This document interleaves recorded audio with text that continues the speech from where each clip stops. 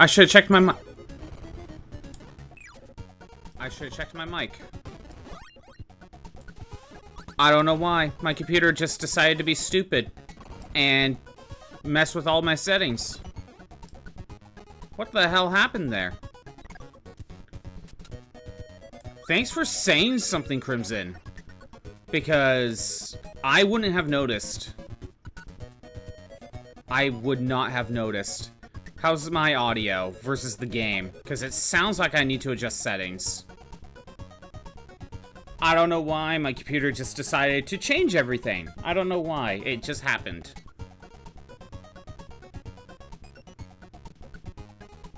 Why is my mic picking... Like, it seems like my mic might be picking up something. Just randomly in the background, but...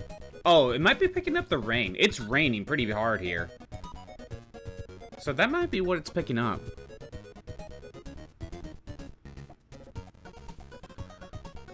Alright,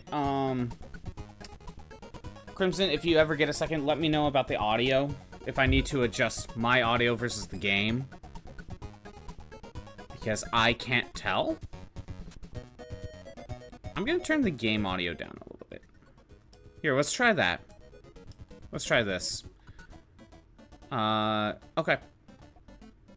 God, so many tech issues.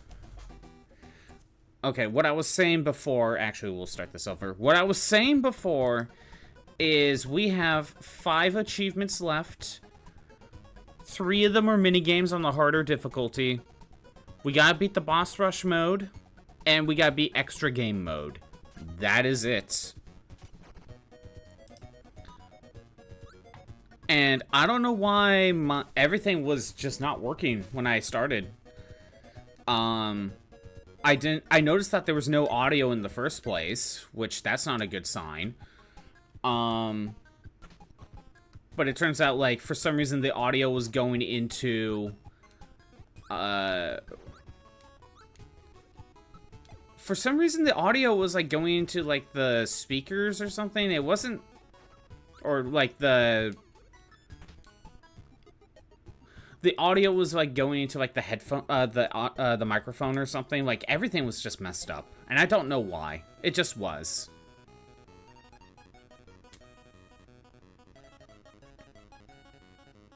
Come on. Come on, Crane Game. Oh, that ain't going. That is not going. Nope.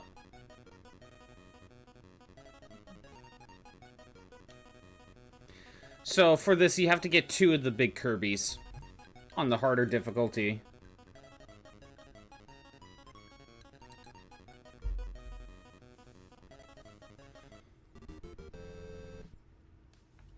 There, we got one chunky boy. Not that it matters. I gotta check. I'm gonna at least try the 2 other minigames. Reset, do boss rush. Oh, quick draw. Alright.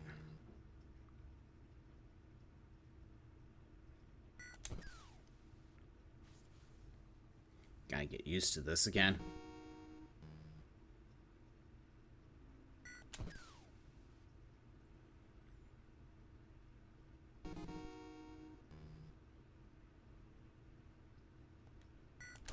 Game could be a bit louder? Okay. I will do that. How's that?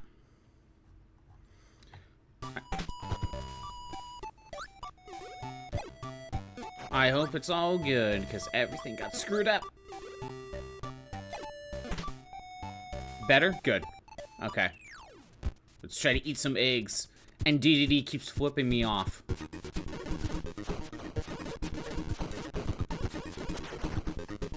That's a weird pattern. I'm told that the patterns change every time you turn the game off. But if you reset the console, you keep, like, the same patterns. Anyway. Oh, not extra game. No, I'm saving extra game for later. Back to your match. Good luck. I'm assuming you're playing FIFA.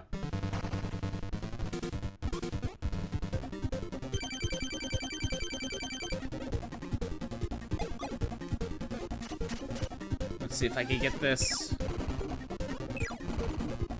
Been a few days. Ooh. And I got hit. Wait, it doesn't matter if I got hit or not.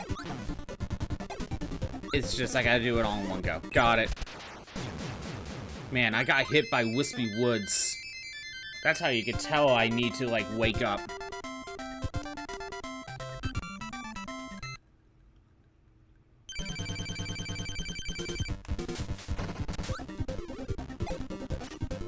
Oh, get used to it again.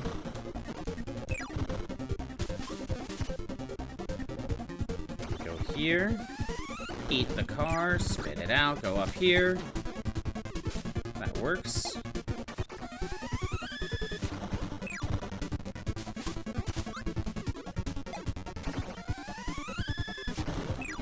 Okay, now this is the one where you're just gonna charge right away. It's better to just dodge. Damn it!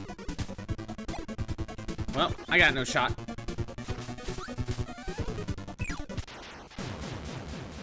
So how was your weekend, Crimson? Yeah, I didn't stream on Friday because I needed to. Well, I knew someone was gonna stop by very quick, but I didn't know when, and I just figured, you know, let's just take the day off and try to get at least some things done. I mean, I got some things done, but I wish I did more.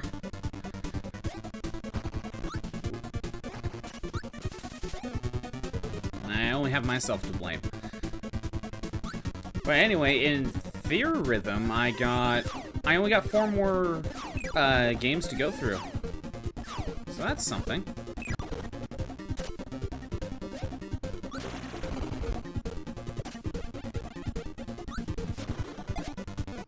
I probably could have got it done over the weekend, but I don't know, like, it gets draining. Rhythm games is not really something I like to grind out. But, you know, I kind of need to grind it out. Can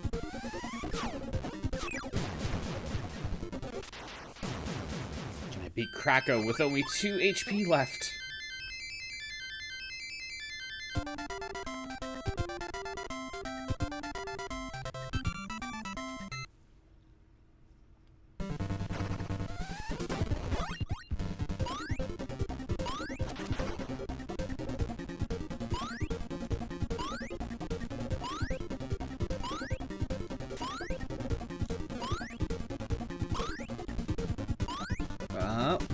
Krako, don't you dare.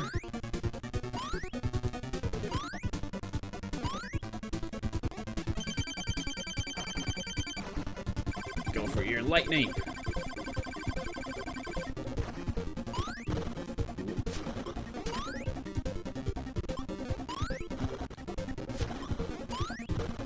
Ooh, I'm being all risky. Being very risky right now.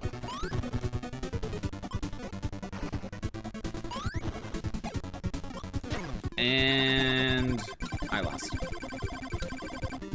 Got hit. I got too cocky. Alright.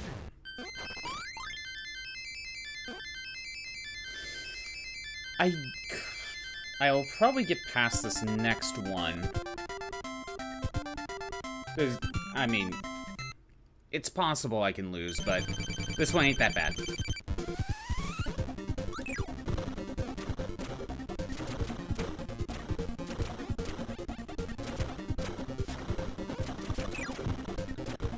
It's most likely going to be on Meta Knight.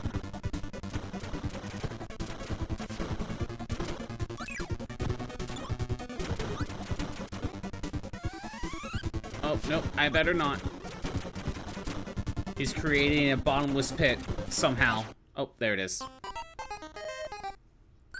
Okay. Time to wake up. Try it again.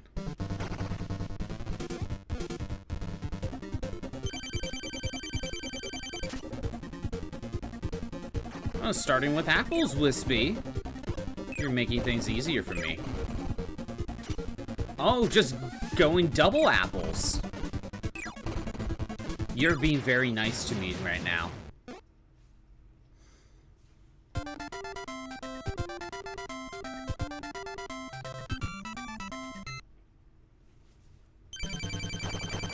Yeah, I can't... what was I gonna say? Still kind of working on Dragon Quest heroes here and there. But since I'm done with weapon proficiency... Oh, I could just hide here. Oh, and I lost that. Oops.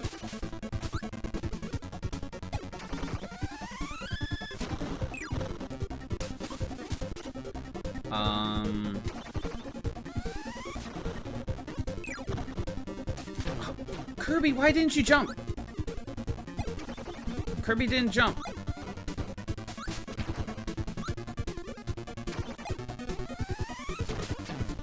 Wait, what? I must have got things screwed up. Yeah, I'm still working on Dragon Quest heroes here and there. I got the weapon proficiency all done. Like, every character has max weapon level. So that's good. And I'm now finally done with the main two characters are at max level for... Okay, maybe not all their job classes, but they got all their skills, and that's what matters more. Really? Okay.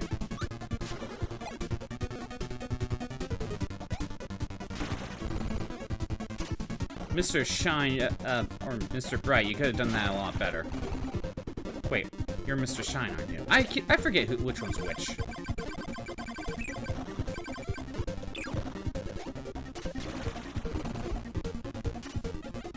Ooh. But again, like, for the last achievement is get every weapon. Do another round. But it requires a lot of luck.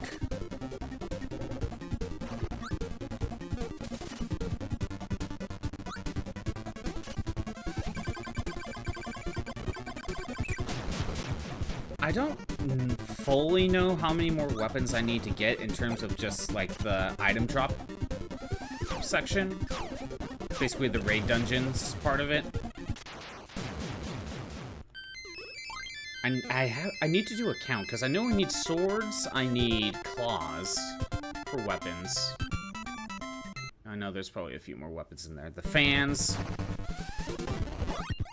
But again, it's just all RNG, and then after that I need to grind for mini medals and buy the rest of the weapons. But kind of slowing down on... Oh, Kracko, you asshole! Got me on the way up. Oh, that's just mean. Died to Kracko, but not even during the actual fight, on the way up. Damn it.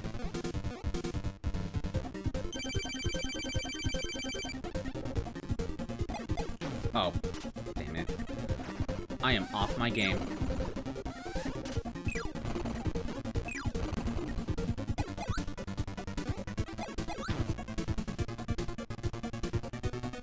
I almost want to reset this.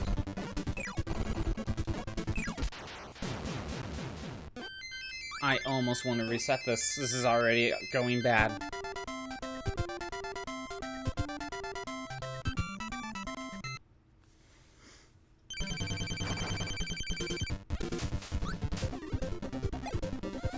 Come on.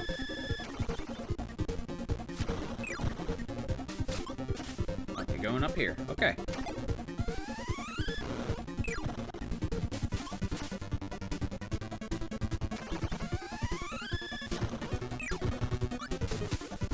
Yeah, that's a good way of doing that. I could just hide right up above him.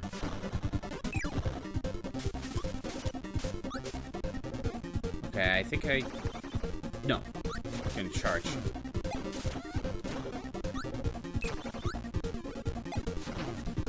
Oh my god. You know what? No, we're done. We're done. Again, I am off my game. Also, what happens if I play crane gaming? Oh. I could just choose the difficulty. Wait.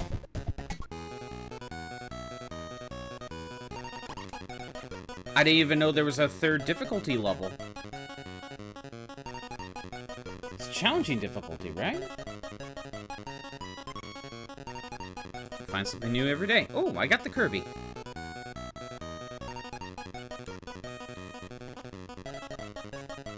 I need to pull this up on my laptop. Nope. Yeah, challenging difficulty. Oh, so I could just choose these from the minigame menu. I should have been doing that. Get 2 1-ups for no reason. Yeah, challenging mode.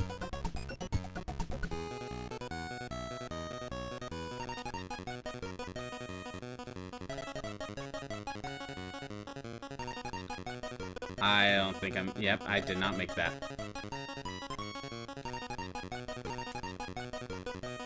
That Kirbo was a little too close. Yep. Didn't get it.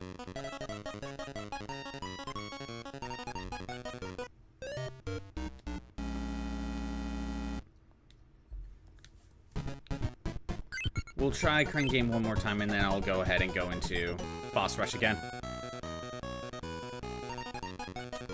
Nope. That screwed up. That did not...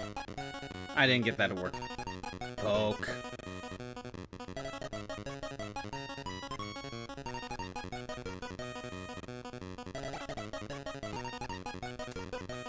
That should be good. But will it keep? Nope. Never mind. Okay, back to Boss Rush.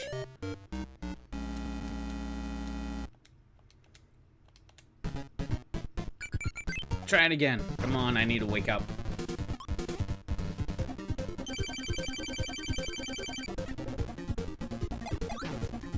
Why do I not prepare for that?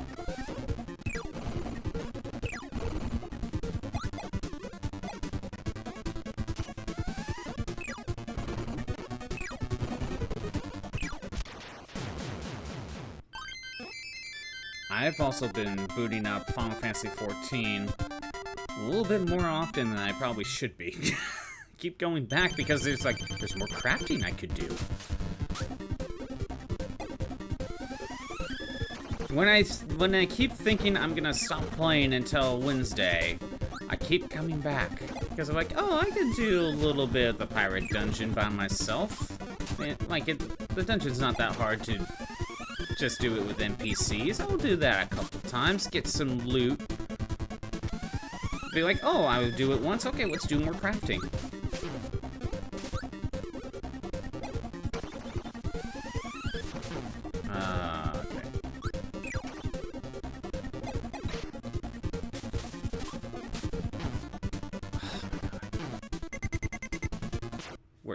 Yeah.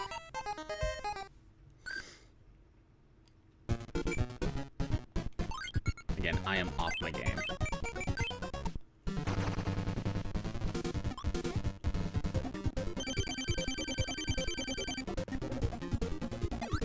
Okay, there's that.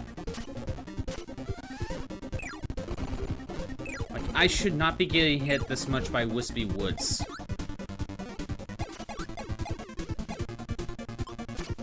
Painter boss, sure.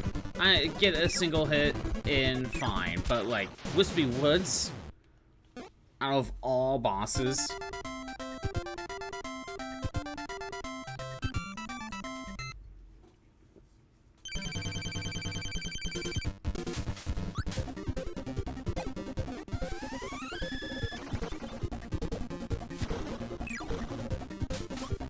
Okay, you're going up here. That's fine with me.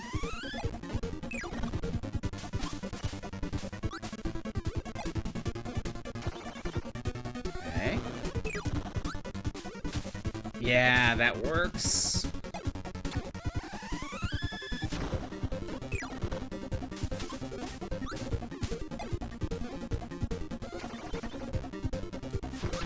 damn it. Okay, that's on me.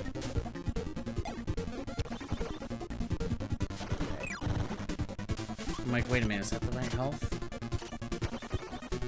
Bomb? Ooh, perfect.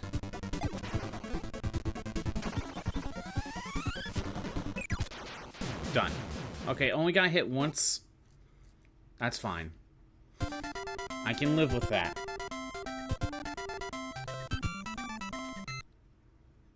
I can live with that. Alright.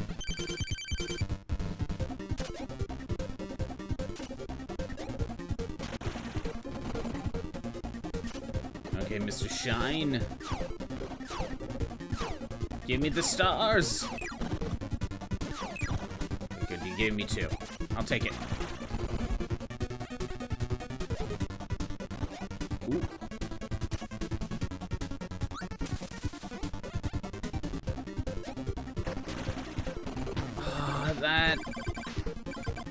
That was bad. That was bad. Alright.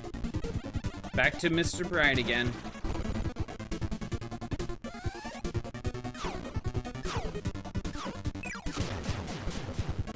Oh, that was close.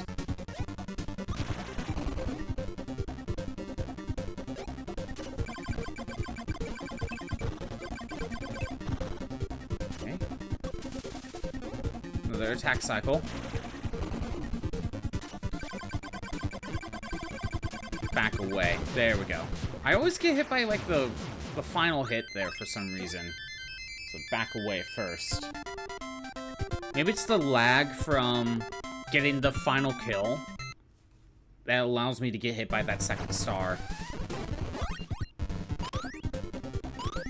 Like, I'm not 100% sure on that, but that seems to be consistent. I keep getting hit by that second star from Mr. Shine. Or Mr. Bright. God. Damn it. Damn it!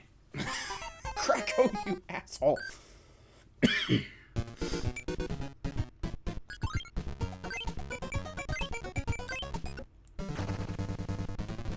I'm not even getting to Meta Knight yet.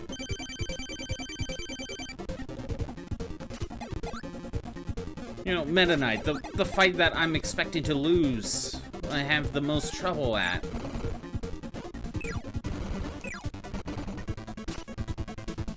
Double apple. Double apple all the way across the sky.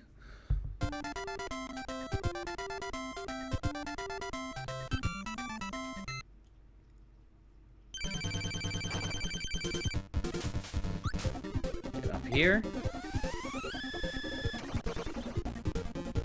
I think the first move, he always goes to the top right corner. After that, it's random.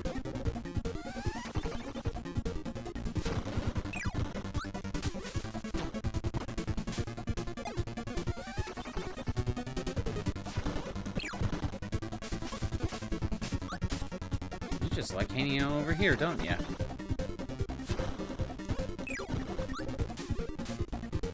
Okay. Now he's going to charge right away.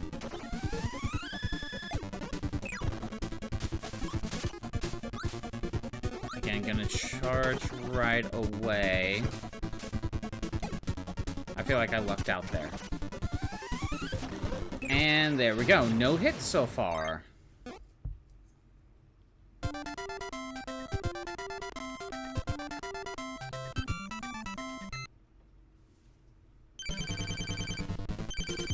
Which one of you? Which one of you's first?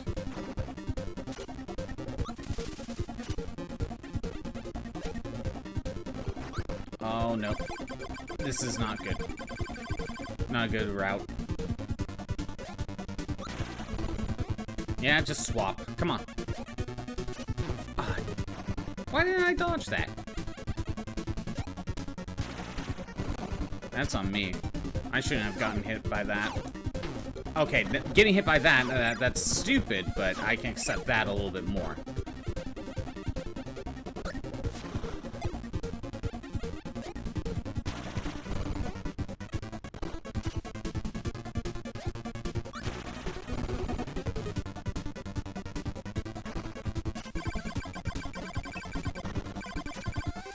Okay, only one hit because I didn't capitalize on that second one.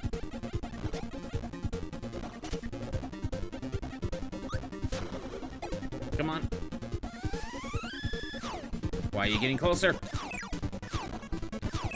There we go. Got one.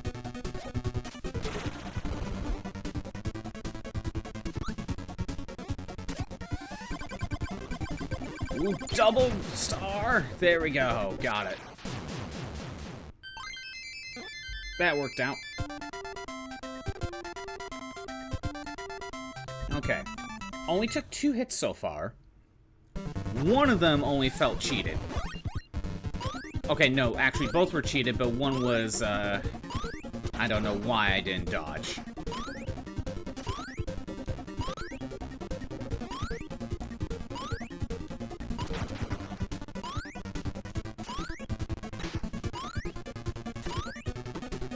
Hey, finally made it to Krakow without getting hit. What's up with that? Come on. Now, if I don't rush things...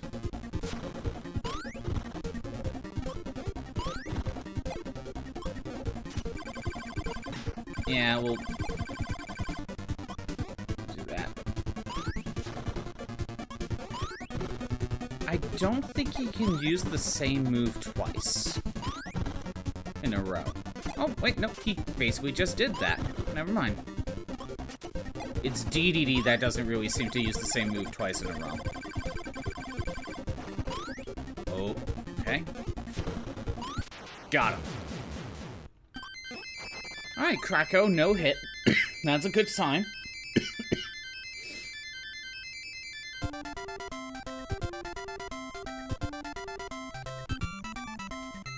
That's a good sign.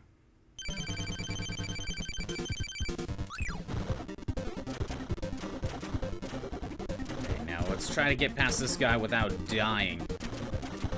Great. He's gonna create a bottomless pit. Somehow. I don't know how it's bottomless, even though there was a ground there.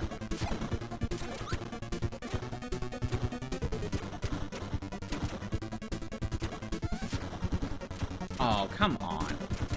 I felt like I should have been able to get that.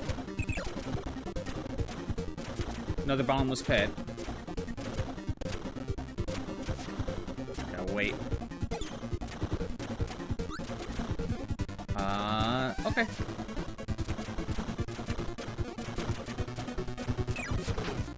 Okay, I shouldn't have gotten hit there, but I kind of saw that coming.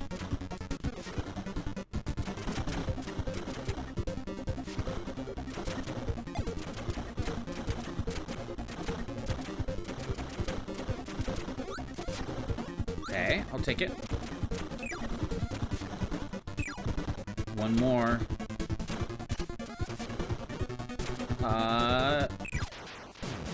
Oh, that was almost a bottomless pit. But that was close. Alright. Made it to Meta Knight.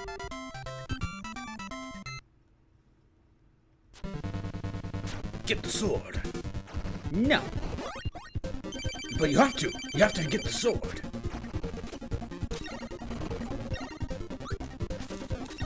Okay.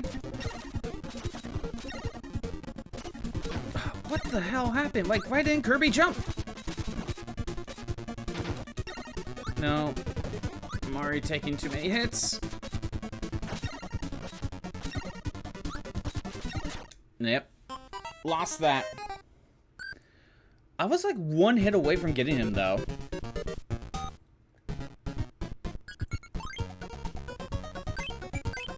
That was close. DDD, I had a better chance of not getting hit by him, but I still get cheap-shotted by him sometimes. Again, Meta Knight's the big hurdle. Kirby, why didn't you jump? I feel robbed. I feel robbed. I shouldn't have gotten hit there. I jumped, but the game didn't register it. Yeah, that was rigged. I felt cheated there.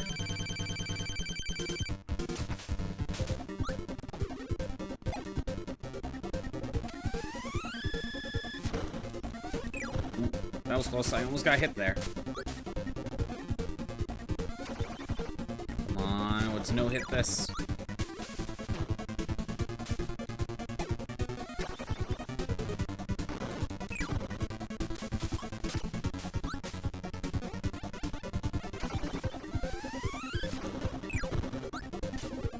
Okay, now he's going for... Oh, I could have avoided that. Oh, that was...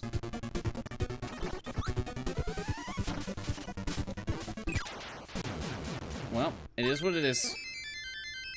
I'll take it.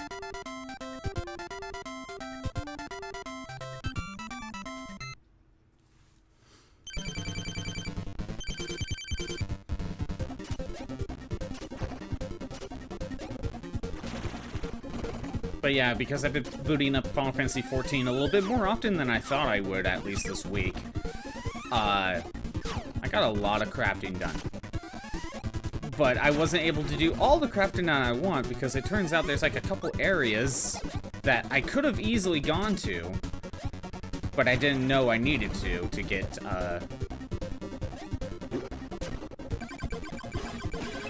Sounds like it's time for Hatsune Miku. Give me 1 sec. Molly, what are you barking at? Is it Miku? Are you barking at Miku? What are you barking at? Let me figure out what's going on here. BRB, and now I'll also get Miku set up.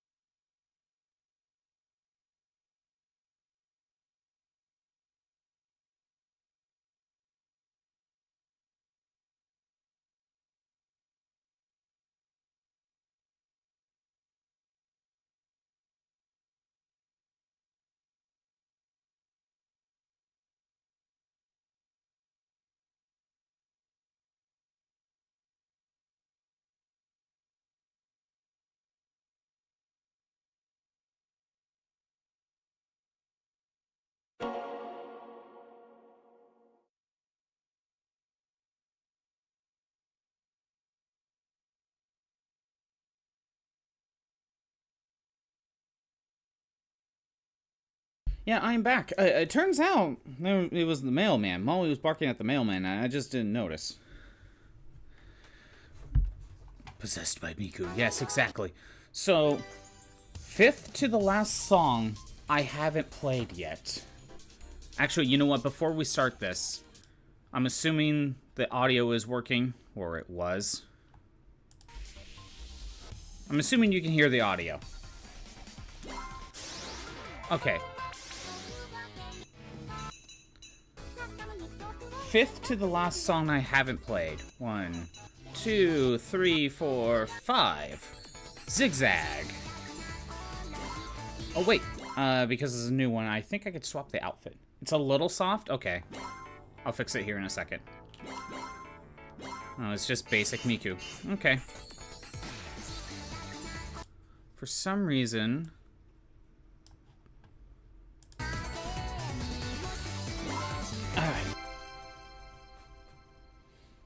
For some reason, like, the audio doesn't play when I shrink the screen. so I can't really adjust the audio. Like, the audio pauses when I try to adjust it every time. It's kind of annoying.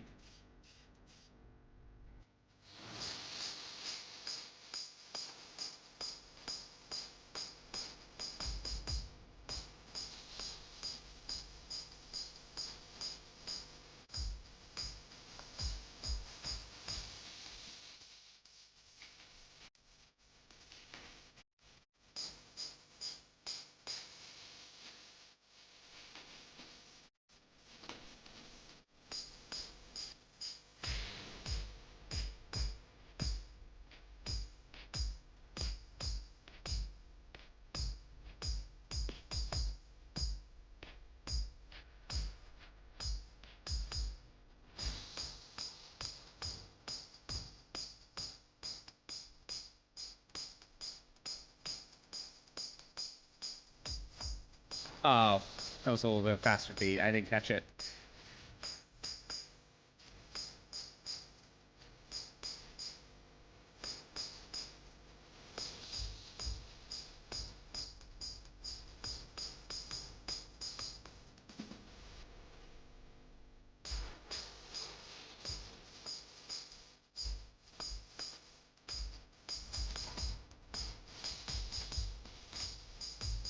That's me pressing the wrong button. Oops.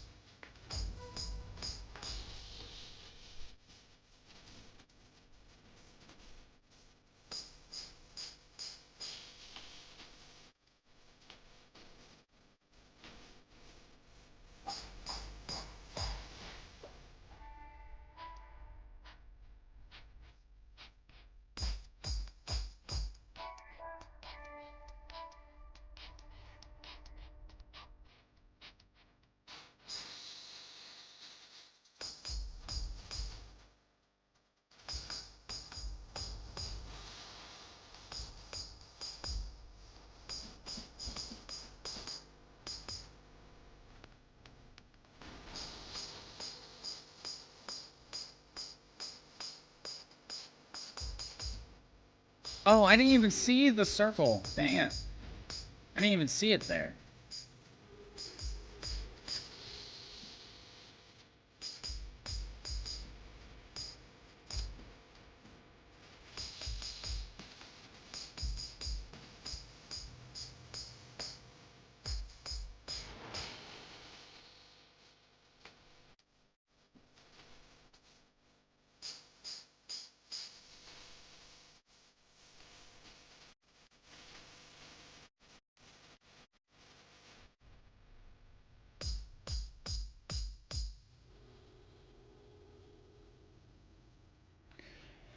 So the song was okay. I honestly, I shouldn't have screwed up that many times. It was that slow and not complex. Honestly, if I played it a couple more times, I could probably perfect it pretty easily. You know, as I'm kind of thinking about Miku and Theorhythm, right? You know, I'm kind of thinking about, like, why I feel like I'm more likely to get perfects. The audio, give the audio a second. Shame button needed. Do I need the shame button? I can add the shame sound effect a little later. In between streams. I'm assuming you're talking about the same shame button that Shroob has.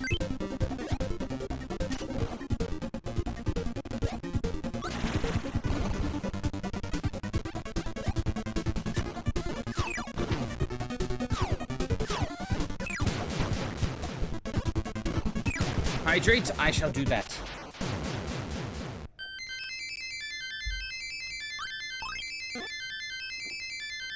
Yeah, so I was thinking about how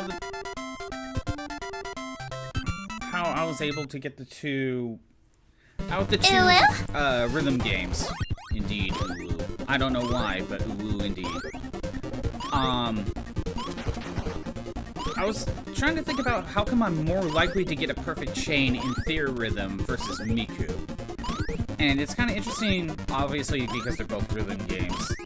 You know, they're gonna play the same, but it's the small differences, right? A couple things that I noticed. Well, for one, I know Final Fantasy songs way more than I do Miku songs, so that could be part of it. That is part of it. And in Final Fantasy's case, let's be honest here, there's technically less notes to worry about. You really only have the 2 button types. You know, you got the red notes, which you just press basically any button just to work. You have the green notes, which is the same thing, you just hold it down instead of tap. And then the yellow notes are a swipe move, and then you just use the C-stick for that. And you swipe in the correct direction. That's why I kind of say there's really only like 2 different types of notes to worry about. The green ones can combine with each other, basically. But then with Miku, when you think about it, you got basically 6 notes. You got the 4 face buttons, and then right and left, and that could be done with, like, the shoulder buttons. That's what I use it for. And yeah, the D-pad works as a secondary face buttons to help out with that. But there's like 6 different notes to worry about.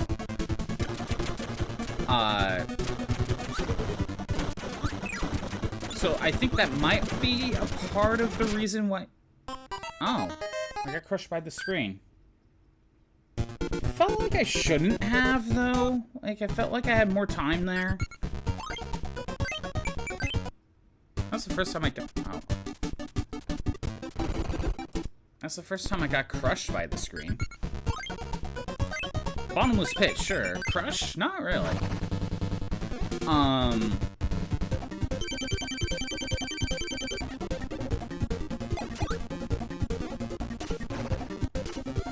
But another thing that I noticed with Miku,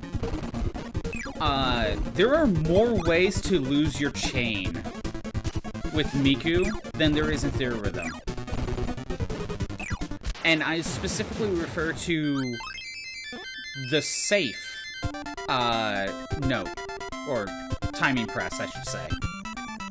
If you get a safe in Theorhythm, it still continues your chain. It just means you almost messed up, but you got it just in time.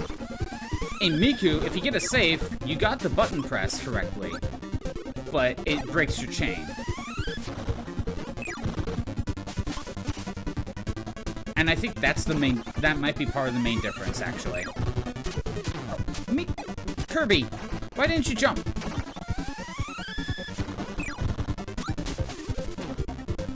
Okay, no, I think we're at the point where...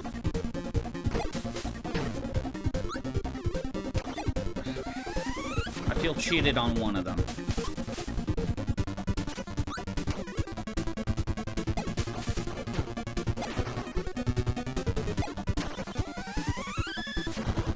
There we go. Got it.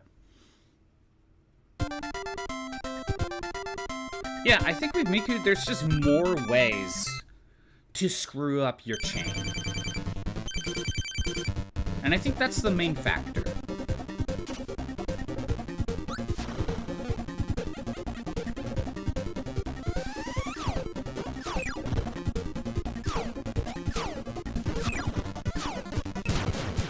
That was a nice... That was a nice...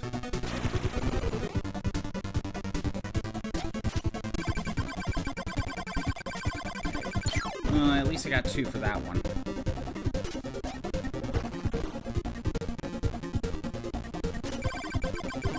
Back away. Oh! Damn it, Kirby, you didn't turn around.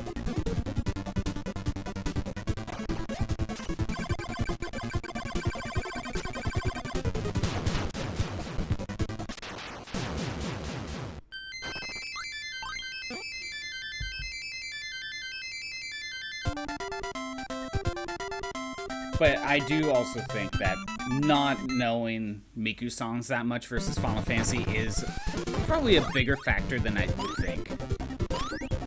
Because when I look at the songs that I never heard of, like in Final Fantasy 14 or so. Like, I struggle a little bit more on those. Just a little bit more.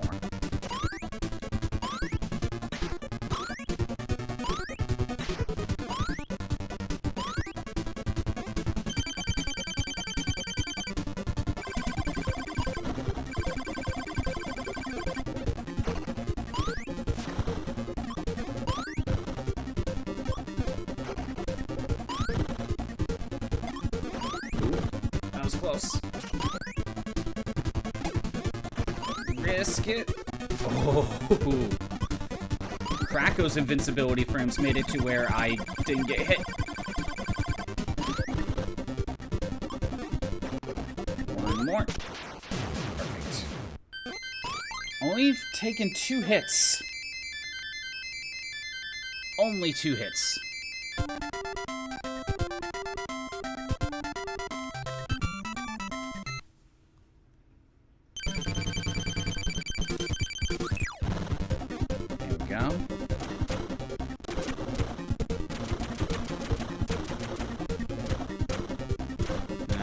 Play this safe.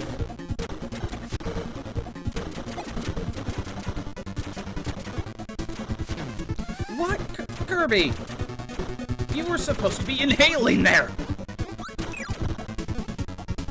You were the chosen one! You were supposed to inhale the enemy, not get hit by it!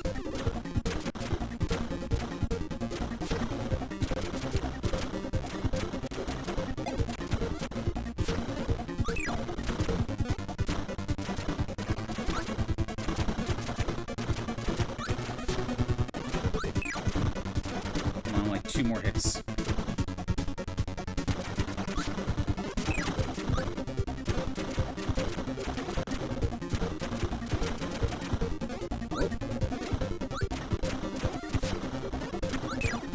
There we go.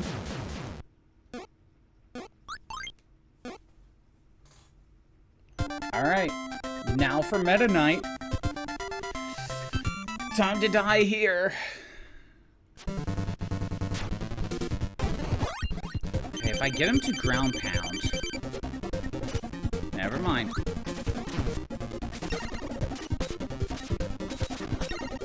Oh, I got hit there for some reason. I don't know why. And there it is. It's always Meta Knight. I can never figure out Meta Knight.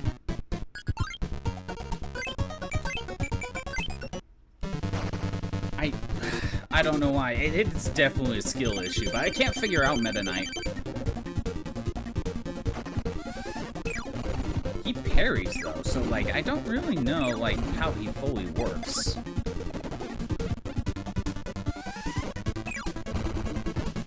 There's gotta be a pattern to him, though. I just can't see it.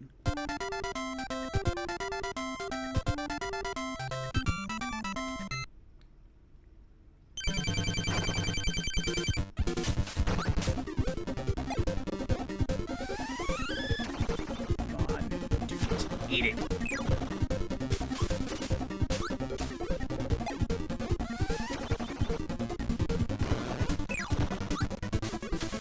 There we go.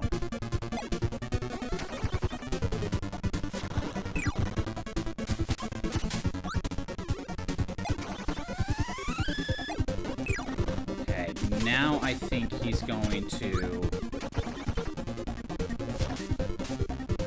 Yeah, charge right away. Oh, I lucked out there. Oh, I better hide.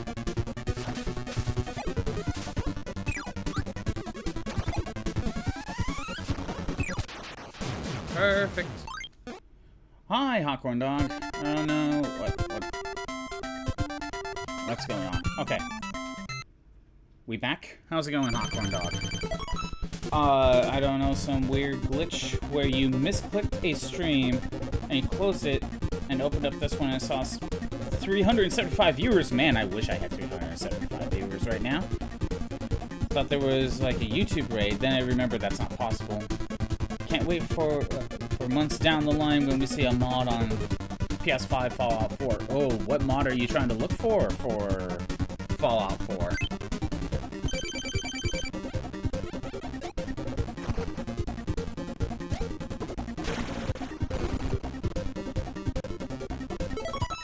I think like 3 years ago they allowed outside assets to be allowed for PlayStation 5.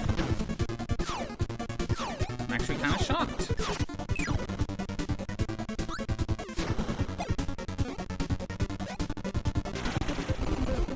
So far I was doing that no hit until I got sniped. Ooh, that was risky.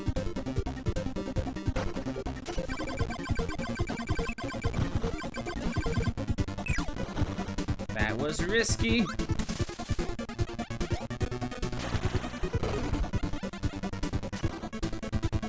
But yeah, how was your weekend, Hot Corn Dog?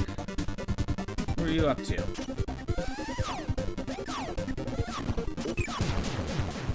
Ah, if I just faced the right way, I could have had that.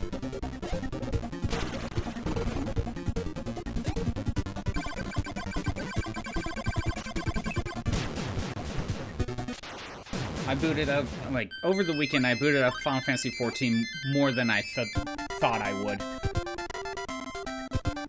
Forgot the first game. It was, but Fallout 4 didn't have that yet, so since Bethesda hadn't done update for the game for years at a time, with the recent Anniversary Edition, it seems they got... And I think that got cut off. They got around to adding that to the Fallout 4 PS5 version. Interesting. Is Fallout 4 the only Fallout game on PlayStation 5 that has mod support? Or is that also just the only Fallout game on PlayStation 5?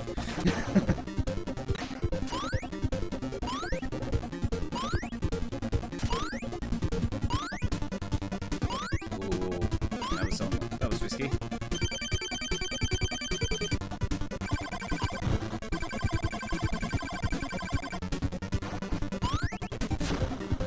Oh, also, I just kind of heard about this the other day.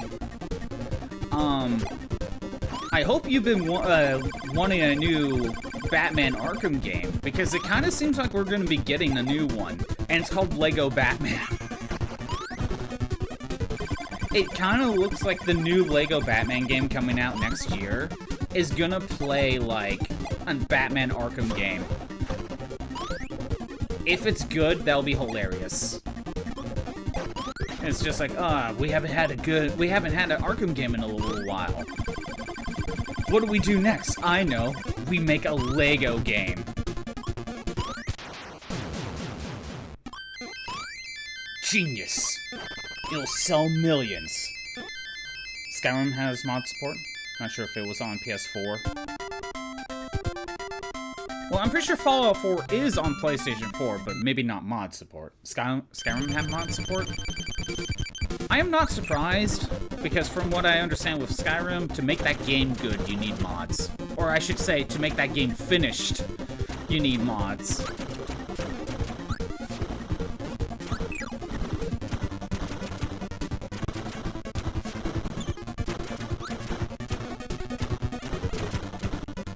You leave me alone. What is this guy even doing anyway? Like, he's just kind of minding his own business. Unless he's, like, just trying to destroy the planet by drilling holes in it. And in any case, I guess we gotta stop him, but he is just kind of minding his own business. Okay, I feel like I shouldn't have gotten hit there, but whatever.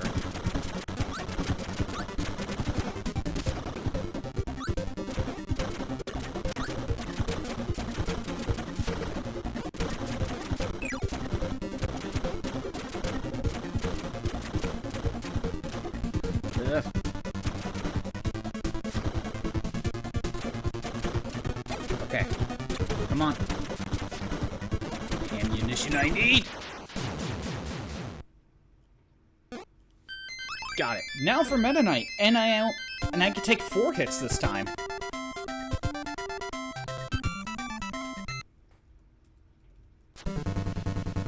Pick up the sword. Sure. Get him to...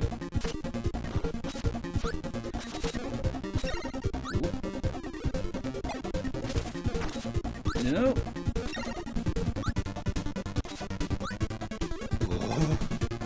Damn it.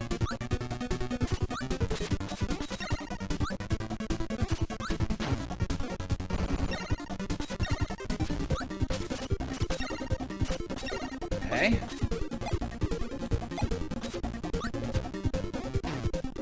Damn it. Oh my god. I got Meta Knight. And we have 1 hit left. Oh my god. Okay. Made it to DDD. So, let's do a battle royale.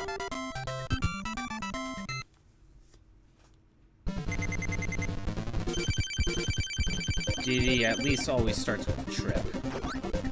After that...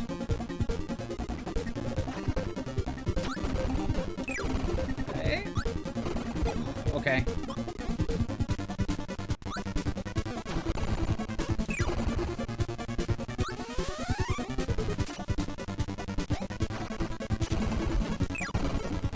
This is clutch. I only got 1 hit. And 3 bosses.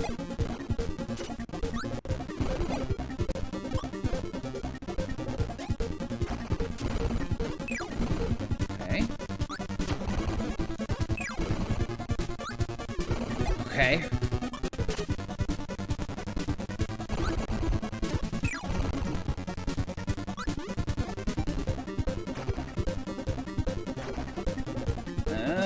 Come on.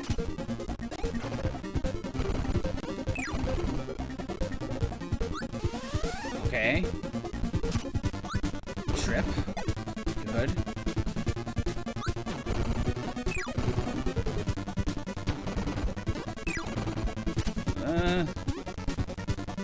Alright.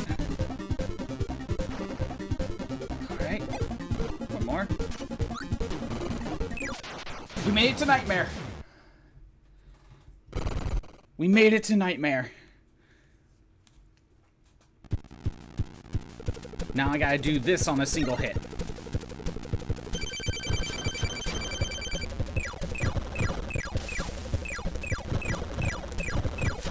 Ooh. Okay, we're fine on that. Damn it. It's gonna be a while before we get back to Nightmare.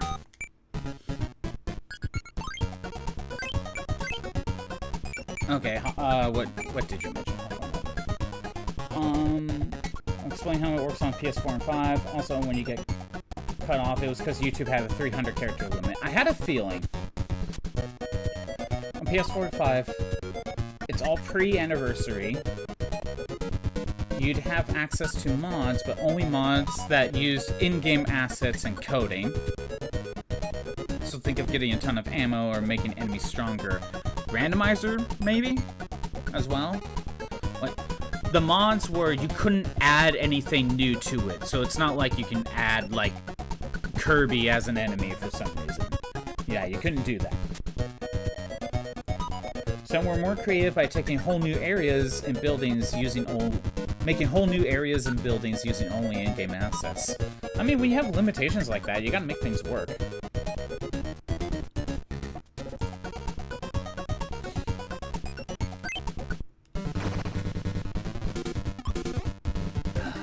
So how long before I get back to Nightmare? I never even made it to Final Form Nightmare. Just First Form Nightmare.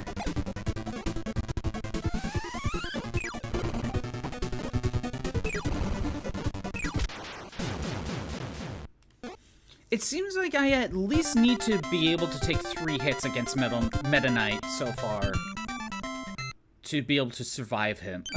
Survive against him. You know, until I figure out his pattern a little bit better, which I can't figure it out, honestly.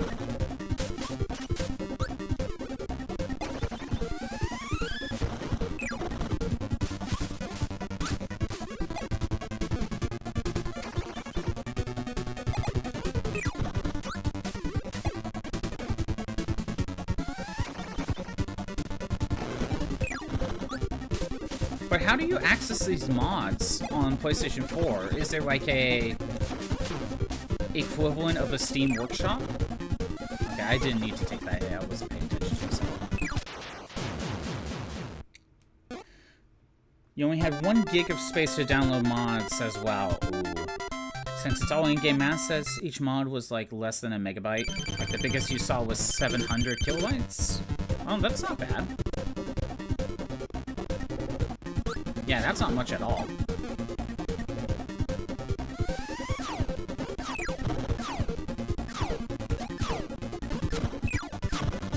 Ooh. Nice. Very nice.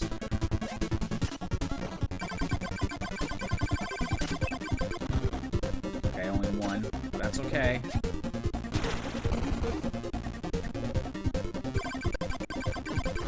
And of course I got hit. I was too close. It was on the main menu. You click on mods and you'll see a bunch of mods. Oh, okay, so the mods are kind of already pre-installed, basically. Well, it also sounds like you could create your own mods. So it sounds like there's a little bit more to it than just that. You see, mods, when it's like something you download separately, like fan-made mod somewhere else, that makes sense to me. They can kind of build what they want. But when it's like, when all the mods are somewhere on the in-game menu, it almost feels like it has to be pre-made, you know? I mean, it's all pre-made. Unless they have a build a mod menu. I don't know.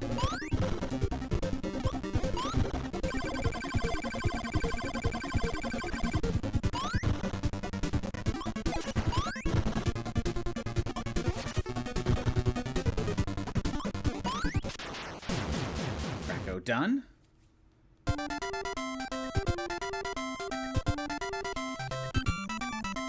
But can you only have 1 mod at a time, or is it just the 1 gig mod limit?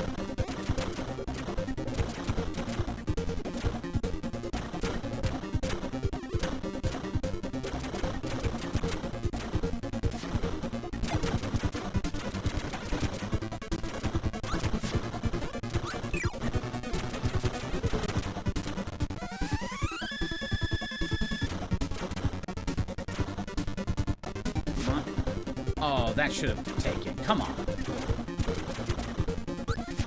Oh, yeah, on my own time, I got the shiny charm for Pokemon Legends ZA. Took a lot of grinding to do that, but finally got it done. Now I have a better chance to find shinies randomly. More shiny odds for the DLC, I guess.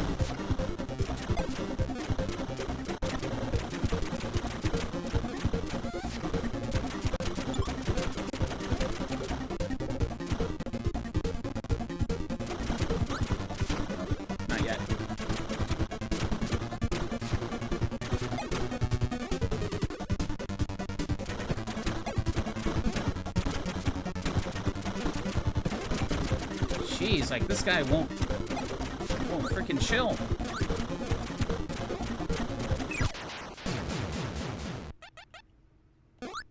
Okay, we're on Meta Knight. At good health, too. As many mods as you'd like, but you have the 1 gig limitation. As long as it's all of them equal less than a gig, you're fine. Nice. What are some interesting mods that you have seen, Popcorn Dog? Ooh.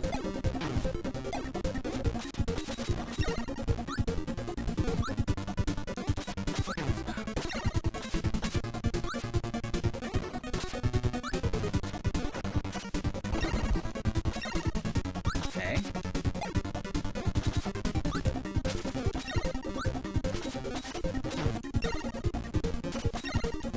And he got me. If he does the ground pound, and if I time it right, I can get 3 hits on him. But I have to get, like, the first hit early enough. Like, before he hits the ground. If I don't do that, then it's only 2 hits.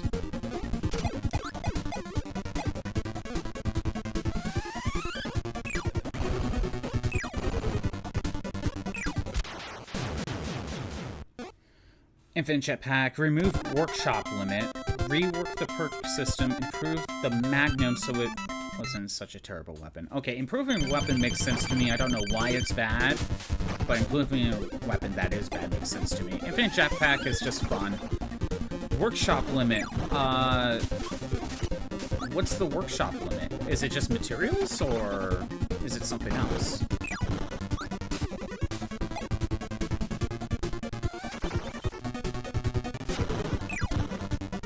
Kirby, why didn't you jump in this?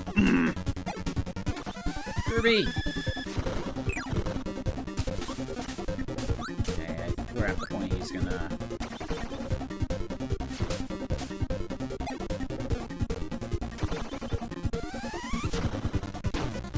Okay, that was me. That was me. Okay, that one also went through also. You know what? We're taking the L. We're taking the L. Took way too many hits against this guy. Rework the perk system. In what way? Like, make some perks better? Decrease or increase costs of certain perks?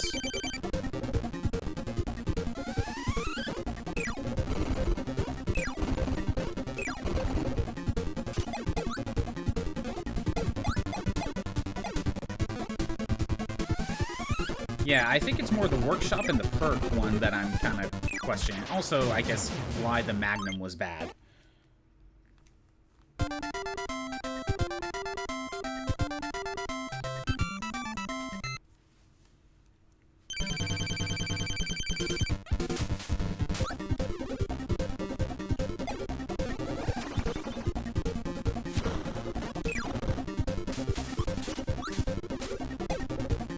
Will I make it back to Nightmare again? We shall find out next time on Dragon Ball Z. Yeah, I think Legends DLC comes out on Wednesday, but because Wednesday is my Final Fantasy XIV day, we'll be getting to that. We'll be getting to it on Thursday. I genuinely do not know that much about the DLC. I know it adds new megas, and I've seen a good chunk of them. I wish I didn't, but I've seen a good chunk of them. I genuinely have no idea what the DLC is going to really do.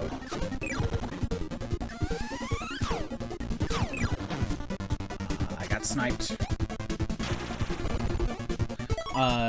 Workshop was a new introduction to the Fallout series. In this series, you did have player homes, but you could only do so much with it. Oh no, a bot told me to buy bot viewers. Get out of here.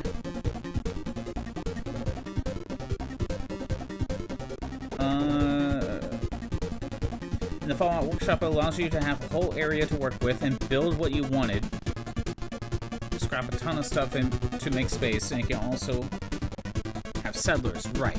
That sounds familiar, so... Again, what was the workshop? Kirby! Why didn't you jump?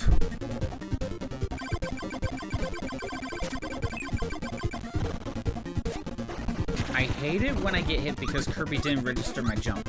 And I don't always know why he doesn't jump sometimes.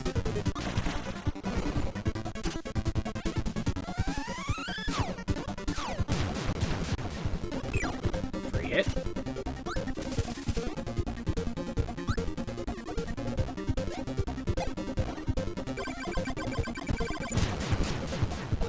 Good.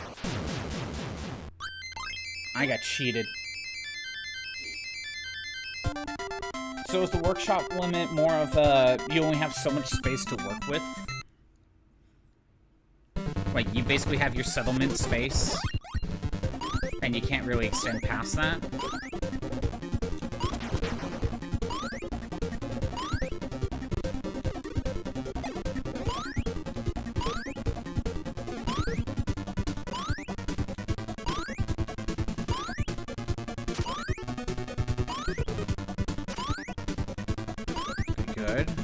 got hit by Krakow.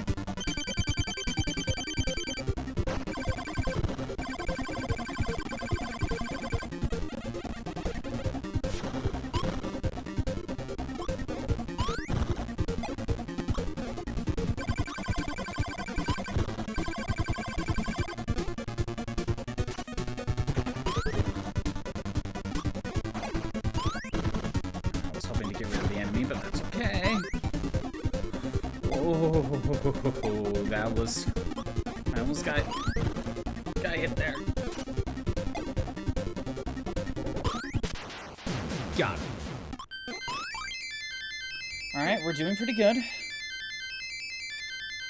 We're set areas, so you couldn't just go somewhere and claim that area is yours. You kind of found them through quests or knowing beforehand where they would be. Okay, so when you find a workshop area, you're limited to that small circle for that settlement area, basically. Got it. So what the mod is basically say, you don't have that limit. Damn it.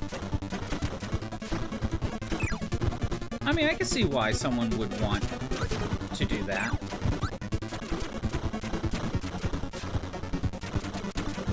Not be restricted on just the settlement itself.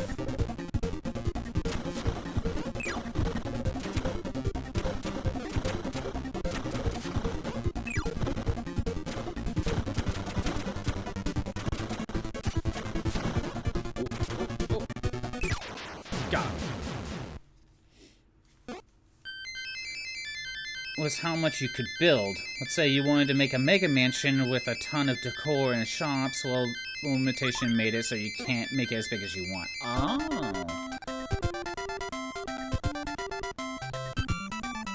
So instead of only being able to go up to 1,000 or 10,000 picket fences, now you can place as many as you want. So it sounds like it's a space limit and a total item limit increase as well.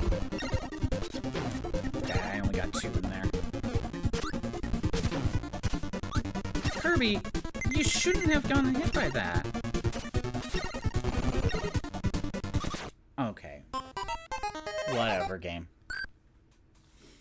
I don't know why Kirby got hit on a few of those. One of them I was even attacking, and I don't know why Kirby got hit.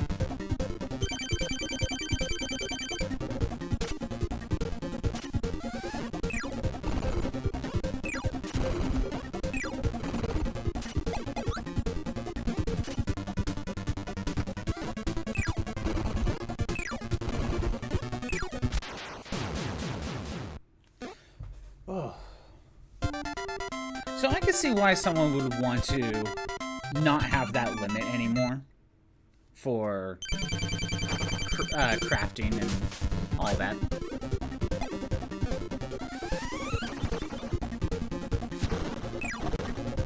Yeah, I can see why.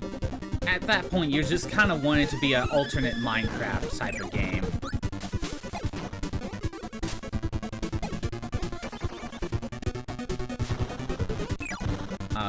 What was after that? There was why the Magnum sucked and how they fixed it, and the perk system. That was the other one. No, I'm gonna hang out up here. And I even got hit. Damn it.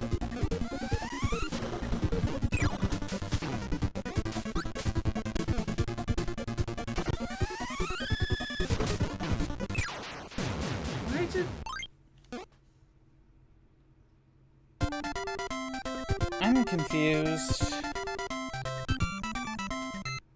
Like, I don't know why I got hit so many times there.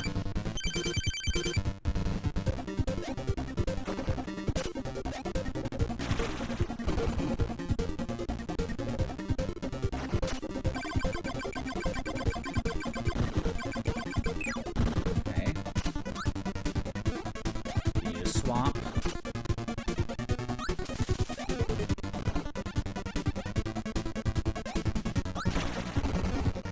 Good.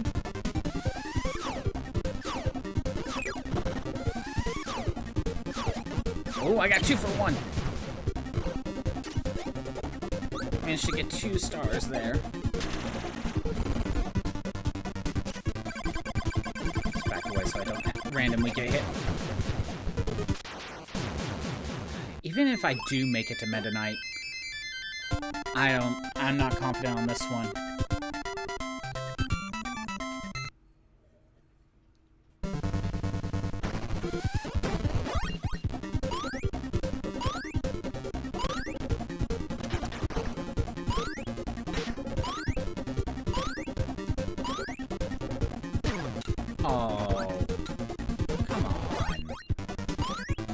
And then this run, I get hit by Krako on the way up. That's how you know this run is scuffed. This is a bad run. Well, I'm gonna try. You know, if you can make it to Krako, I'm not just gonna take the L. Honestly, if I get past the first 2 fights, I'm just gonna keep going. Oh.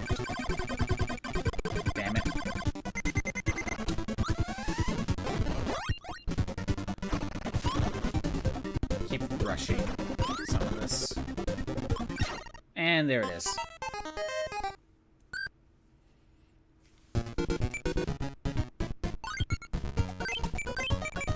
Try it again.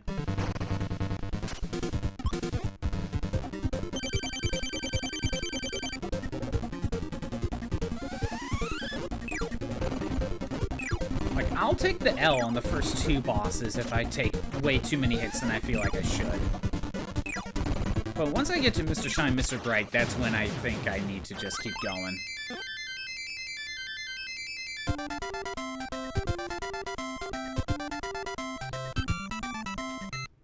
So yeah, Hot Corn Dog, since you platinumed Fallout 4 again, or was it the first time you platinumed it? Either way, what have you been playing since then?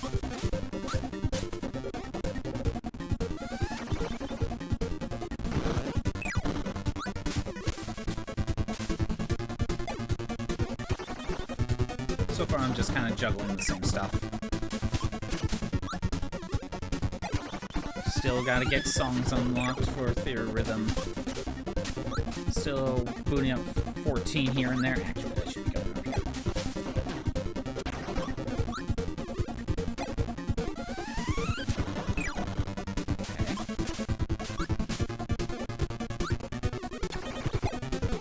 I'm just gonna hide up here. Alright.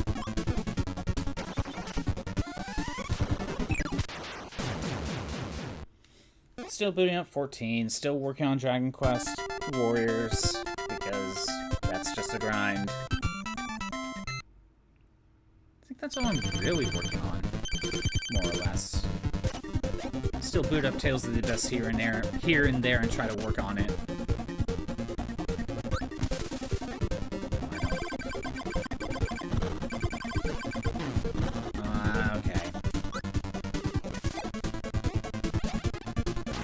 Got too close on that one.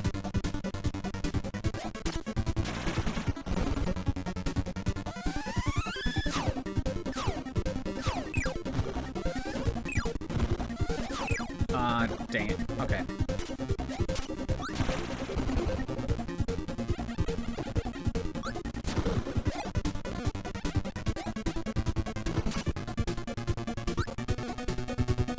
Don't get this close to me.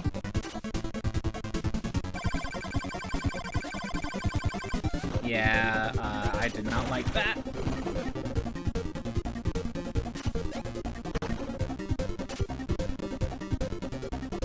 Gonna charge, or are you gonna... Okay, you're charging.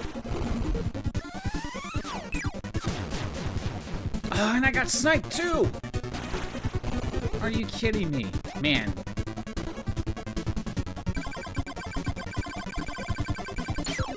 Got him. Jeez. Perk reward... Oh. Perk rework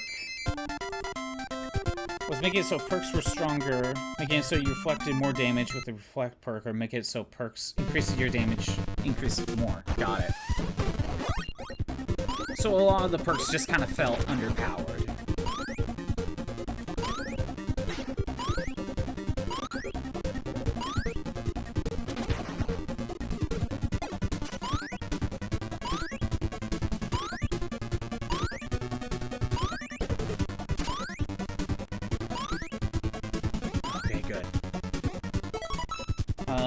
Also, the minigun, not the Magnum. The minigun in Fallout 4 is notoriously bad. Okay, it was the minigun, my bad. Is it, like, just super inaccurate or something?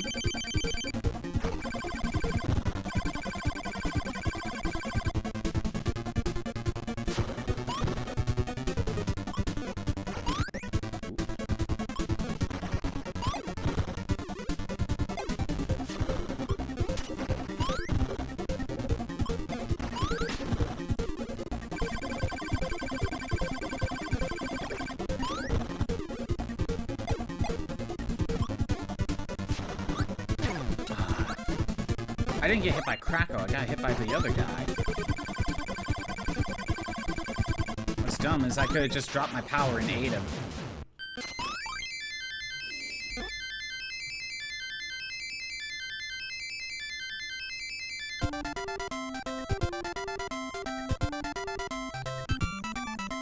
Yeah, what was wrong with the minigun? I would assume it's an accuracy problem.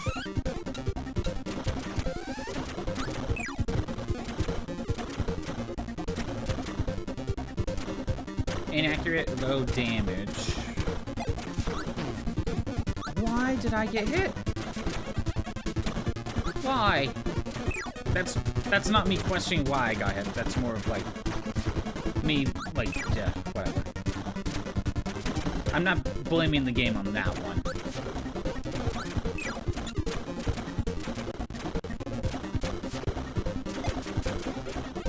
Come on.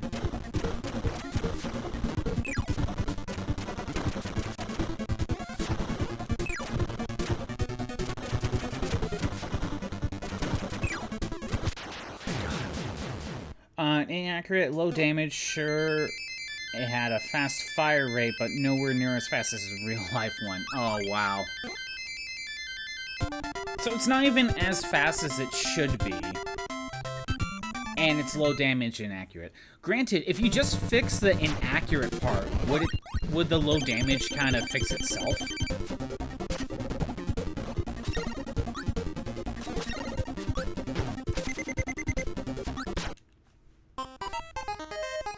You kidding me? I basically jumped into him on that one.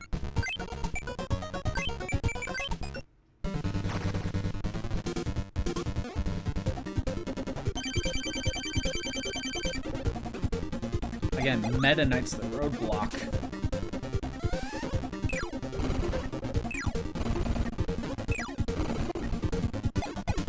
What? Kirby! Why didn't you jump? You know, I seriously wonder how many times I've gotten hit because for some reason the game didn't read my input. Whether it's jumping or inhaling. Because it feels like that's a common problem I'm having.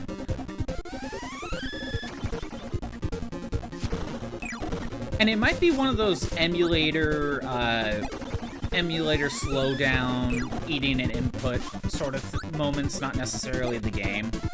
It could be the game, for all I know. It's NES.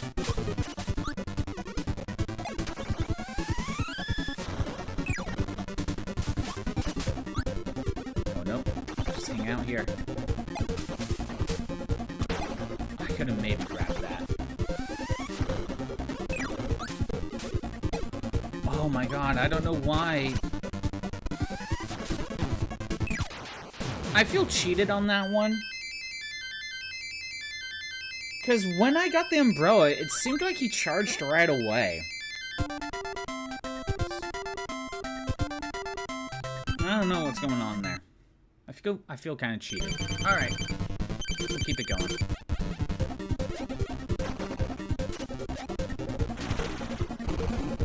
Say about here.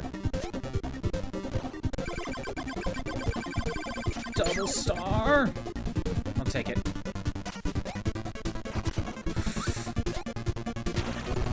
Oh, okay. Almost got hit there. Okay, hang on over here. I got sniped.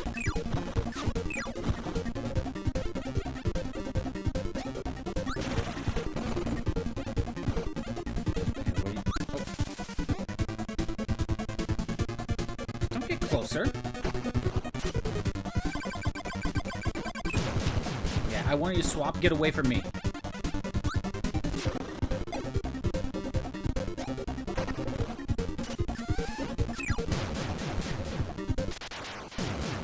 You know, it's always when you get sniped, you know. I feel cheated.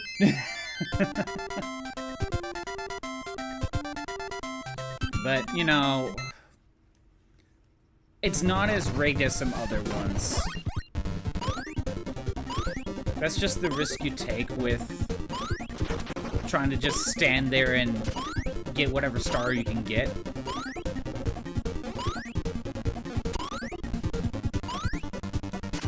Yeah, that's the risk that you take.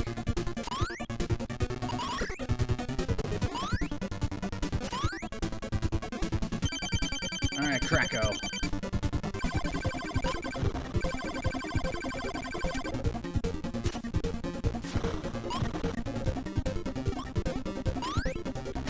Oh, that's on me.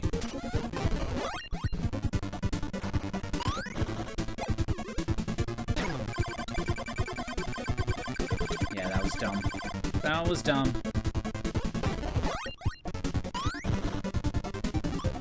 Definitely not keeping this win, that's for sure. Whether it's Kracko or Meta Knight, I'm not keeping this win.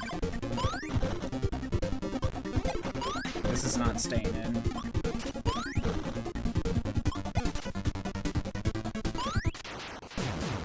Alright, well, I won to Kracko, but, you know, it's not gonna last. Not gonna last long.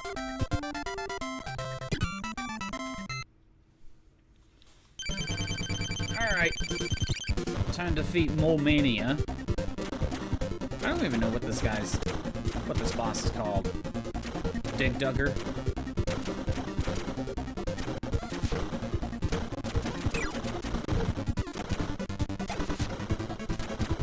Was it ZIGG-ZAGG? That sounds familiar. Might be ZIGG-ZAGG. Probably not ZIGG-ZAGG though. That would.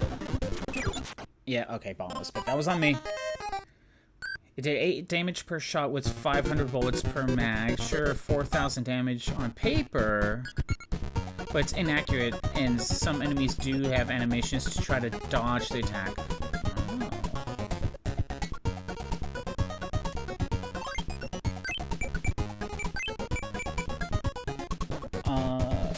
Okay, I guess I still gotta wait for the rest of the text to come in.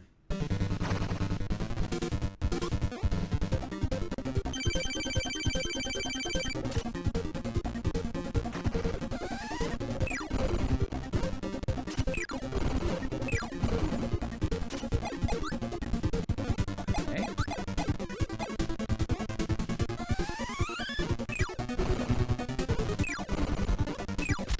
There we go.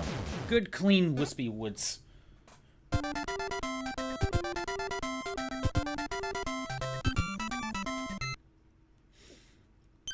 So, even if it was more accurate, right?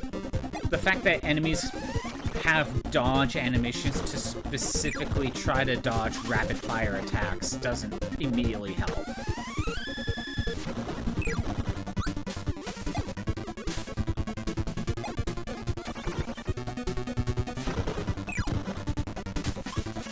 Saw the text go up.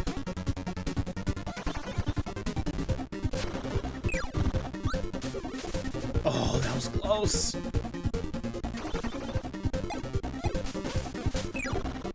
That was a nice. That was nice.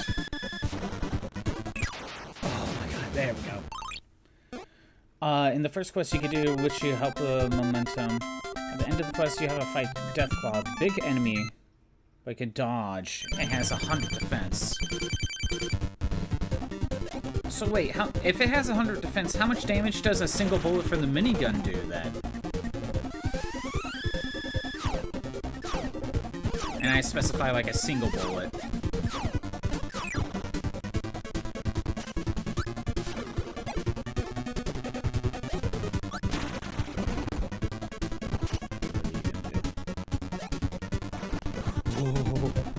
Okay.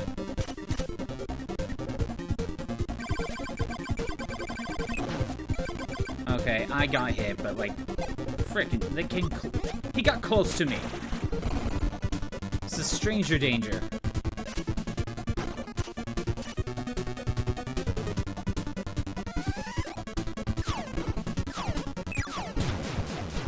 And I got attacked from the back.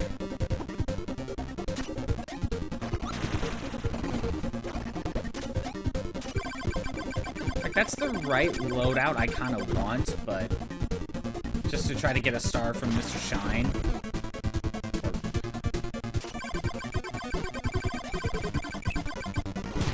That didn't work out.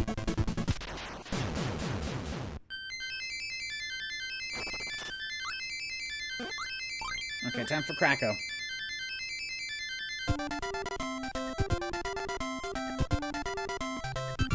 I like how this entire stream so far has just been boss rush.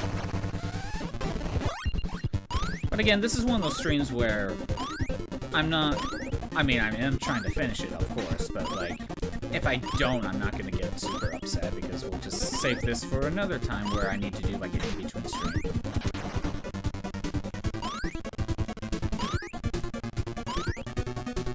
Kracko, thank you.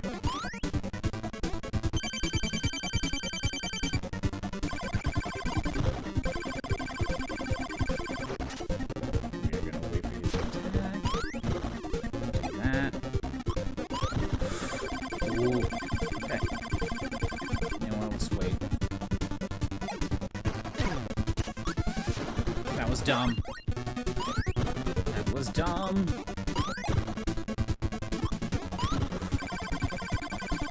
It's like 2 more hits now.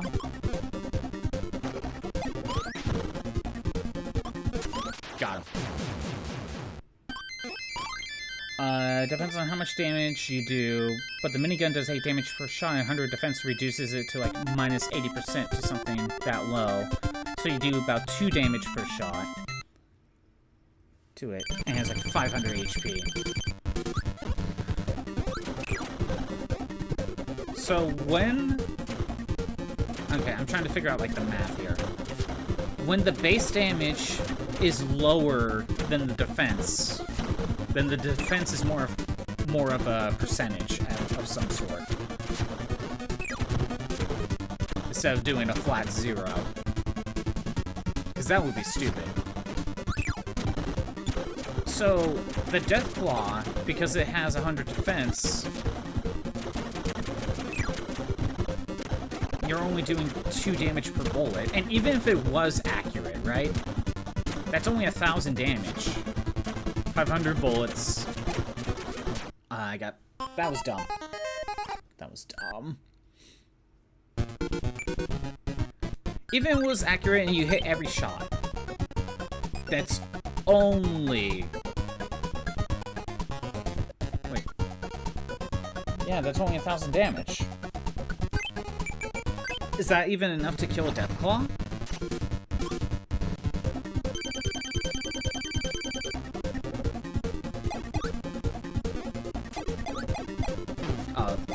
Come on. I only have myself to blame on that one.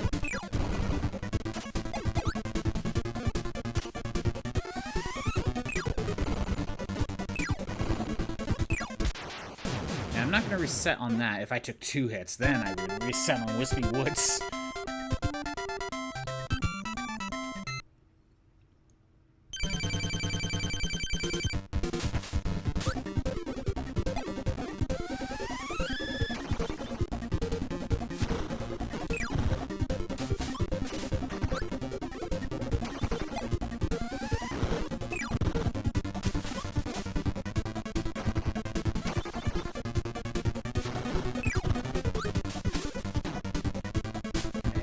Hit like normal.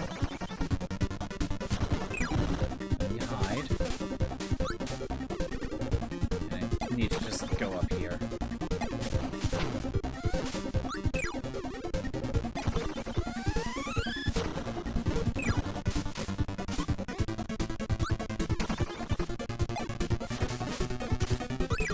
That would have worked. That would have worked. If he went down to the lower floor. Depending on the difficulty, you might do even less, since on very hard, you do 50% less damage to enemies. So, at that point, you would probably be only doing a single point of HP per shot.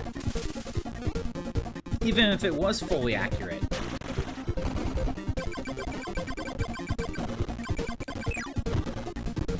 Yeah, that's good.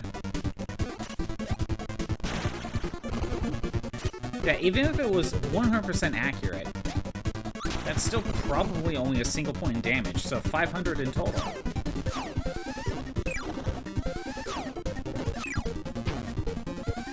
Okay, I think I was getting hit there no matter what. Whether it was from the star or him jumping into me.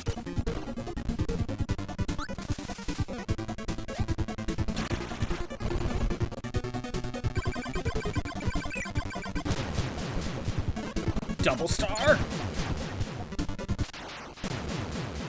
Well.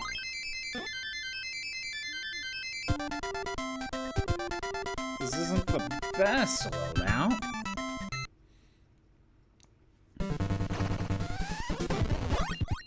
Not the best loadout.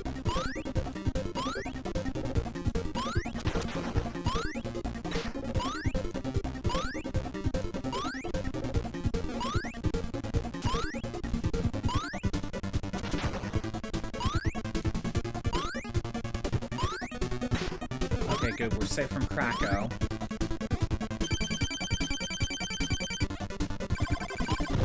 He always starts with a thunderbolt.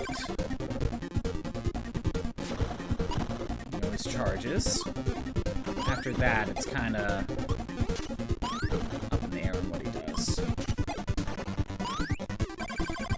I don't mind doing that.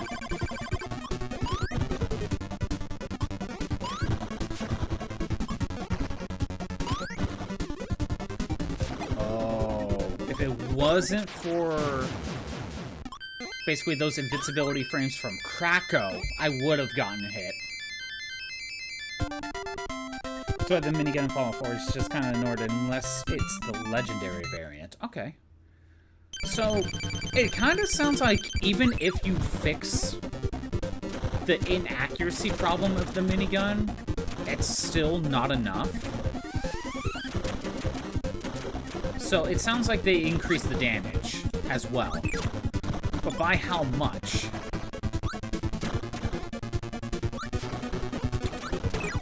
I understand that the minigun shouldn't be super accurate. Again, kind of like in Doom, you know, if you hold the button down, it just isn't the most accurate thing in the world.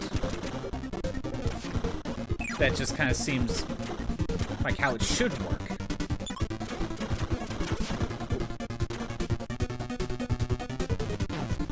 Oh, I feel cheated on that one. I feel cheated on that one. I don't know if I could have avoided that. Same thing with that. Like, okay, well, I could have avoided it if I didn't inhale an enemy, so in some ways I was kind of cheated. I got a single hit to beat Meta Knight.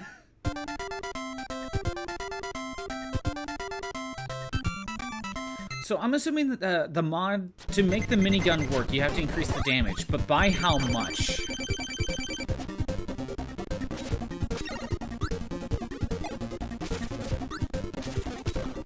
What? Turn around! Damn it. Yeah, I knew that wasn't gonna happen.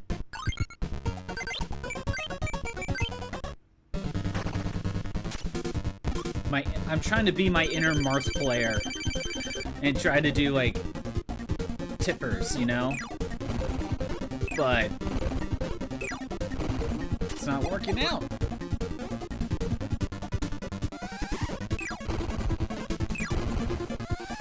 Doesn't help when Kirby doesn't turn around when I wanted to.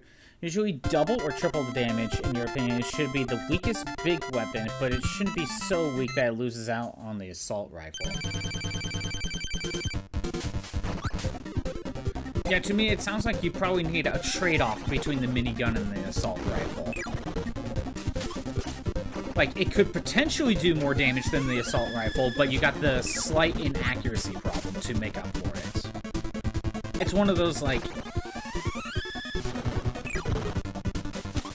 If you manage to get lucky and hit every hit with a minigun, it could do more damage than the assault rifle. But the trade-off is consistent damage versus inaccurate damage. Oh, I was not paying attention on that one.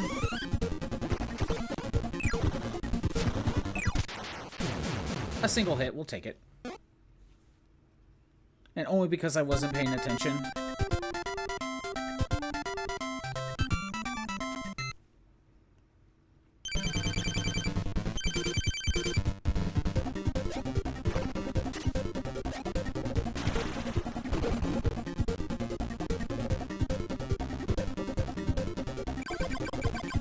Not the best place to stand, but I did get double star. One cycle, Mr. Shine, I think. And I need to figure out which one's which.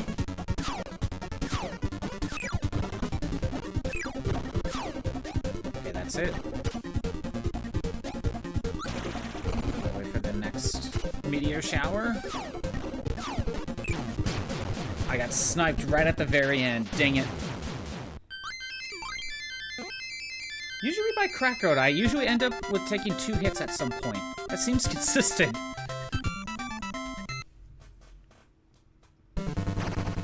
Kinda dumb.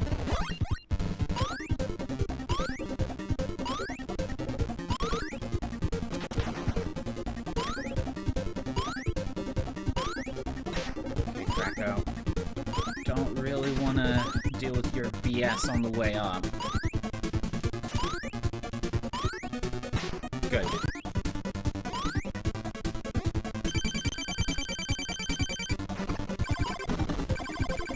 Always starts with a thunderbolt. And then a charge.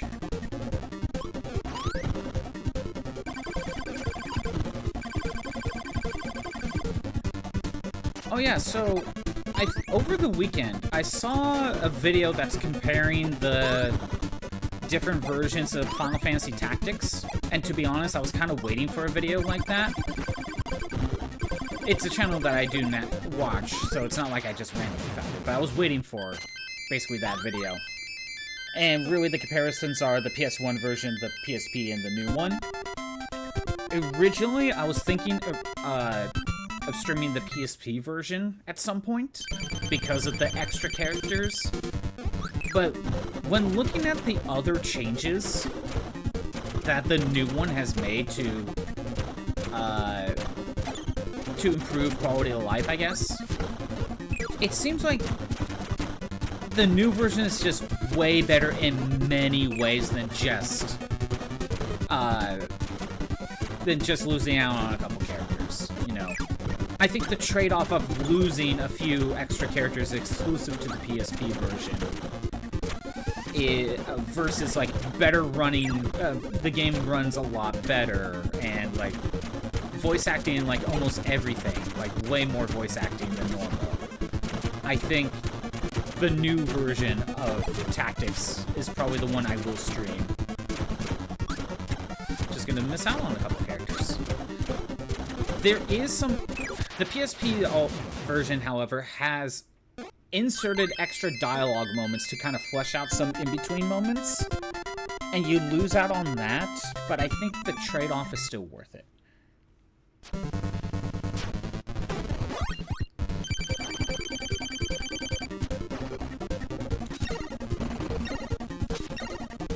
Yep, that's what I was talking about. If you hit Meta Knight early enough on the ground pound, you could get 3 hits.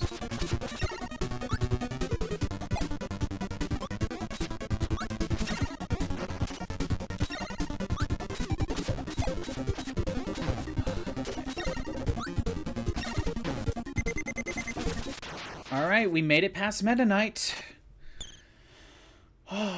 Like, base game maxed out minigun. Like, the gun is maxed out in upgrades, no perks, got it. It does 11 damage per shot. And receives a nerd, I'm assuming nerf, to shot rate. straight up terrible weapon. So by maxing out his power, you lose out on accuracy even more. That's stupid. Alright, DDD always starts with a trip.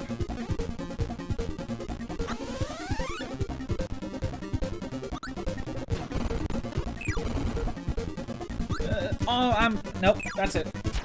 Didn't even make it to Nightmare. Dang it.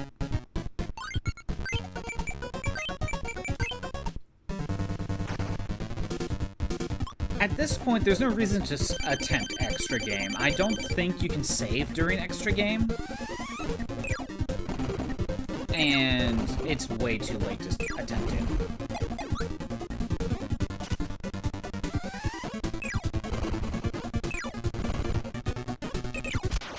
I think it's way too late to even attempt extra game right now. We're almost 2 hours in. I think it has to be like a full playthrough all in one go. I don't think you're allowed to save.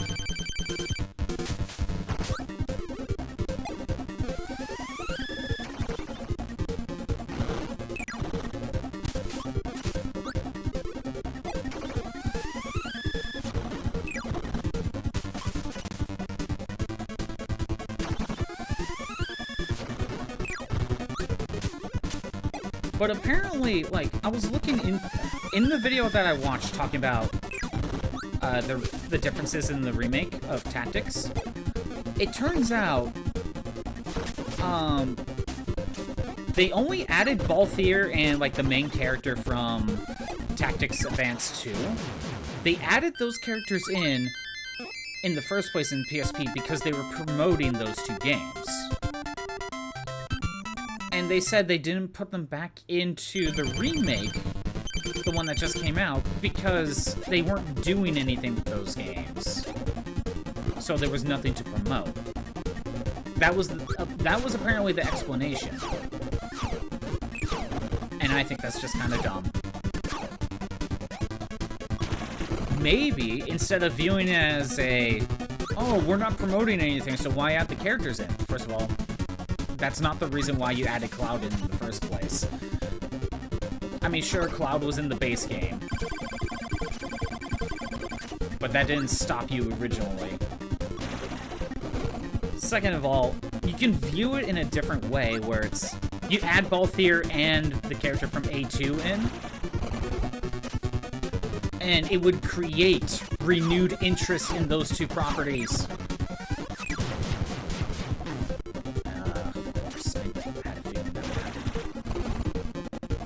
Like, I just think the reasoning is kind of dumb.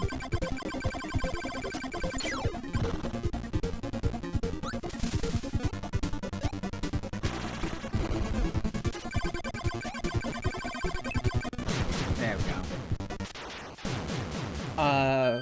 Though the gun does have one bonus if you got the Shredder modification on the weapon as well as no ammo on the Basher perk. You can use the gun as a melee weapon instead. That's hilarious. How does it compare when you use it as a melee weapon?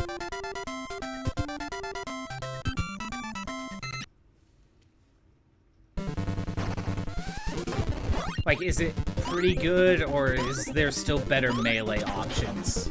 I'm assuming there's still better melee options.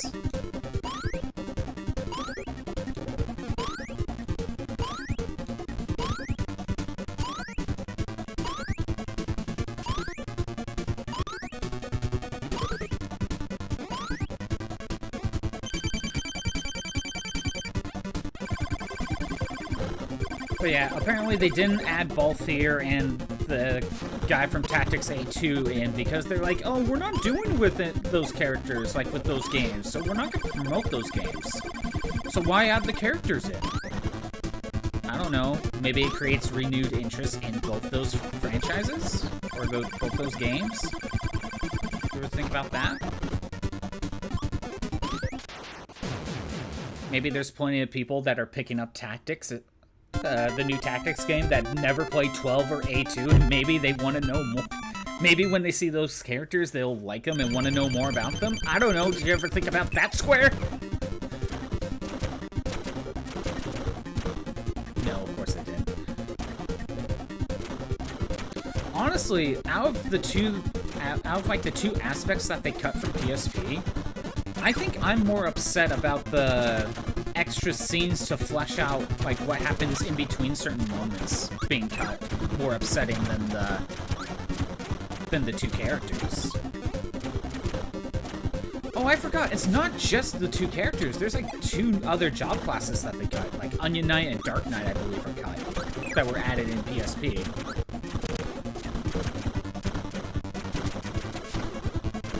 There might have been another class in there somewhere, but I forgot PSP added a couple job classes.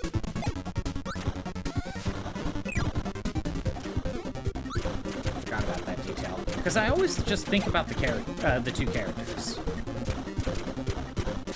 Oh, that's me being dumb. It's a melee option. It's one of the best melee in the game. With maxed out Basher perk, you destroy limbs. That's hilarious. That is hilarious that the minigun is one of the better melee options. It almost makes up for its like being terrible as a gun. At that point, it just turns around to being funny. Ooh, double apple? You're being nice to me, Wispy.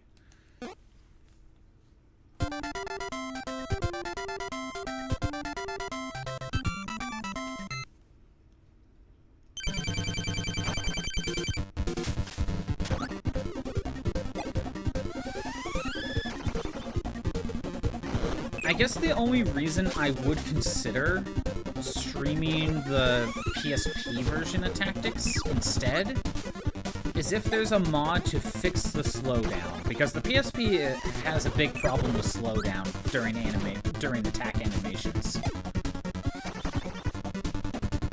If there is a mod to fix that issue in particular, then I think I would consider the PSP version again.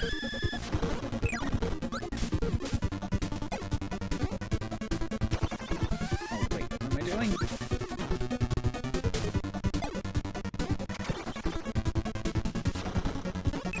There we go. Doing good. No hits on the first 2 bosses. Let's see how we do for Mr. Shine, Mr. Bright.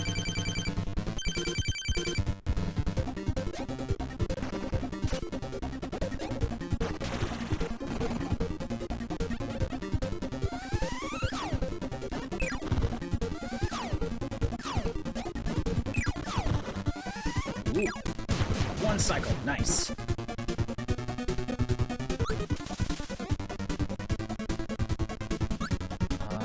Can we not? Don't get close. Stranger danger, get away from me.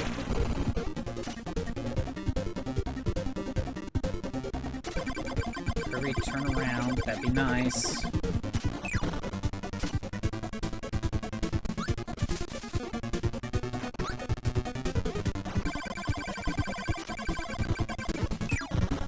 Taking a lot more cycles to get through Mr. Shine. Mr. I forget which one's which.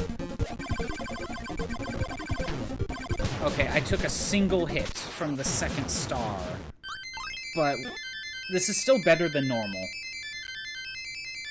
This is still better than what I would normally do.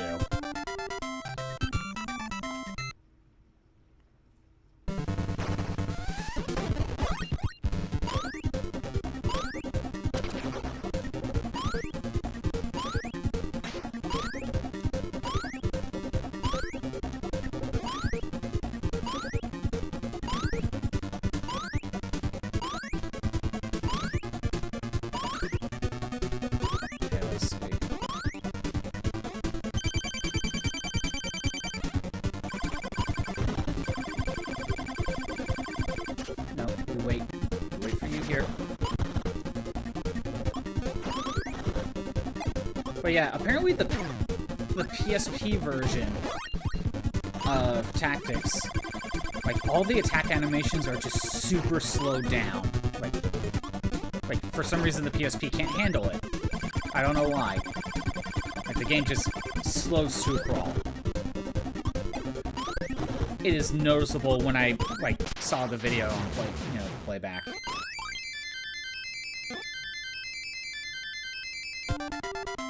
So I think if there's a mod to get that fixed, I could reconsider the PSP version again.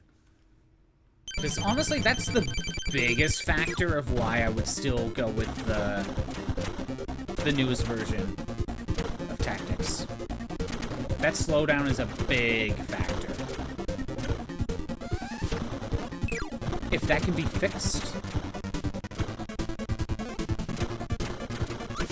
then I can reconsider PSP. Then the trade-offs are still debatable. I'll start a battle royale here in a second.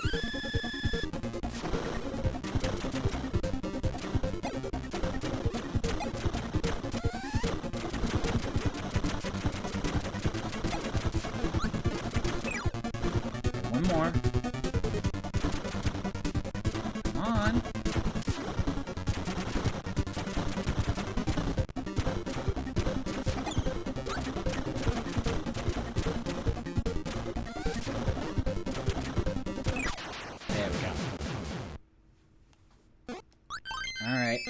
On to Meta Knight.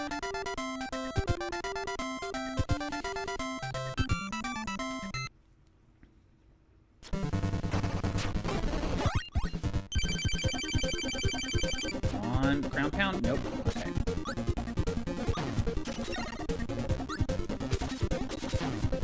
Yeah, this ain't going well. Nope. Nope. Damn it. No luck.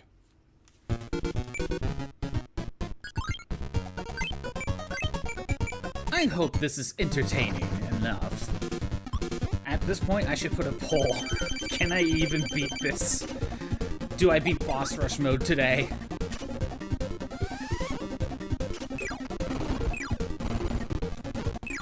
Kinda at that point. I should have put that at the start.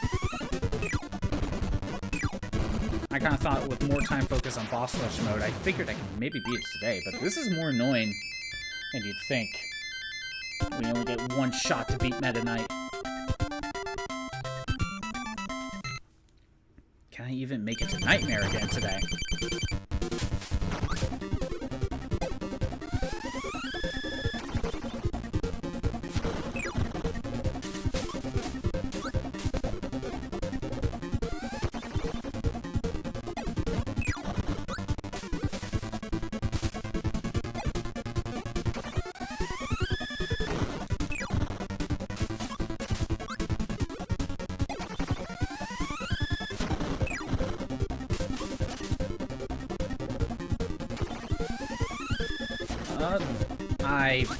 That's on me. I wasn't paying attention.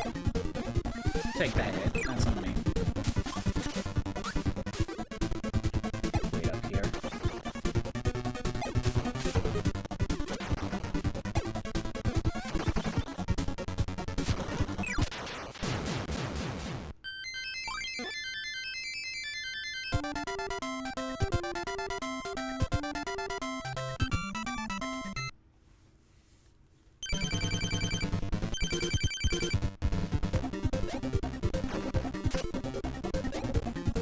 I'm assuming Mr. Shine is the sun and Mr. Bright is the moon.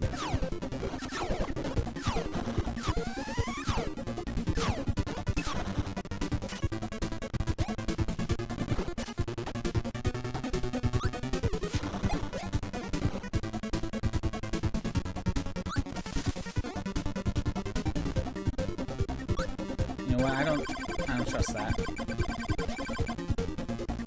Oh, come on. I feel cheated on that one.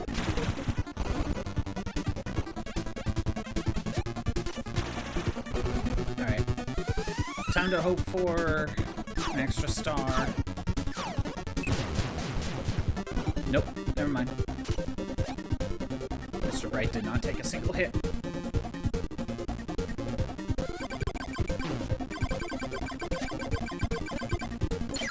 I've taken way too many hits on this.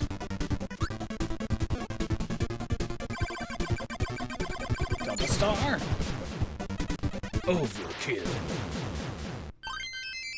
Taking way too many hits than I would like.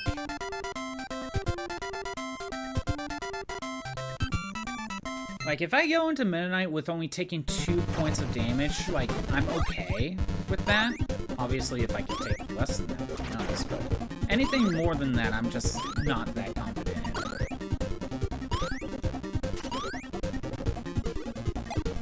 Basically, I want to allow myself 3 hits against Meta Knights.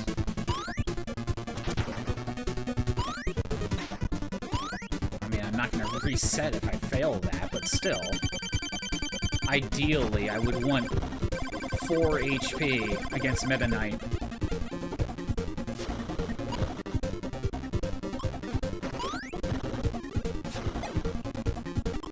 Oh, I didn't know you can use that attack twice in a row.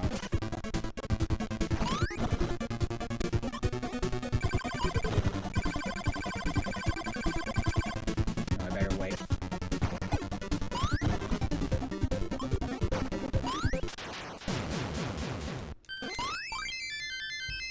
Alright, Dig Dogger.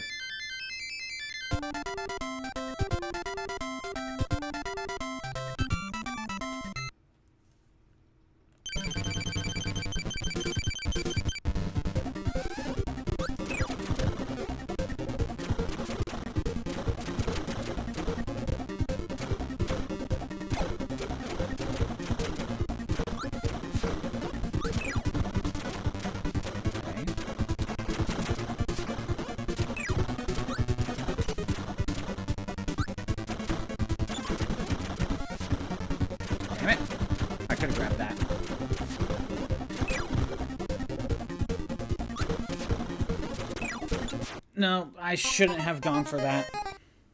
I don't know why I went that way. I should have just kept going and just ignored the shot.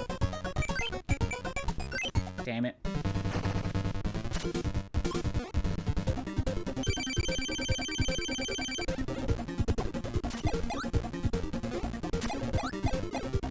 Alright. Apples.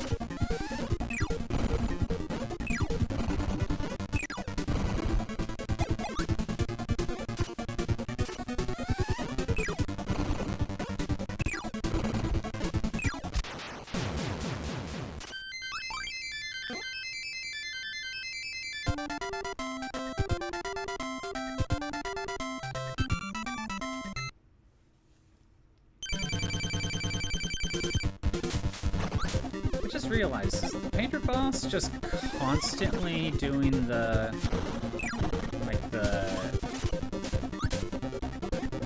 rock out type of hand gesture?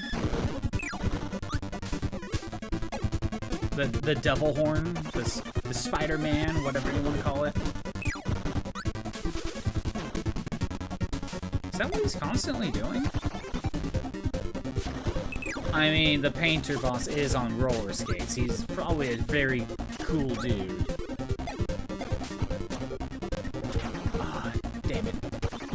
I could have caught that. End this fight right now.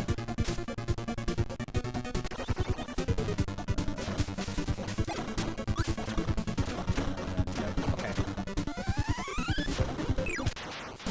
No hits. That's good. That's a good sign. That's a good start.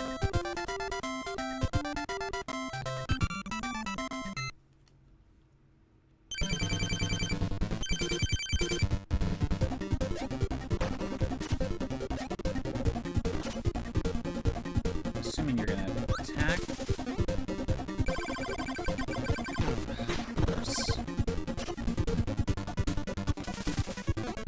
I really shouldn't have taken that hit, but whatever.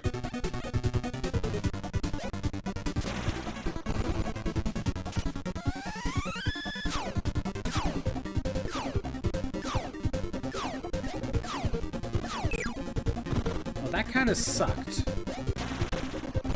But at least I got one hit on Mr. Shine.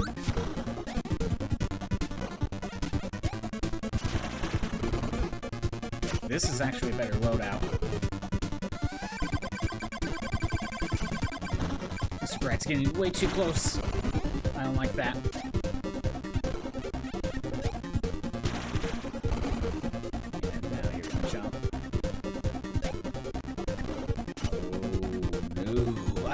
this.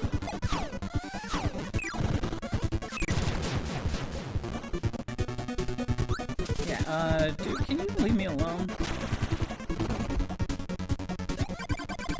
Oh, we got this. Only have taken a single hit right now. This is good. This is good.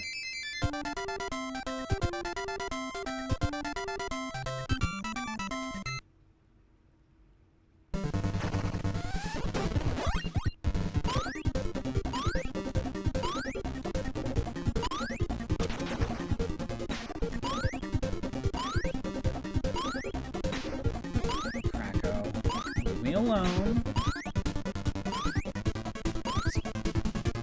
I don't like you when trying to climb up this. Okay, good. Made it up without getting hit.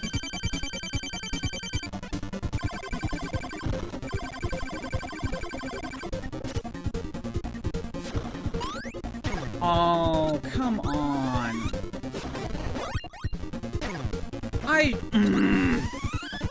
I should not be taking those 2 hits. Granted, if I didn't get hit by the first one, I probably wouldn't have gotten hit by that second one. Because that was because I was trying to get my power back. That was dumb. We were on a good run. That was dumb. Seriously, I only taken 1 hit up until then, and then I just screw it up and then take 2. Hey, Pyrus, how's it going? You're just still watching me work on the boss rush for Kirby. It's going just as well as you think. How's it going?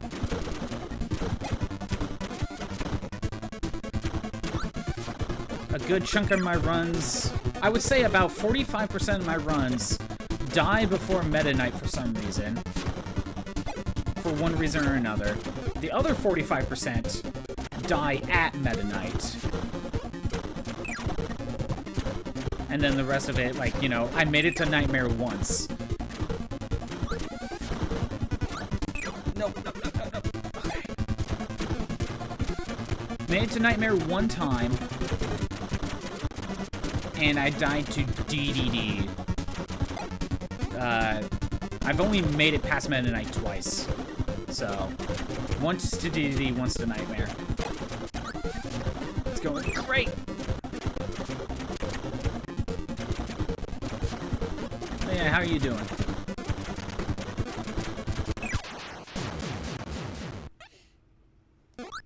Okay, now for Meta Knight. Supposed to finish your explosives only run in Fallout. Found some more grenades in one of the final locations of the game, so that's nice. Ooh. Like, how much more of the game do you think you have left? Leave me alone, Meta Knight.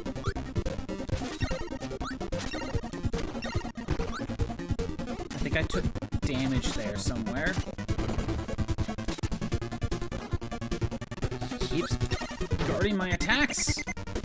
And there it is. I think I need to... Yeah, Scuffbot's back. Give me a second to fix this.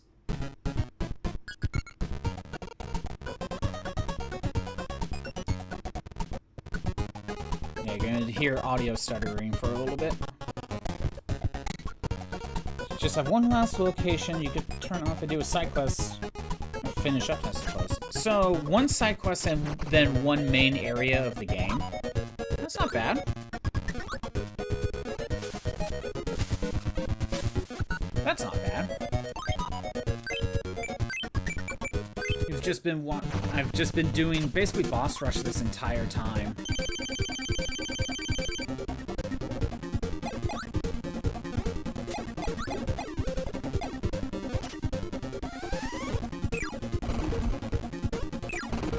Again, a good chunk of my runs end at Kirby, why didn't you jump?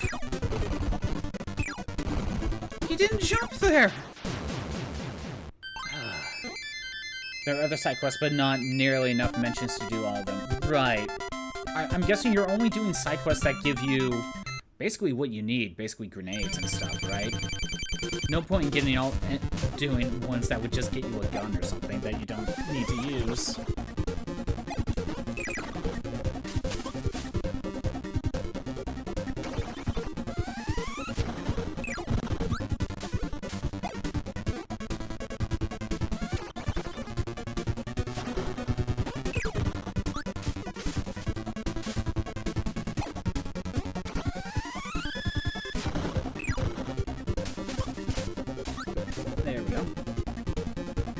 You're going to just run right away.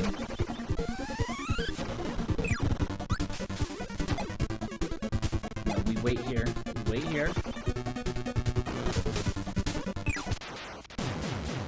I lucked out that it was the car. That was lucky. Okay, I've only taken one hit. You know, a lot of dynamite, so you use it to finish one early game side quest just by getting enemies held around and blow it up. Yeah, that makes sense.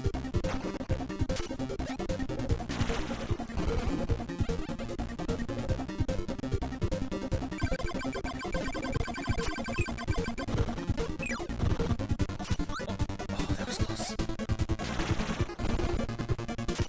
Alright.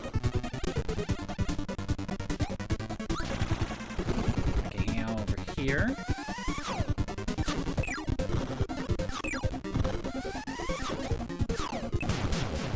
Okay, I got sniped by that last star.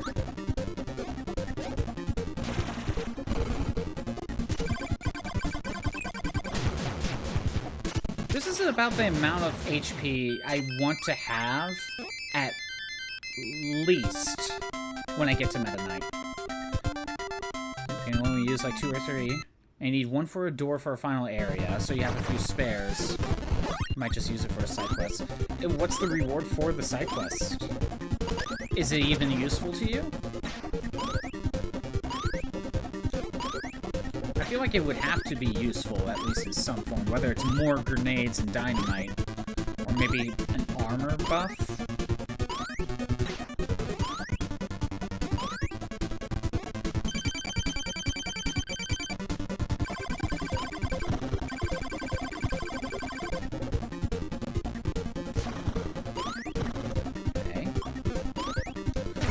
Oh, come on. No, no, no, no, no. Oh. Give me a high jump. No experience is good where you can get it. Oh, okay. I guess I forgot about just general EXP.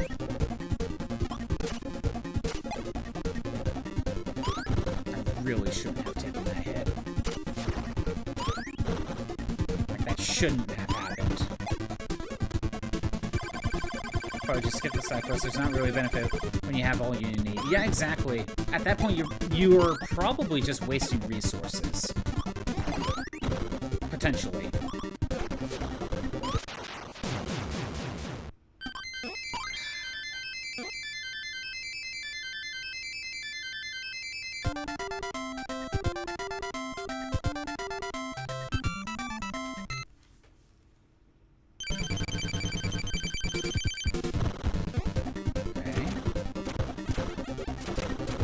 Well, I hope you had a good weekend, Pyrus. I can't say I really did a lot, but, you know, still working on my normal stuff when it comes to the games. Put up Final Fantasy XIV a few times over the weekend. Well, actually, not just over the weekend, just ever since Wednesday I've been booting it up a little bit more often than I probably thought I would. A lot of crafting I can do.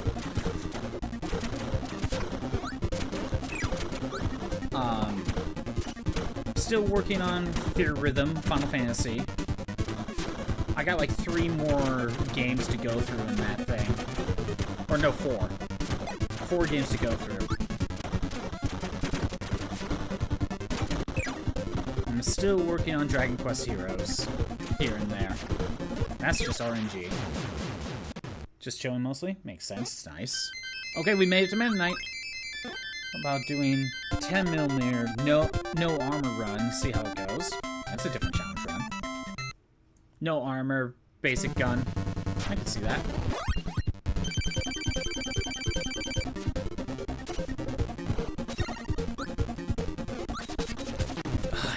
Why did I get hit? I was attacking!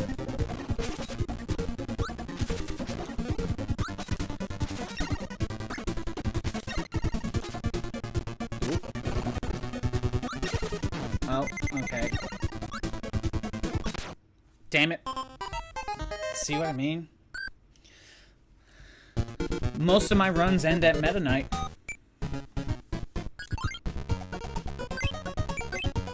You know what?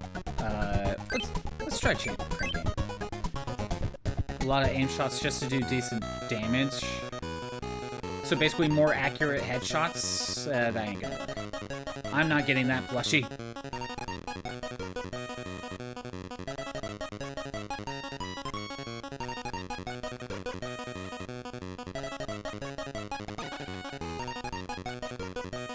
Nope, that ain't going. Yep, poked it. That ain't grabbing. Just like real crane games, they are rigged. Although that one's a definite timing thing. I did not time it right. Let me try again. I do need to get both of the big Kirby plushies. Ooh, wait. That's a good start. Nope, never mind. Didn't get it.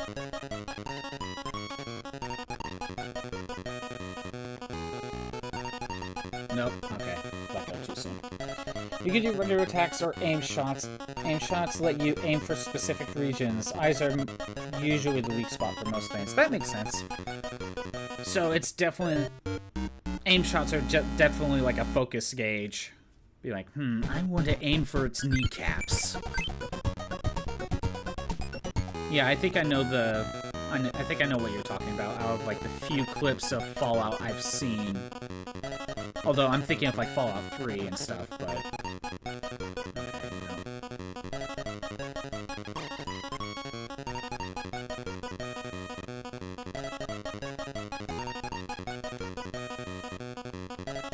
Maybe? There's an enemy in Fallout 2 where the weak spot is the groin? Well, that makes sense. And I lost the Kirby even when I was accurate. Just like a real crane game. Just like a real crane game. It's rigged. Give it another go. I have like 5 achievements to get in this, by the way. So that's why I'm doing like all these mini games. This is good. This is good. I'm liking it. Okay. Rigged!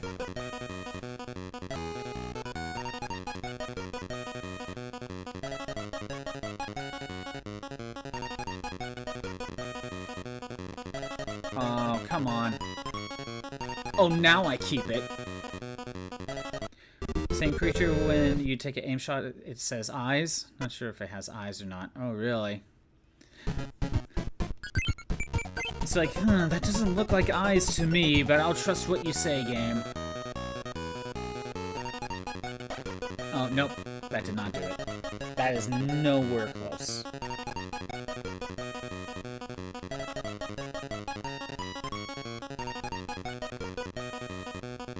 One more try.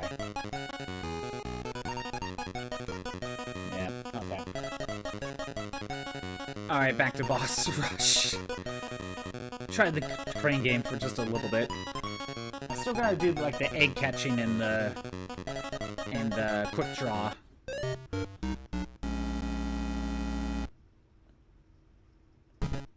I guess the way the models are clay, then scanned is kind of cool. Oh, did they did Fallout 1 do basically the Donkey Kong Country method?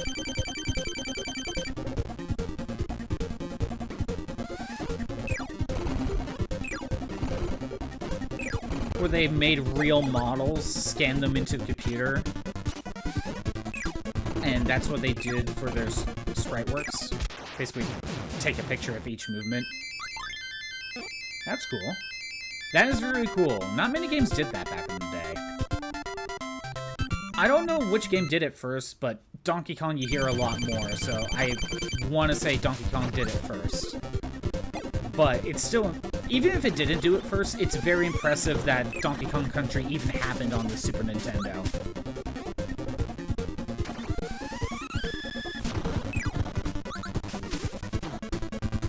Oh, not every enemy is like that, but certain talking heads. Okay.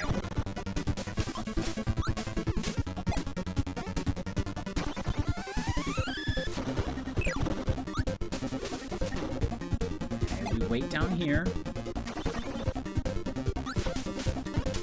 Damn it.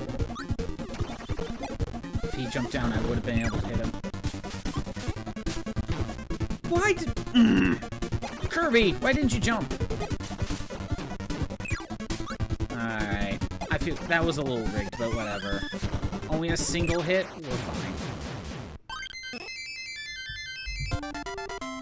I do think that is cool that when the early games in the 90s were doing that sort of 3D technology.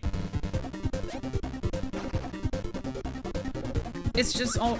Granted, it is surprising how well Donkey Kong Country still looks today. Like, the look still holds up.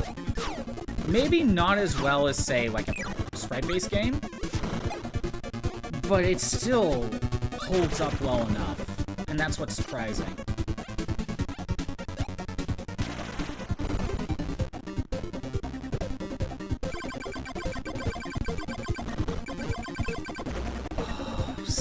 Slightly too close. I'm not liking this. This is not that great of a run. Get away from me.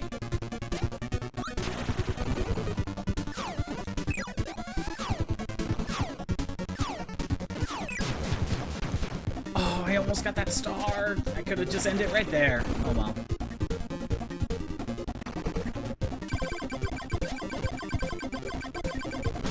Alright. Faces are unique. Is it only the faces that are that 3D technology? Or is, like, the entire character model like that? I feel like not having played the game, it's kind of...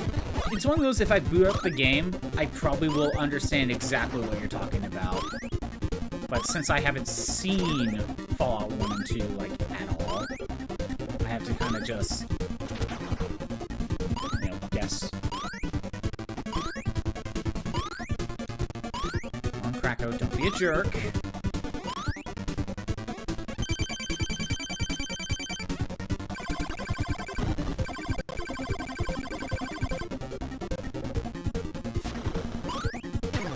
Damn it! I shouldn't have taken that hit. This is not good. Even if I make it to Meta Knight, it's definitely not happening.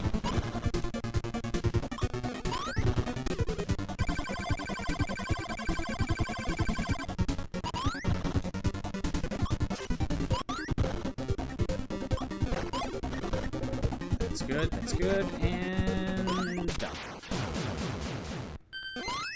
Again, even if I make it to Meta Knight, it's not happening. Some creature models are clay, like Death Claws and Super Mutants. Probably not sure about everything, though, so it's probably very specific. I wonder if it just takes up a lot of memory to do models like that. I'm pretty sure it would. Although, they're still sprites at the end of the day. At least I think they are. So, maybe it doesn't take as much memory as I think it would. How else did DKC do it?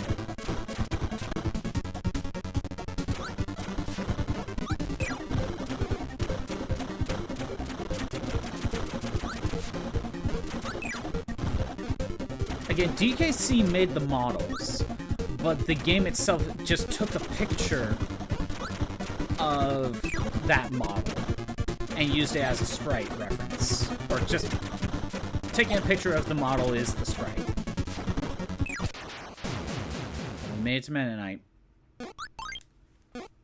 Models in general are expensive to take like 8 weeks to make on average. That makes sense. Especially back in the day. Granted, I'm pretty sure the models are still really expensive to make. More than, like, a sprite. especially with how overly especially with how overly complicated the models are nowadays. Let's get a battle royale going.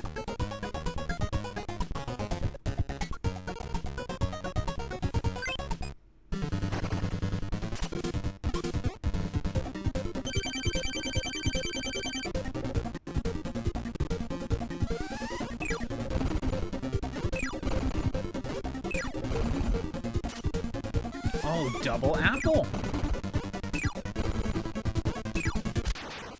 That was nice of you, Wispy.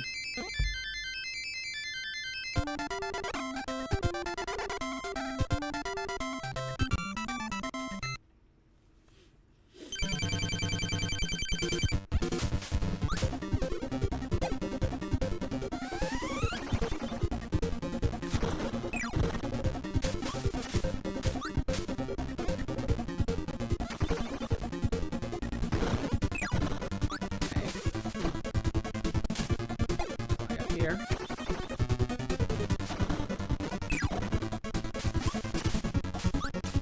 Okay, we can do another hit. Then we need to delay. Yeah, I wasn't getting that car.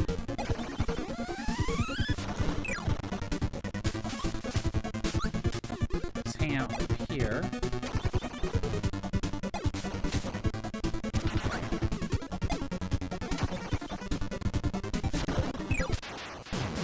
Doing good. No hits so far. No hits to on the way to Mr. Shine, Mr. Bright. This is a good start. This is a good start.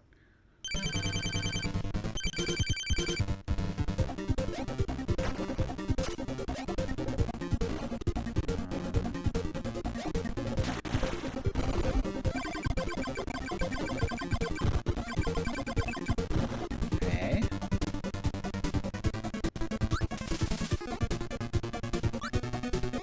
I was gonna say swap already. The more you read the sources, the more the talking heads are at the play. Okay, we one-cycled Mr. Shine.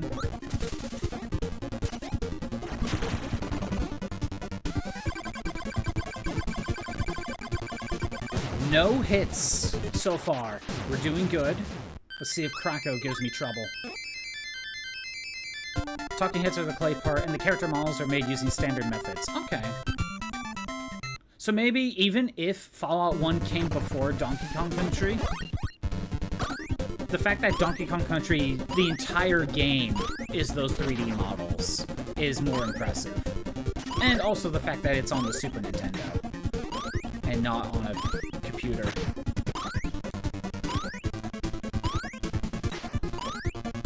I actually have no idea which game came out first.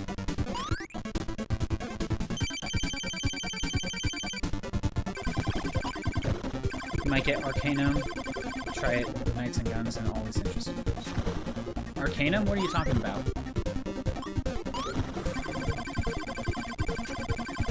I managed to get 2 hits on that. No, dodge. I was out of my safe zone.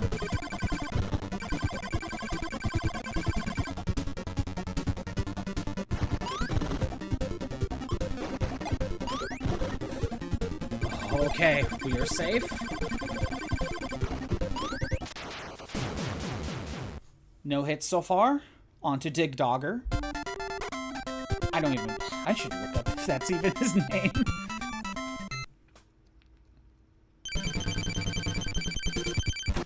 Oh, I missed. Not a good start. Not a good start.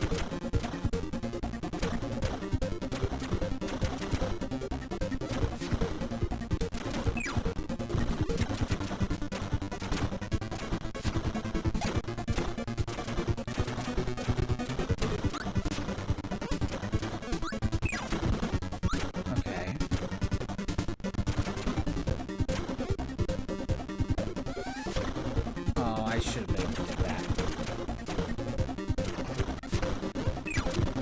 that. Missed a lot of hits, but we're still doing okay. Let's safe. Play it safe.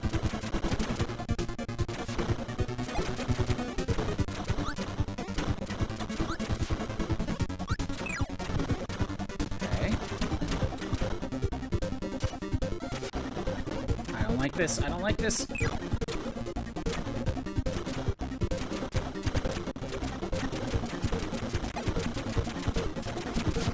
Okay. The screen crushed me! That was the run. At least a Meta Knight. But no, the screen crushed me. Why does the top of the screen, like, seem way shorter than what it actually is? Look. There's like a... The mouses show up, so like...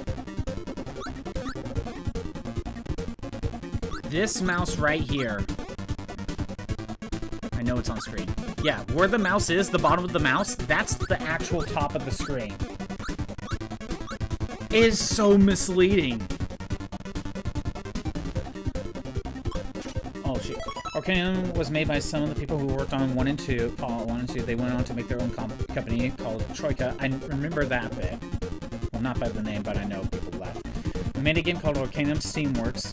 Magic Obscure is a similar turn-style game that has optional real-time regenerating action points. It's basically about conflicts between magical-oriented races of humans, which are being industrialized and creating hot air balloons and such. Okay.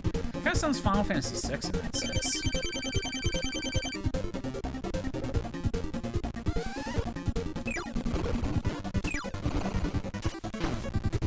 Really? I took damage to Wispy Woods. It was to the apple.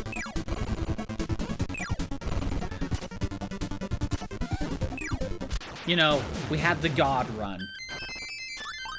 And now we have I'm gonna mess up every time run.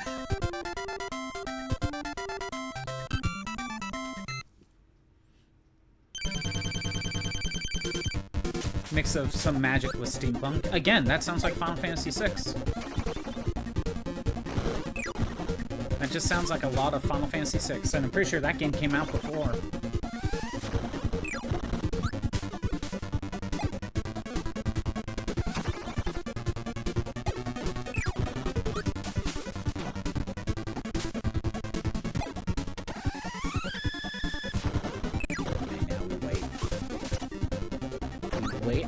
Attack. It's Kirby, so of course can't take advantage of that.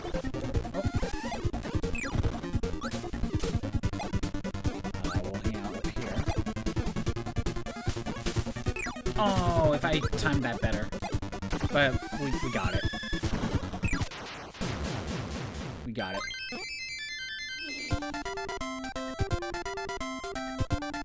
Actually, yeah, what year did Fallout 1?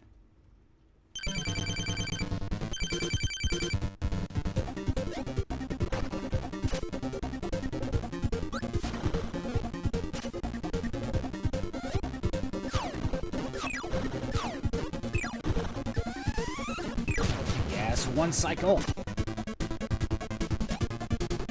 God, he charged at me. That's really nice. Double star.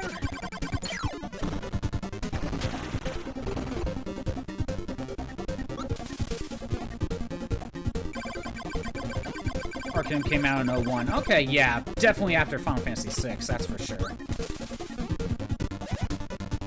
Oh, I shouldn't have gotten hit by that.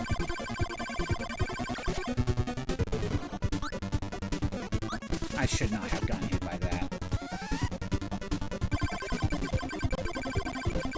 Turn around. There we go. Well, we're kind of where I kind of want to be when it comes to HP. 97. So Fallout 1 came out in 97. And the original Donkey Kong Country, I believe, came out in 95. Hell, I think Donkey Kong Country 3 came out in 97.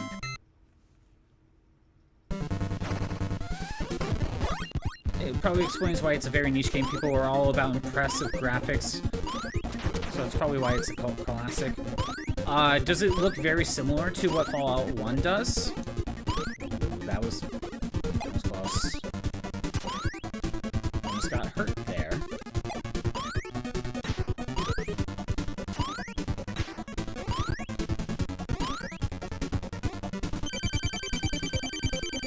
Is Arcanum available on Steam? Because I know Fallout 1 and 2 are.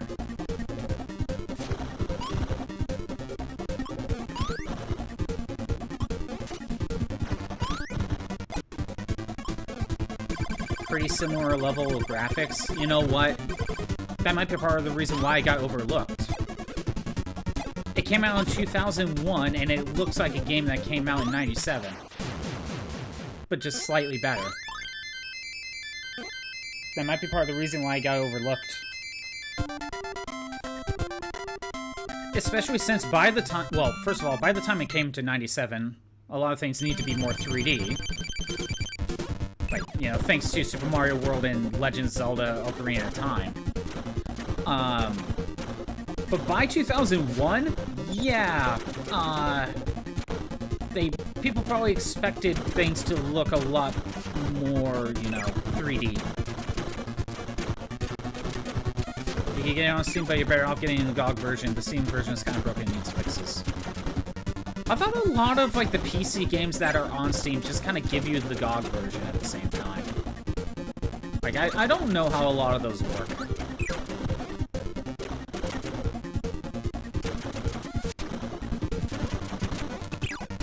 Okay, we're on to a good Meta Knight in terms of HP.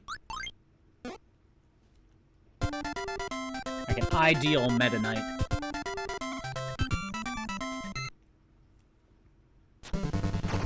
Okay.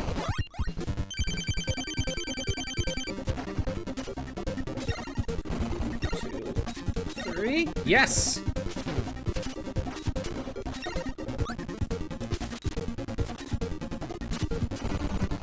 At least get one.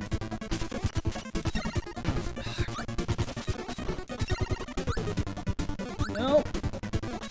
You leave me alone!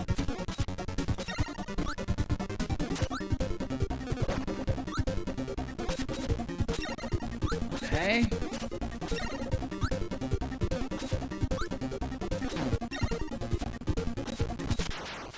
Okay. We've made it past Meta Knight. With 1 HP. What else is new?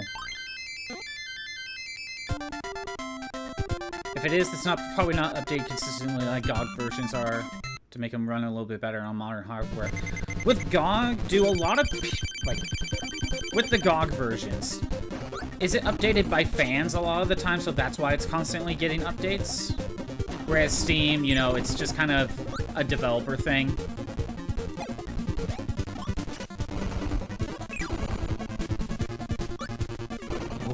Ooh, I saw the small lag there.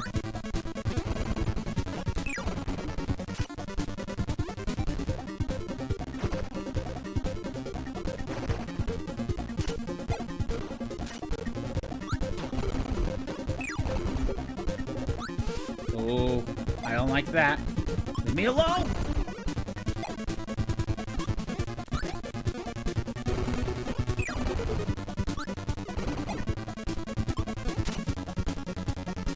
Flying again.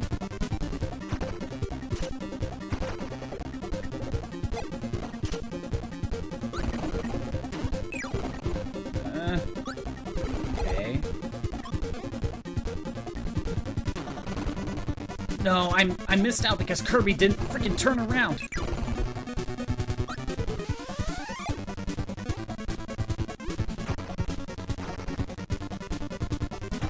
Okay.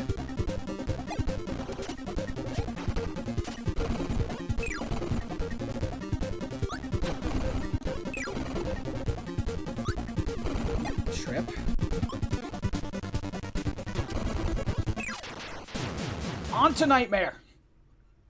Single HP. Okay.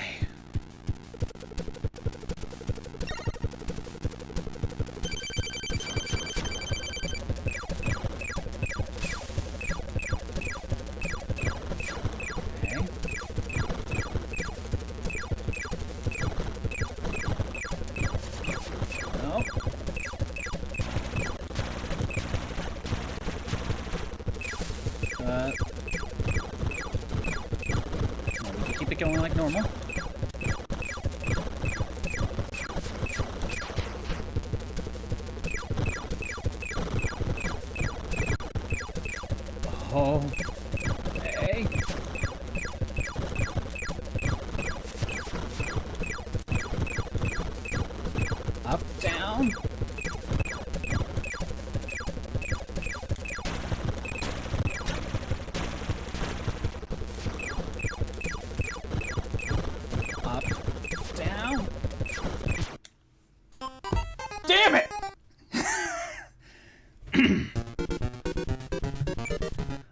That was close.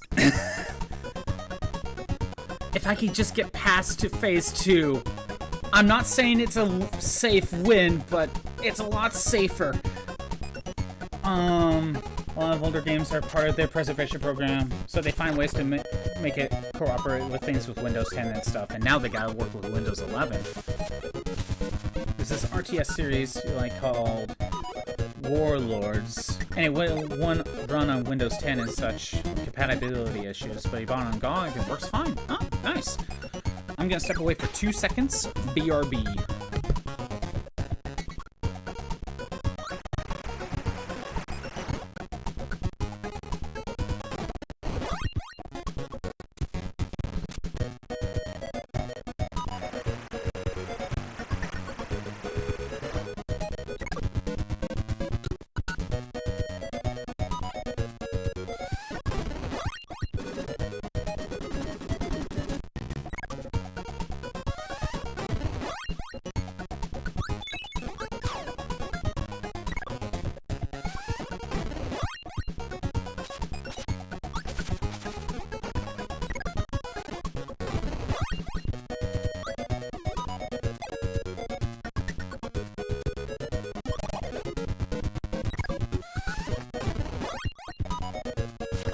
I am back.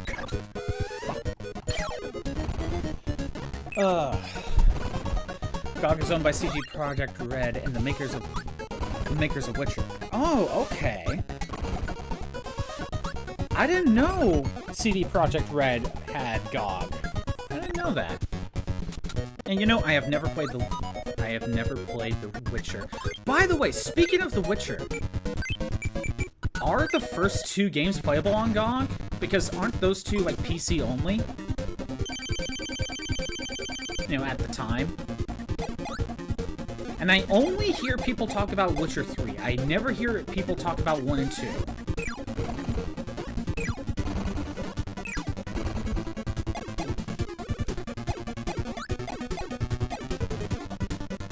Download it straight to your computer if you want, so you don't have to boot up the launcher every time. Yeah, that's nice.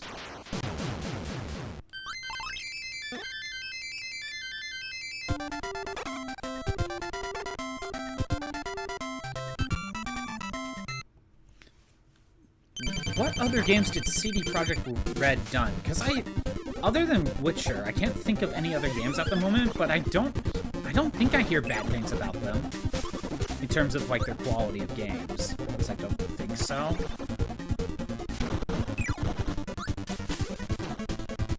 Imagine they probably are on GOG since it's owned by the company. Yeah, you'd be surprised if it... I'd be more surprised if 1 and 2 are not on GOG.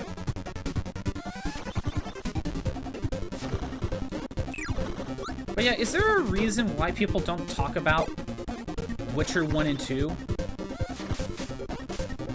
Other than it being PC only and not many people played it at the time?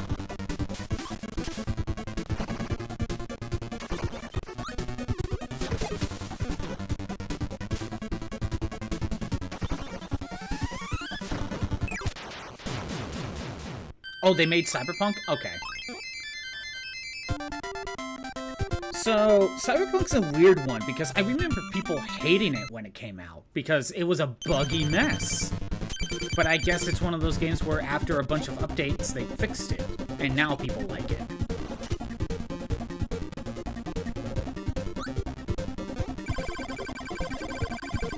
Yeah, this is not a good route. Oh, Kirby, why didn't you jump? Why didn't you freaking jump? Again, I seriously wonder how many times I've gotten hit during this entire Kirby adventure playthrough, like all of it. I would need to go back a little bit. How many times I've said I got hit because Kirby didn't jump or inhale.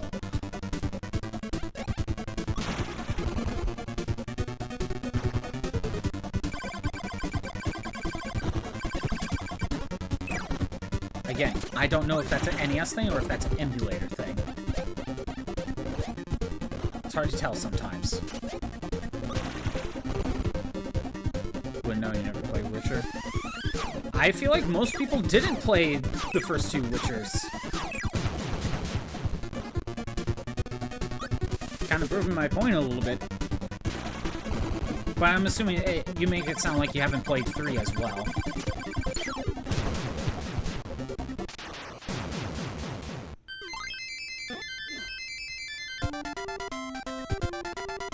But yeah, Cyberpunk's a weird one because I remember people are saying how bad the game was back in when it first came out. Because it was just a buggy mess. Mainly of how buggy it was. I don't remember if people complained at all about, like, the plot or anything. I think it was mostly about how buggy it was.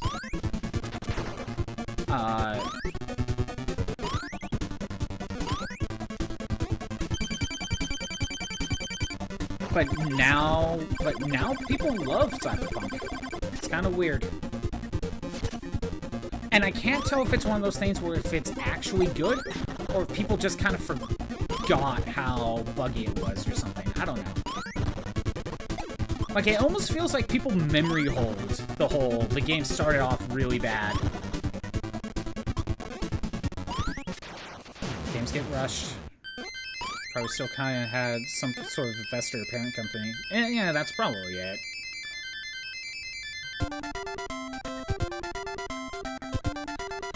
I think No Man's Sky was in a similar situation as well. Wait, Cyberpunk? Not the DLC, it was okay. Then why do you think it feels like people praise Cyberpunk? Right? It feels like it keeps getting a lot of praise. So if you think it's okay, why do you think Cyberpunk gets a lot of praise? Like, let's ignore the whole, it was buggy as hell and rushed when it first came out. Let's ignore that. Because I'm assuming that, like, basically that's all fixed now.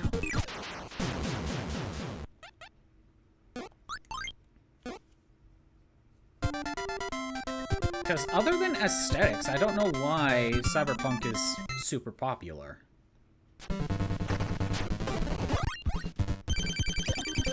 The gunplay was pretty good. Don't remember much of your gameplay. That's fair.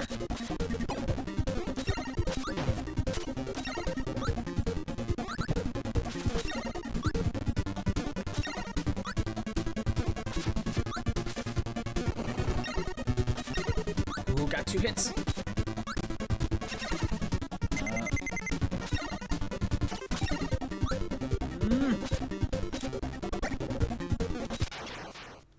Made it past midnight!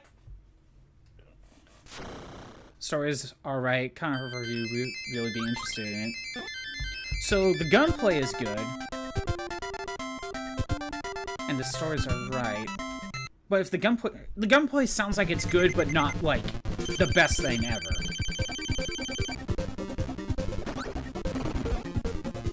It's just its pacing? I mean, I guess.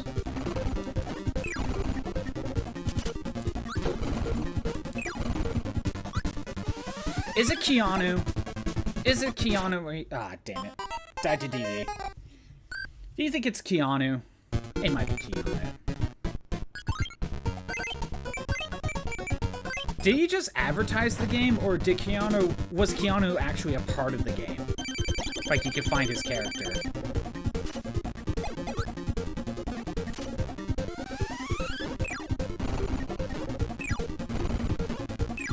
Side quests were some of the best parts, and yes, Keanu plays a character in the game. Oh, so he... Damn it. Does the character look exactly like Keanu? I'm assuming they made a character to look exactly like him. Okay, good. So, side quests were some of the best parts of the game. So, it sounds like it's a Yakuza moment, then. John Wick with glasses, of course.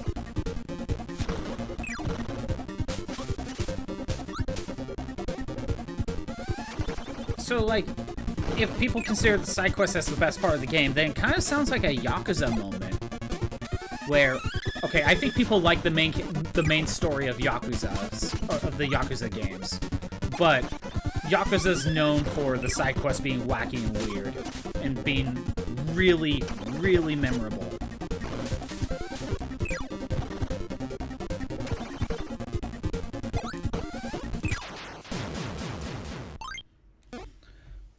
But it sounds like the difference is, with Yakuza, I'm pretty sure people like the actual story of those games as well as the side quests. It's almost like getting 2 games in one. Cyberpunk, it kind of sounds like people love the side quests,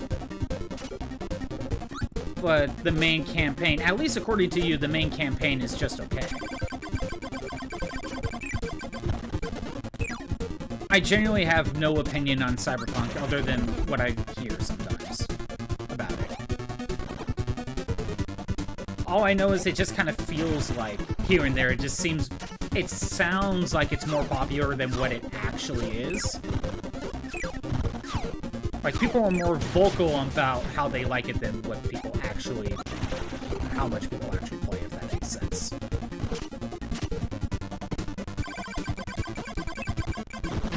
Oh, come on.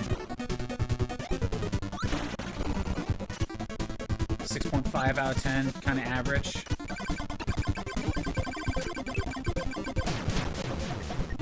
Yeah, I don't really hear...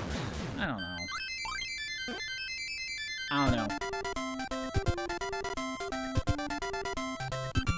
Again, without playing it myself, it just kind of feels artificial a little bit. Maybe the DLC is better? But it can't be much better. Right? Well, if the main part is the plot that is kind of holding it back, then maybe if the DLC has a good story, sure.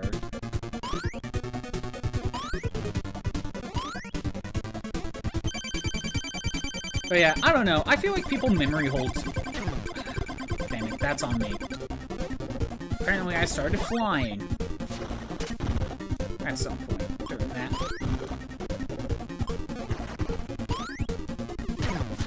I shouldn't have gotten hit by that. Shouldn't have gotten hit by that either. This is not good.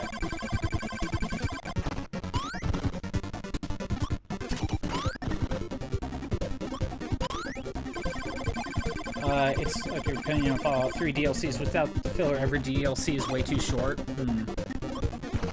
Basically, without the side quest for Fallout 3, the DLC is not good enough on its own. It's basically padded out with side quests.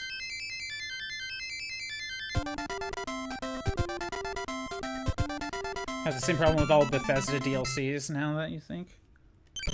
Was that always a problem with Bethesda? About what game do you think that kind of started becoming a problem?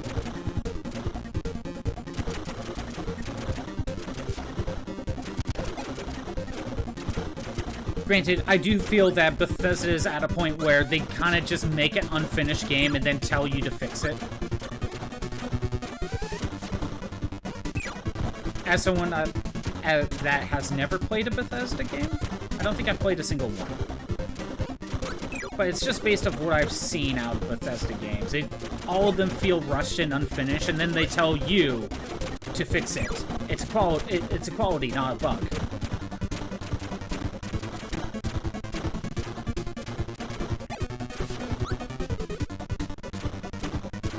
Oblivion. It's for...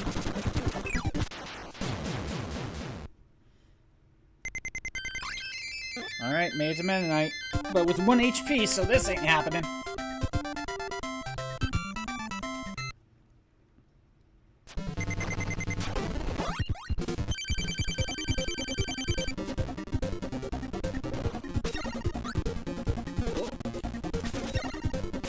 And he rushed in.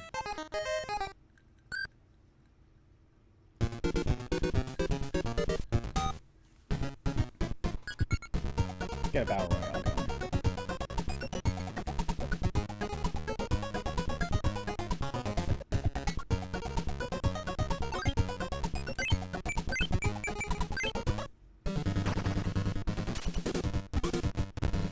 Crimson redeems hydrate. Do it.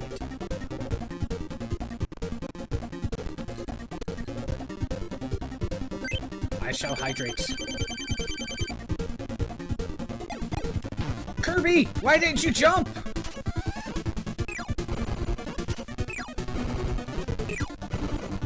I swear, every time I say that, I'm not making it up. I'm not blaming the game. Or I'm out of my own skill issue or something. If I pressed the button and it didn't seem like Kirby jumped, I call it out.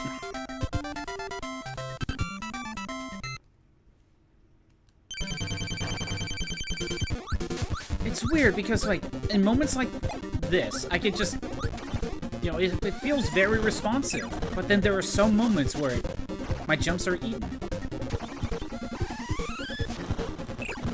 And I don't know why.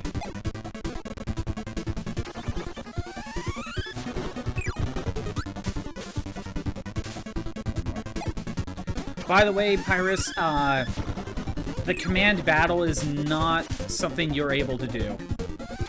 Only I can do that. That one I restrict to myself. I try to activate it whenever an ad break pops up. Okay,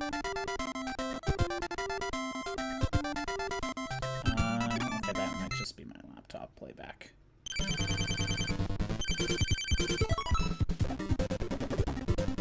Okay, I was double checking to see if... No, it seems like that was my laptop.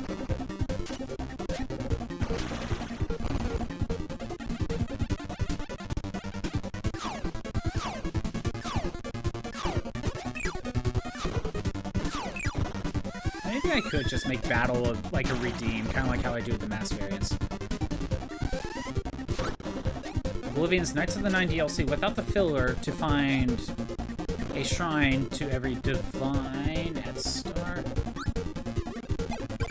You could probably finish it within an hour. Wow. And I'm guessing it was like a $10 DLC at least. Probably more than that.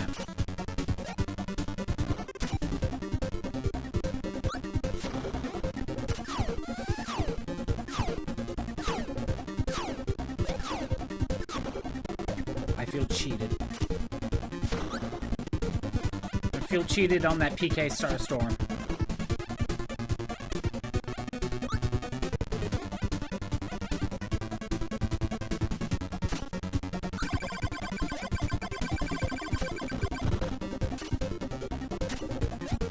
Game of the year, so you wouldn't know, but probably like 10 or 15. Oh. What, Kirby? Why didn't you jump?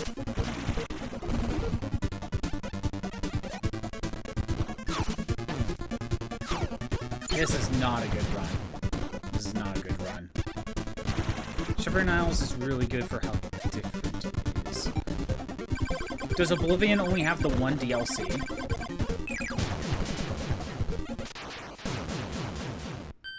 And also, isn't Shivering Isles you're going back to a different, Elder Scrolls game within the world? Like, Shivering Isles is like Morrowind or something? Or like 1 or 2, Fallout 1 or 2. Because I thought for sure one of the DLCs is like, you go back to a different area of one of the other games.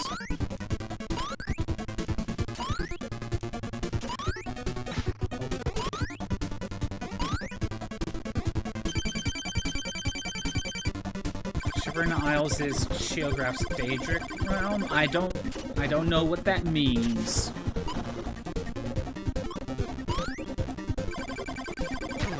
Damn it.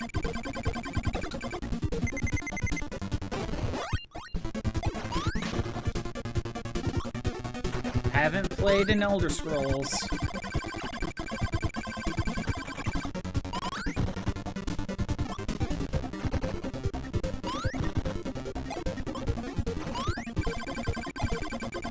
Can I beat Meta Knight?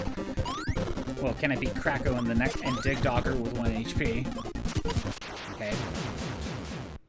It's basically a god-level entity and is realm of madness. Oh, okay.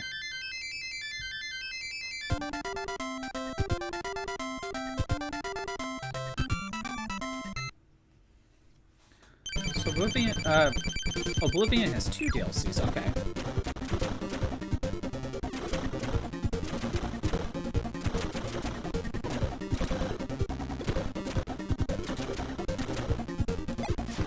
Oh, I missed out on that. That's okay, though.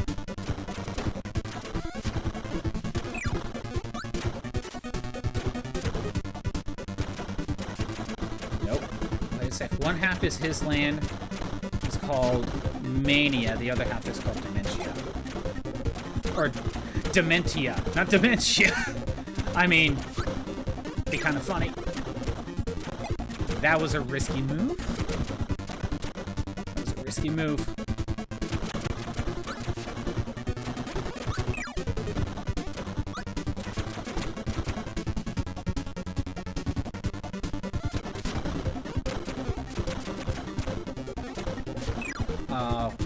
Yeah, I should have waited.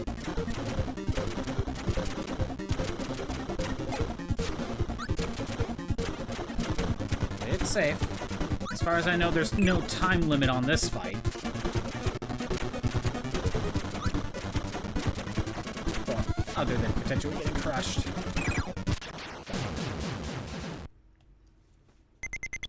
Story of Shivering Owls is pretty good. That's nice. But again, like you said, if it wasn't for the side quests, it could be done in like an hour. Alright. Time for Meta Knight. But with a single HP.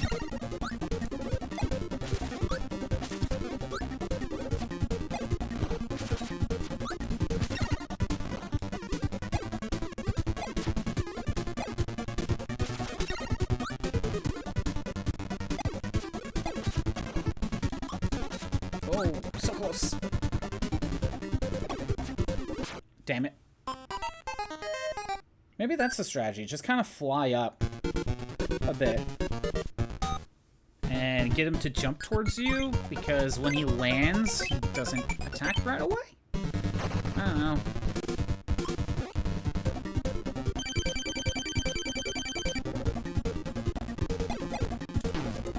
Kirby!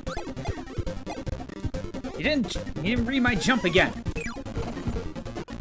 I swear, he just doesn't feel like it sometimes, and he didn't turn around there. I don't know why.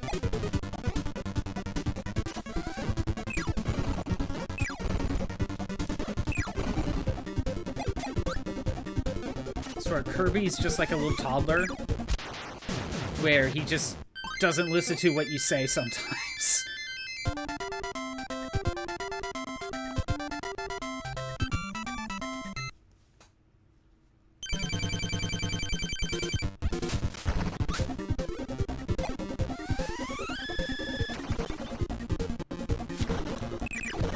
A little longer, but there is some padding before you get to the main story of the DLC.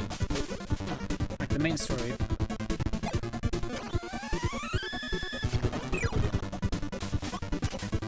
You'll forgive it a bit because it gives you some of the best outfits. Oh, okay. Still doesn't change the fact that it's just only like an hour if you just do the main campaign.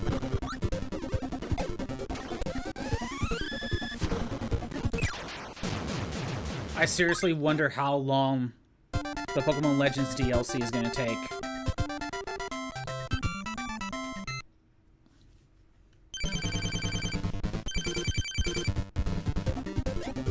Granted, the other DLC and the other Pokemon games that came out on Switch, like, they were kind of lengthy campaigns, so maybe I don't have to worry about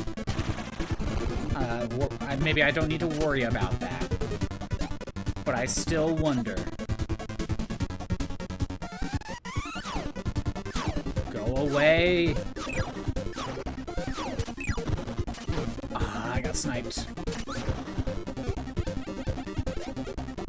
Obsidian and Obsidian just kind of did the same thing. New Vegas DLCs are kind of short. Kind of short, but they pad them out with side quests.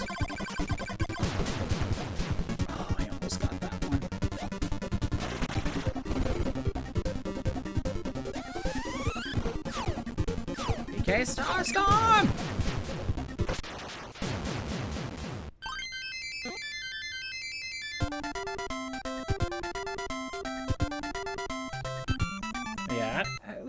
well, Pokemon started doing DLC on the Switch.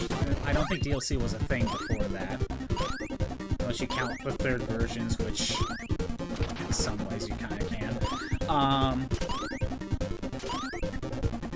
Yeah, I think starting with the Switch era, I don't think Pokemon had a problem with DLC in terms of like, oh, you pay $30, you only get an hour of gameplay. Unless you only do side quests. What is going on? Give me just a second, I'm being called.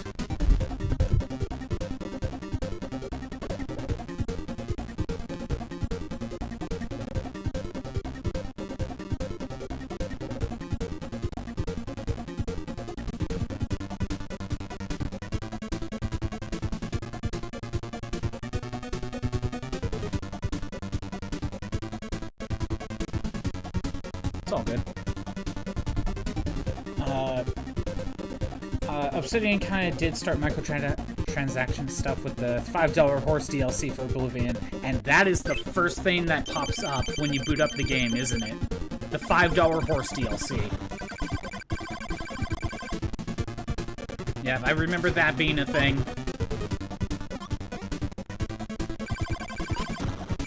Again, it's the first thing that pops up, too, when you load in the game, isn't it?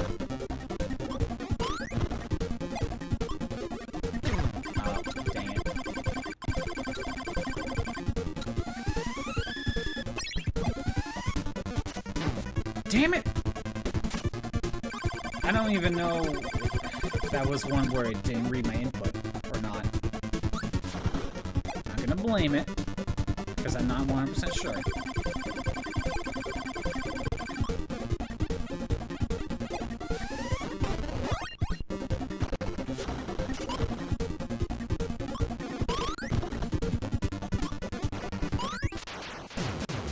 Oh, this could have gone better. It doesn't pop up, but it's just such a ridiculous thing that was popular and it's basically useless, so that's why I said it started the microtransaction sort of thing. Yeah, that's true. That's true. Again, I thought it's one of those things that pops up like right when you load in the game. But even if it doesn't do that, it's still ridiculous. Yeah, it started, Bethesda might have been the one to start microtransactions or be one of the first. And we've seen what's gone since then. Like, my immediate first thought is Pokemon Unite. I did not play that myself, but I remember when that first came out, there was that whole controversy about, what was it, the $20 or $40 Ninetales skin? I forget if it was 20 or 40. Either way, it's too expensive.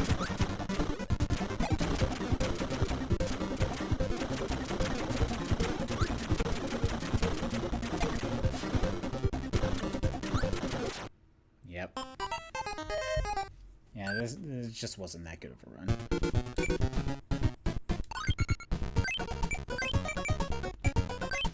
Even with Bethesda Remastered Oblivion, they gave you all the original DLC, in my knowledge, but gave you more optional micro DLC to buy.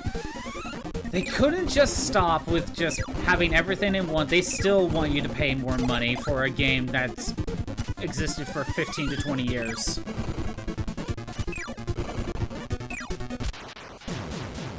I don't think Bethesda knows when to just be like, hey, you know, just release the game, nothing else. It's an old game, it doesn't need more optional DLC.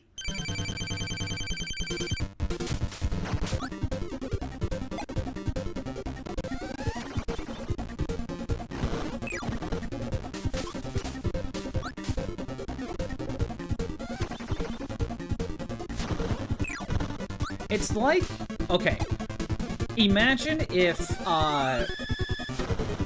so back in the Super Nintendo era, we got the Super Mario All-Stars.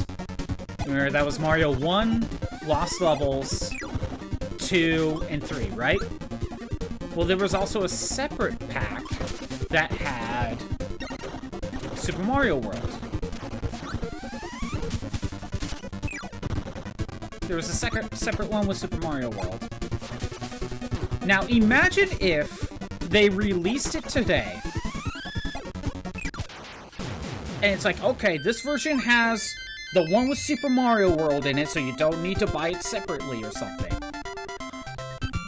But we're gonna add in playable Peach and Toad to other games that you have to pay separately. It's like, can't you just release the games as is? Or just have them built in? Just making us charge extra money for old games on top. It's like, come on.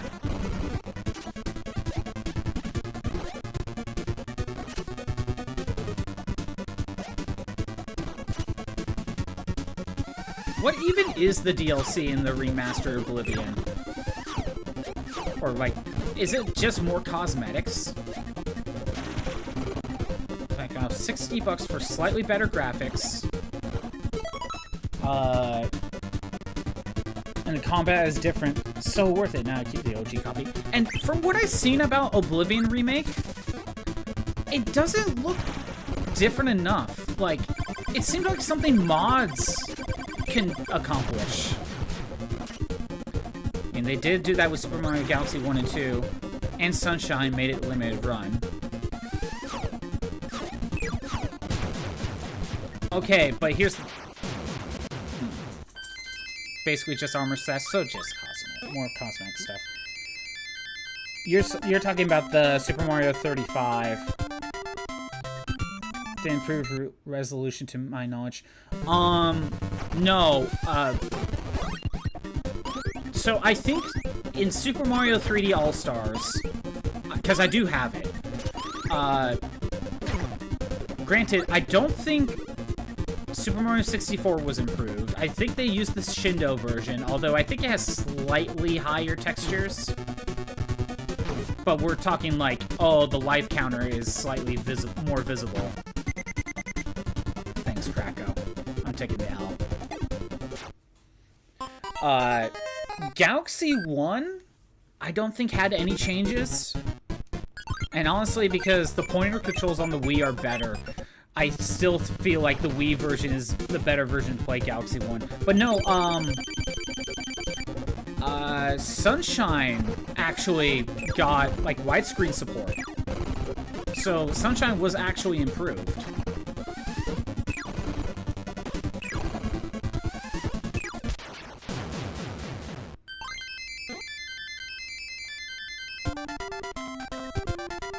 But Galaxy 1 and 2, I mean, that's kind of different, kind of the same, not really, of what I'm referring to.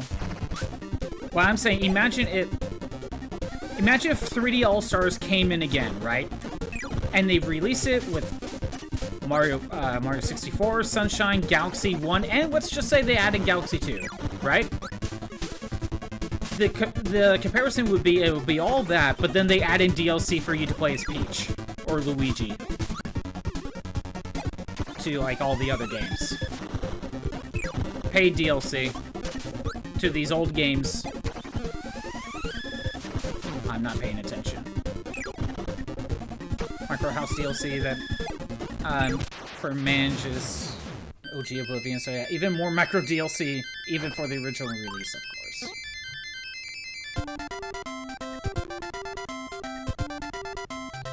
Actually, no, I got it wrong. It's not even get to play as Luigi or Peach. It's just a skin of Luigi or Peach over top of Mario. Like color schemes. Not even like actual characters. It doesn't even change your character. That's more like it. Okay. Now you have games like Sims 4 where there's like $100 DLCs for like $5 a pop and some barely give you an outfit. Okay, I know that's not the worst, though. I know that's not the worst when it comes to DLCs. I believe it's Dead or Alive 5. And there's so much DLC for that game. We're talking like... I think I've heard it's like over $1,000 worth in DLCs. And you know, the game's not free. Because I remember hearing that one of the Dead or Alive games has a ridiculous amount of DLCs. And yes, I believe some of them are bundles, but even so, you're still spending too much money. Like, after a certain point, you need to stop.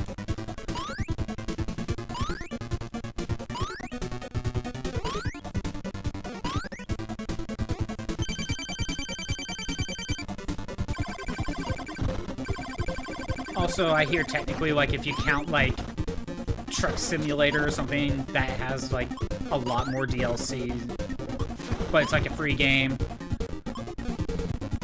Games have become downright predatory at this point. Stick to retro indie? Yeah, I'm more or less kind of been playing more retro stuff than modern stuff more often. Granted, I typically find Nintendo games, for the most part, to be the better experiences when it comes to a brand new product. I mean, they still have their issues, to be fair. I'm not gonna say they're perfect. Like, even taking Pokemon out of the equation, because I think Pokemon is a huge problem. I've complained about Pokemon plenty of times. But, you know, you could make the argument, oh, it's Game Freak, not Nintendo, you know.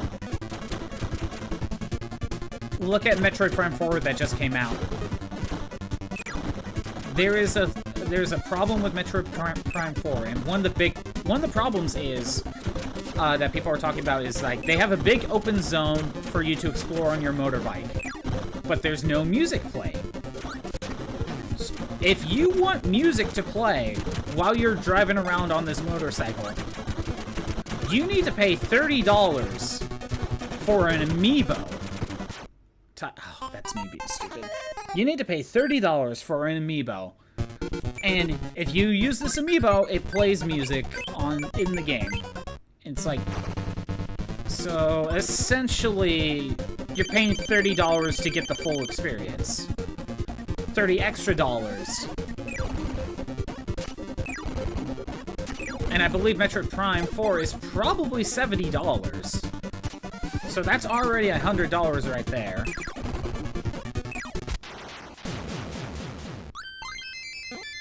And Metroid Prime 4, at the moment, doesn't have any DLC. In Pokemon's case, Legends ZA is a full $60, $70 depending on which version you get. Whether it's Switch 1 or Switch 2. And then, before the game even got released, they announced the DLC, which is $30. So essentially, we're talking about $100. If the DLC is announced shortly after, if not before release, then you might as well just consider it... You might as well consider it content that was taken out to then sell back to you later.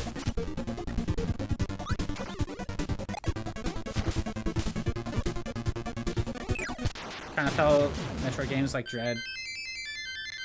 But that wasn't made by a third party, wasn't it? Metroid Dread was... Because I love Metroid Dread. That is such a good game. And I really wanted Metroid Prime 4. I wanted Metroid Prime 4, and then it sounds like they dropped the ball. Developed by Mercury Steam and Nintendo. So let me look up Mercury. I'm gonna get out of this sound... Mercury Steam. Oh, I'm gonna change the music.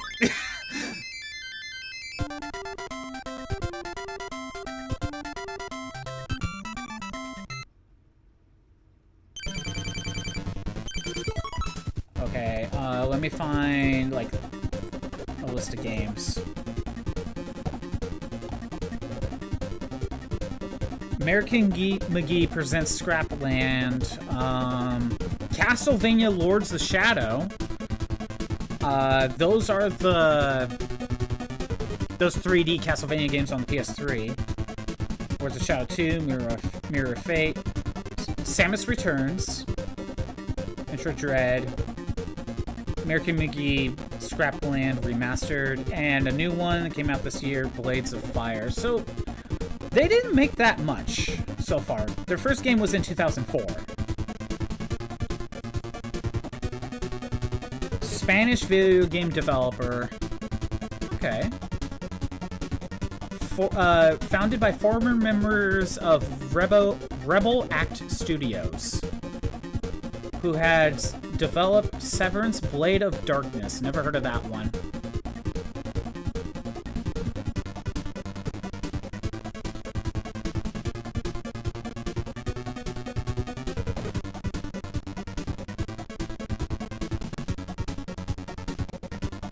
Okay.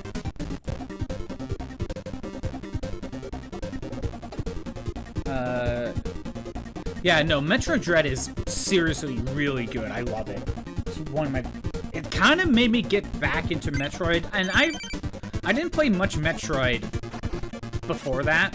Like, I think Super Metroid's okay. I like Metroid Fusion.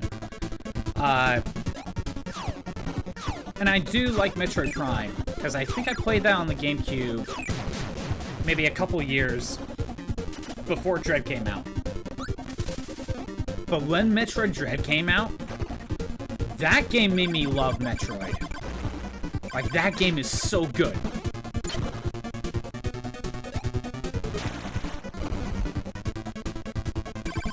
Honestly, it made me excited. It made me want to play more Metroid. And I already liked Metroid Prime. So seeing Metroid Prime 4, I really wanted it to be good.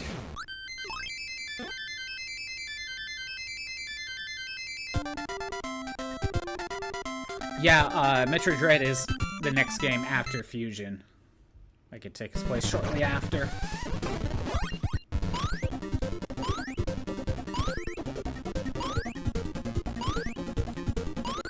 But yeah, I don't know what people are saying about Metroid Prime 4 other than the Amiibo, like, music DLC thing, or the, let's be honest, the Marvel characters. Like, I hear more about the dialogue than the actual gameplay.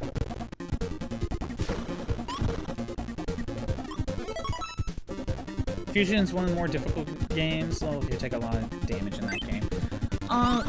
Fusion, the biggest problem with Fusion, especially that a lot of people had, is how linear it is.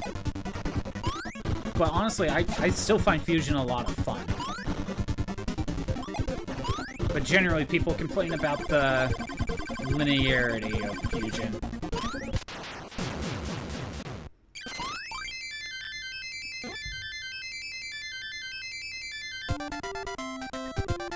But, like, I'm trying to think... How did we get here? It was, So, Donkey Kong is a case where I think... I have not played Bonanza, but I hear good things about it. Even if we ignore the fact that it got, what, $20 DLC a few months after it got released? Even if we ignore that, I hear people like Donkey Kong Bonanza as a base experience. So, I don't know if, like, I don't hear people say, oh, it's a good game, but not $70 worth. I don't hear people say that about Donkey Kong Bonanza. Mario Kart World, I actually hear people say that about Mario Kart World more. Granted, if you buy the bundle, you basically pay $50 for it, so I don't complain about Mario Kart World as much.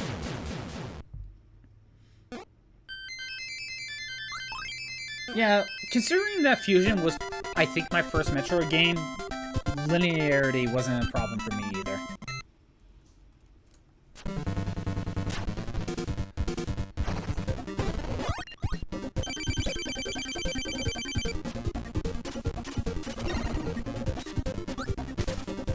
Oh, damn it.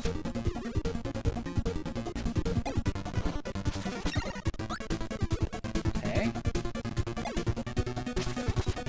Nope.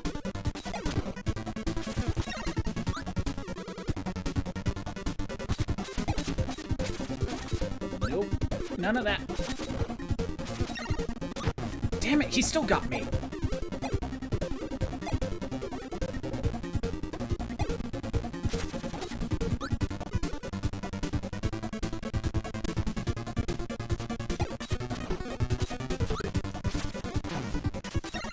still parried me.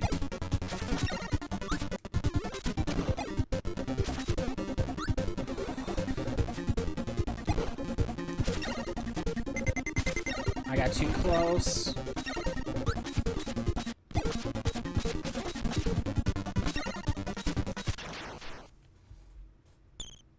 Made it past midnight.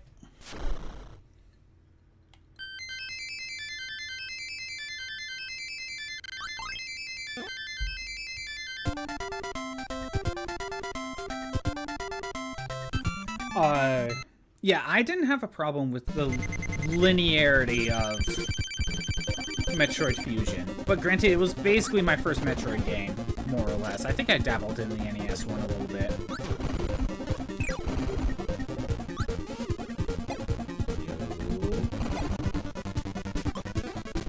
I do think that Metroid Fusion is genuinely terrifying, but it's not that the areas are terrifying, it's that the SAX is terrifying. I do think Super Metroid has it better in terms of the spooky vibe, and that's more of just the alien planet. But SAX is terrifying.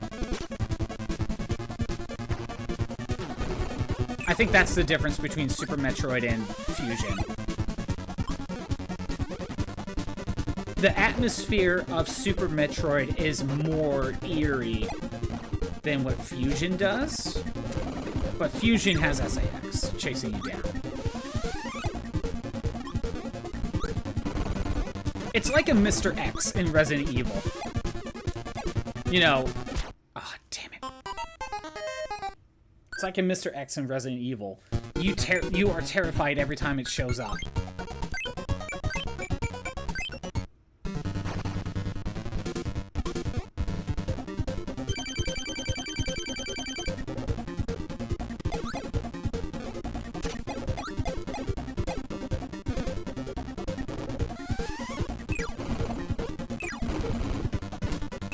The idea of fighting a dead copy version of creatures is spooky. Yeah, true.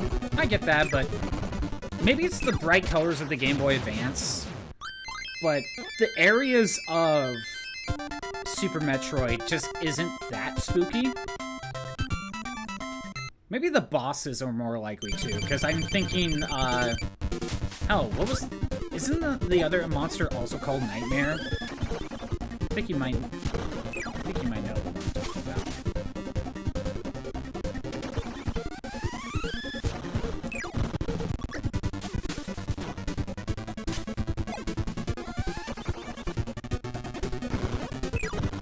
But yeah, one thing I'm gonna bring up about the whole DLC thing, because I think this is relevant, but this is one of those I don't know what the case is here. So a lot of people are complaining about how Donkey Kong DLC came out very quickly after it came out, so obviously it was being worked on. And it might have been a case of they took it out of the game to sell back into you. Could be the case with Pokemon, the fact that the DLC got announced before the game even came out. And it's, let's be honest, it's coming out like in a couple days. And Legends ZA came out like, what, last month? No, end of October. So it's a quick turnaround. So obviously they were working on it. But is it one that they've taken out? And something I'm gonna bring up, it doesn't excuse Pokemon because I don't know what the actual reasoning is. But I heard a case with Fire Emblem Engage, I believe it was, where that game was ready for a year. And it was just, I was about to say shitting, but sitting on the shelf for like a year, just waiting to come out. So it's possible that in Donkey Kong's case and in Pokemon Legends' case, that the games were ready for like a year, and then they just took the time to make the DLC while waiting for the game to come out. So that's why the games like got DLC so quickly. But the problem is we can't really tell if that's actually the case.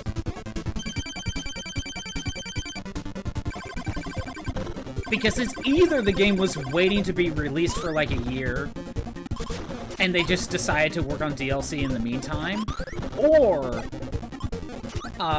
it's either that or they took a section of the base game out of the game to sell back. And the problem is we don't really know. I don't think there's like a way to tell. Kind of suspicious, and cutting content to resell as DLC is pretty scummy if that's the case. Again, we don't know. In both Donkey Kong and in Pokemon's case, we do not know which one it is. Honestly, if the game was sitting for a year, ready to be shipped out, and they just took the time to make DLC for it, I'm more okay with that, but you gotta wonder why the game was sitting there, ready to be released for a year. I'd rather have that than taking content out to sell back to.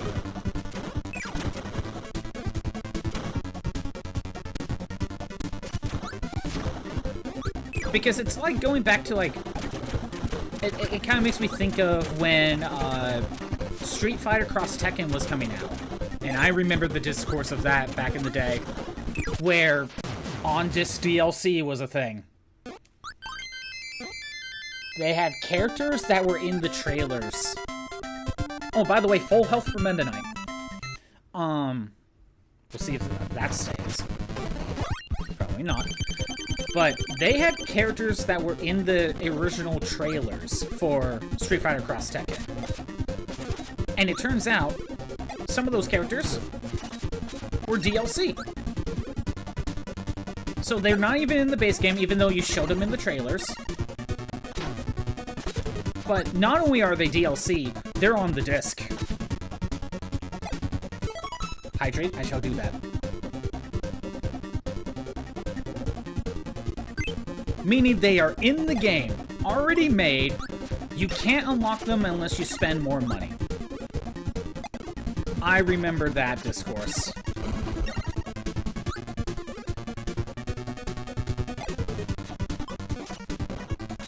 Yeah, Street Fighter Cross Tekken had like a bunch of trailers, and it wasn't even like a DLC trailer. It was just the normal trailers, and they showed off a few characters. But it turns out some of those characters were just ones you have to pay DLC for. Okay, we beat Meta Knight, and we have 3 health, 3 more HP. So far, this is my best run.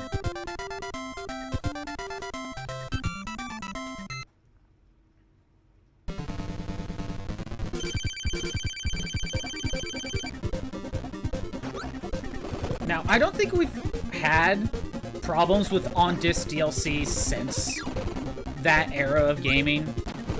Like, Street Fighter Cross Tekken kind of stopped on-disc DLC since then, I'm pretty sure. There might be a few cases here and there, but I don't really hear a problem with on-disc DLC since then.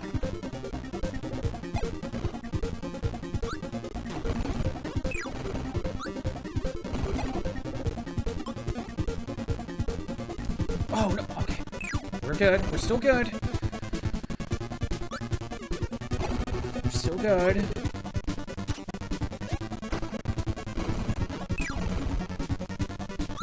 Yeah, go ahead and fly.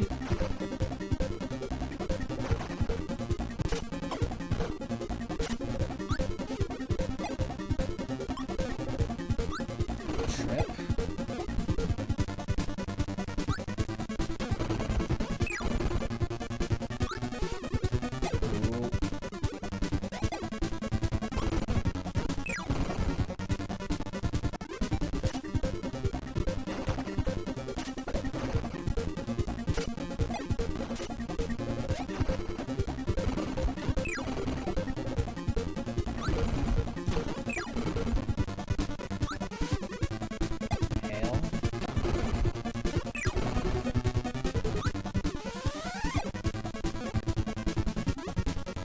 you're flying.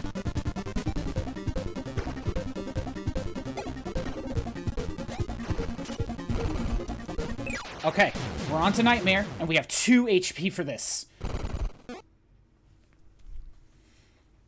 2 HP for Nightmare.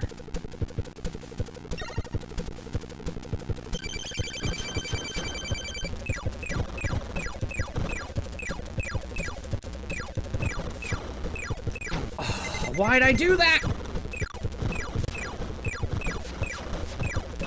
I don't know why I did that.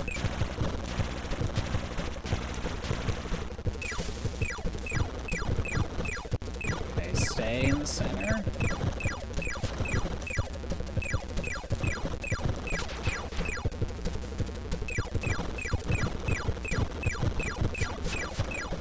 Okay, we're past half. Oh. Past half, up, down. Good.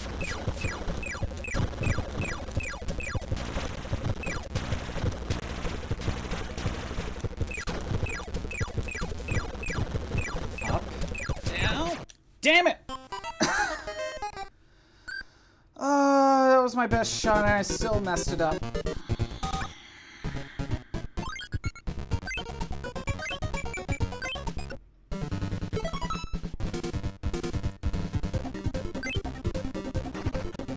Again, this entire stream has basically just been this.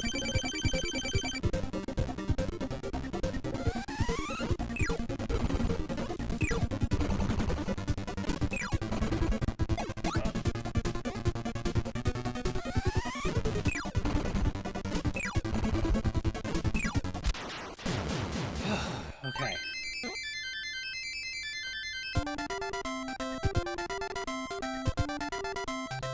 Oh, what were we talking about? DLCs? That's right. Been playing more indie games and stuff for a while. Speaking of DLCs, Dead or Alive 5 DLC. Let's try total. I think it's Dead or Alive 5 has like a ton.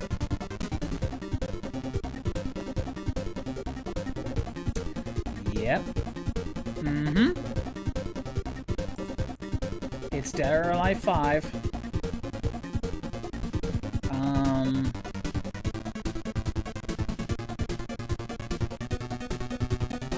Okay. I'm not gonna list it all, but I'm looking at DLC bundles for Dead or Alive 5. Fun theme set. I see a lot of like nurse outfits and cop outfits and stuff like that. Schoolgirl uniforms. That is $55.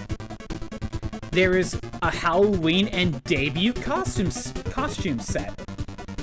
That is also $65. There's a variety costume set. I don't know what that means, but that is $75. Oh, and it looks like there's more.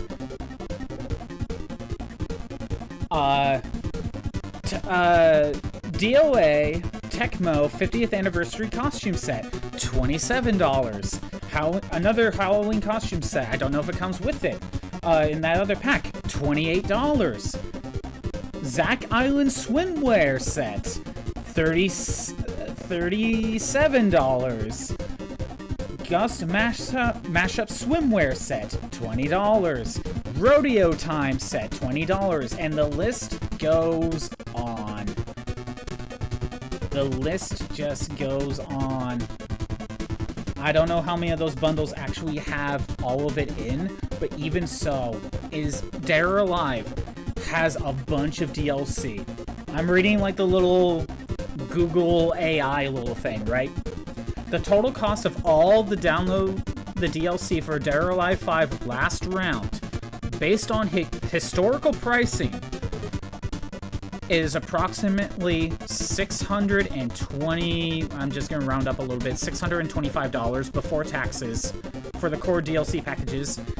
includes 5 season passes, each priced at $92.99, totaling for $464.95. And the Ultimate Content Set priced at $92.90, which includes all DLC from Dead or Alive Ultimate not included on disc. And then there's also standalone items for like a Honoka debut costume set for like $7.50. Premiere Sexy Costume and Movie Set for $15. Last Getaway Costume Set for $25. Ninja 2015 Costume Set for $6. And, yep. Yep. You could probably just keep looking. Sims Force, they keep making more content for it, so eventually the total DLC cost will exceed that. Yep. Yep.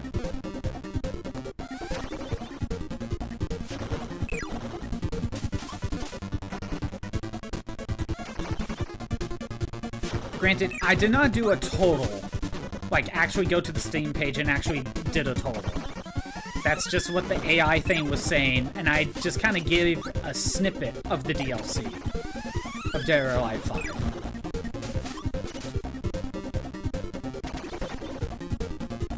Again, it's just too much DLC.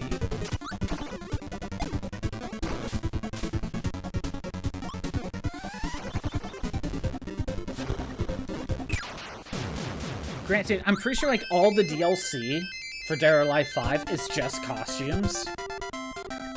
I don't know if Dead or Alive 5 has, like, extra game modes or something as DLC. I think it literally is just all costumes.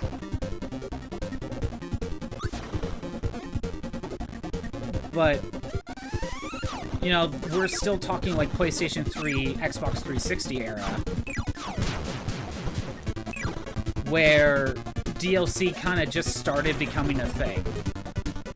And I guess companies just didn't fully know what the best route was. That's why we had the on-disc DLC debacle probably around the same time. Okay, only one hit so far, that's not bad.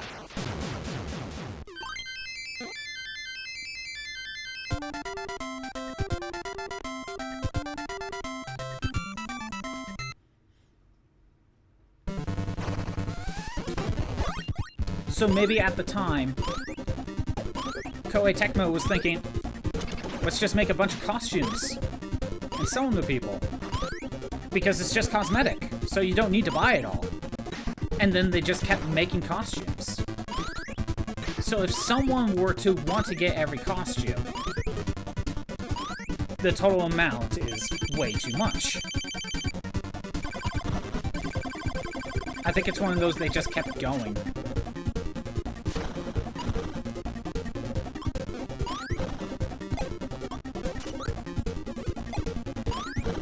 So, some Sims 4 DLC is $8, so between $5 to $8, there's 109 DLCs. Then there's the big expansions that cost $40. Those big expansions, does it have some of those DLCs already in them? So you could get the big expansion and then not have to buy some of those DLCs? Or is it a separate purchase that has separate content?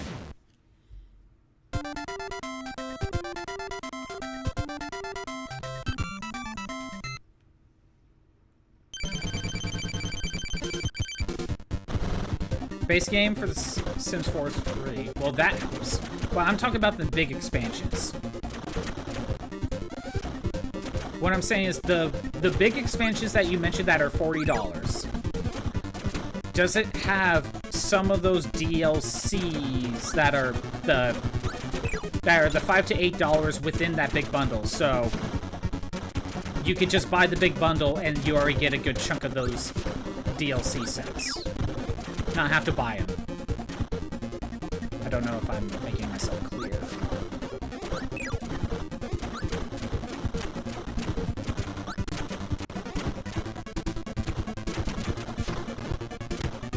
Dare. Stranger danger, get away from me.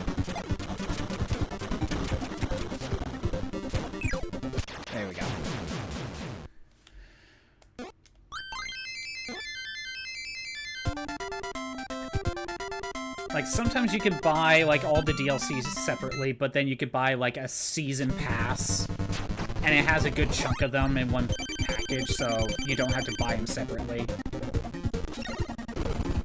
Actually, let's just use that as a season pass example. A lot of fighting games nowadays will have the season pass. And let's just say it's 6 characters, like I'm thinking Smash Brothers. Like, they did a lot of them with 6 characters. You could just buy the characters you want separately. But if you get the season pass, you get all 6 characters for slightly cheaper, so you don't need to, like, buy those DLCs separately.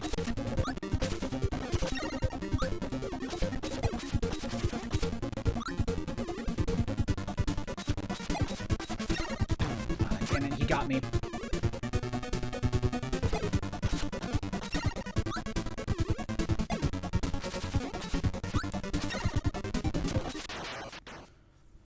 Okay. Okay. 3 hits. We're on the run. There's the Love and Family Bundle for $60, but it's got a 25% off sale right now. Okay. Sims needs a SpongeBob House Kit DLC. How much does that cost? I can understand why it would be DLC, because that's not a normal type of house you would make for Sims.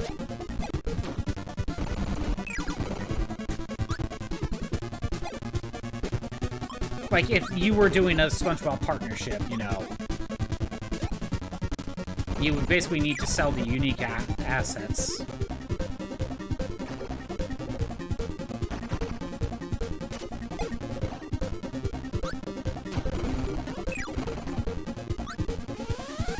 $7, and it gives you doors and probably some other things like furniture. Okay. It wasn't taking my jump at first, but luckily I managed to dodge still. $7 for 2. It's a whole house lot. Okay. So that way you can make like the pineapple, probably the Squidward's house statue. Or Mallory's statue, whatever it is.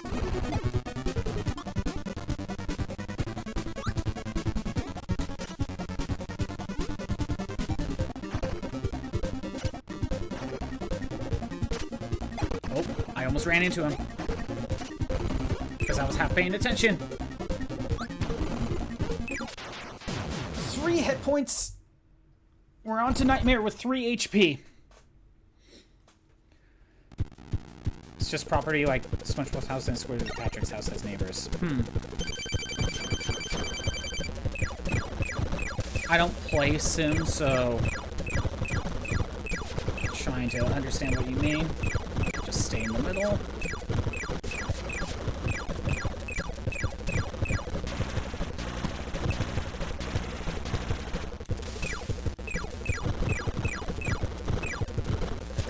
Oh. I caught that it wasn't half health yet.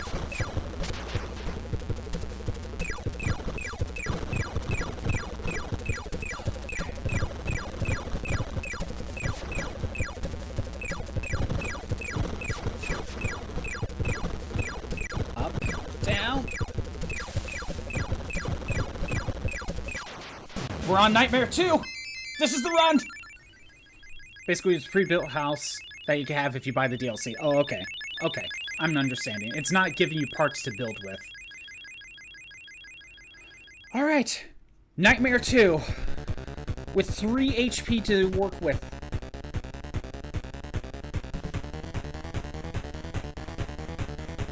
I can't afford to, you know, be risky, but we have 2 free hits if needed.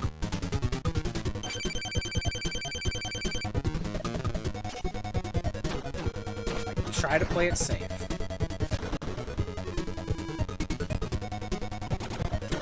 Don't be directly under him.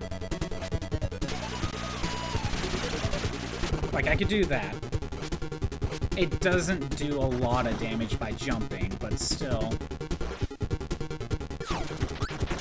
Still damage.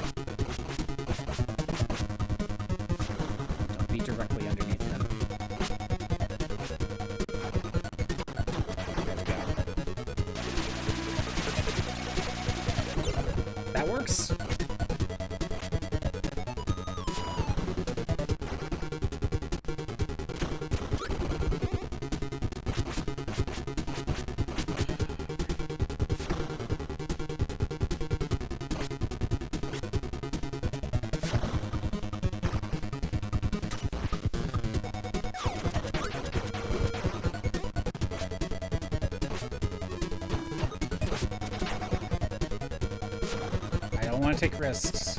Not really.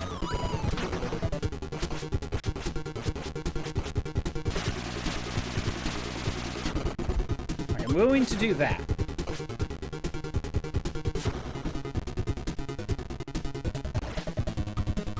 Help speed up the fight a bit.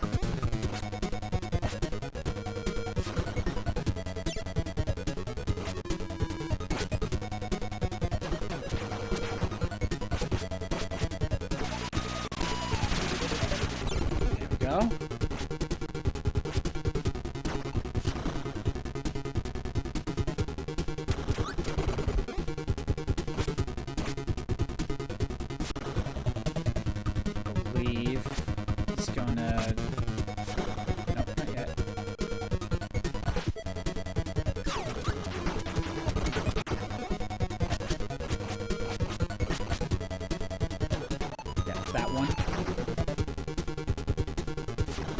If I prepare correctly...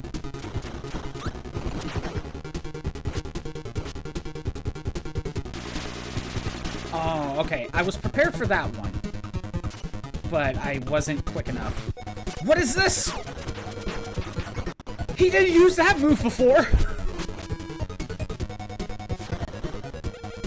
He never used that move before!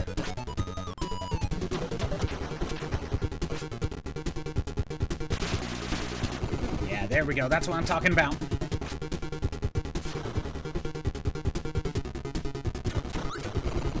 One more hit.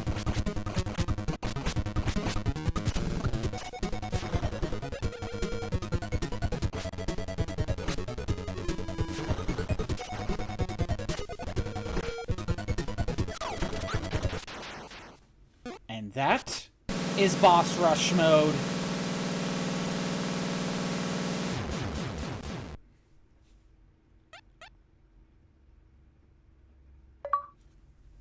Achievement unlocked. Just beat the mode. Hell yeah. I did win, Hot Corn Dog. I just beat Boss Rush. And of course it just plays the ending like normal. That's good. That's good. Here, let me show it off. Let me pull up the...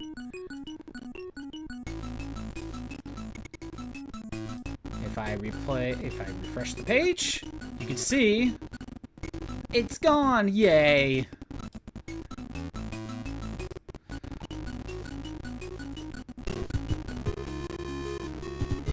Only 1 death and 2 damage received. I know, right? Actually, I took 3, but still. Only 1 death. Only 1 death and 3 hits taken. Don't play back this stream and the one before. I'm telling the truth, I swear. So, there is 4 achievements left.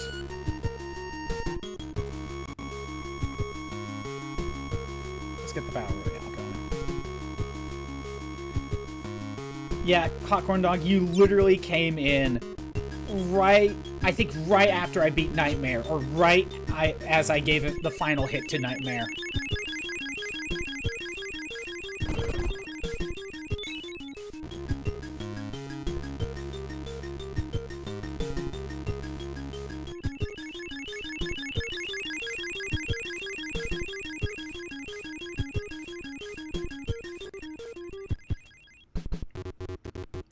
I just want to point out, we've been playing this game for 4 hours today. And not counting, let's just say, what? A combined total of 5 minutes for messing around in some minigames. Mainly the crane game. I've been at this for 4 hours today. And I'm pretty sure I was working on it for 2 hours last week in a single stream. So, with that in mind, Boss Rush mode took me like 6 hours in total to do.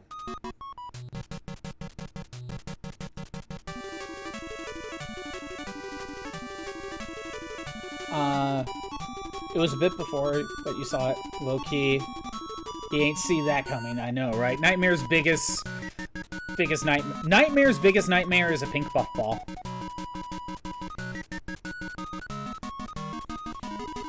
But no, seriously, just for me doing Boss Rush, if we could do the combined total of this stream and Boss Rush of last stream, we're talking about 6 hours of attempts.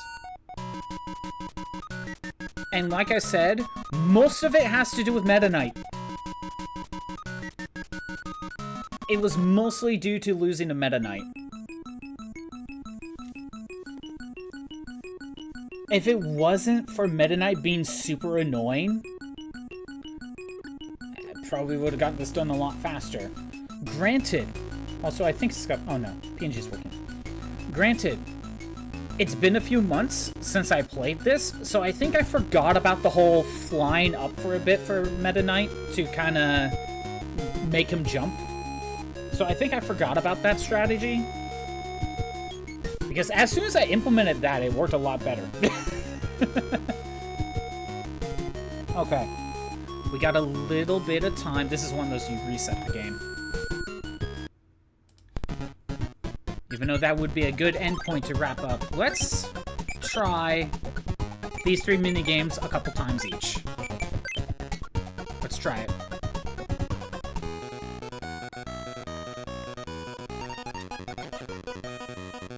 For this one, I have to get 2 of the big Kirbys. That's okay. And it fell. Game's rigged. Like, that was a pretty good grab. At that point, it was just kind of RNG whether or not it was going to take or not.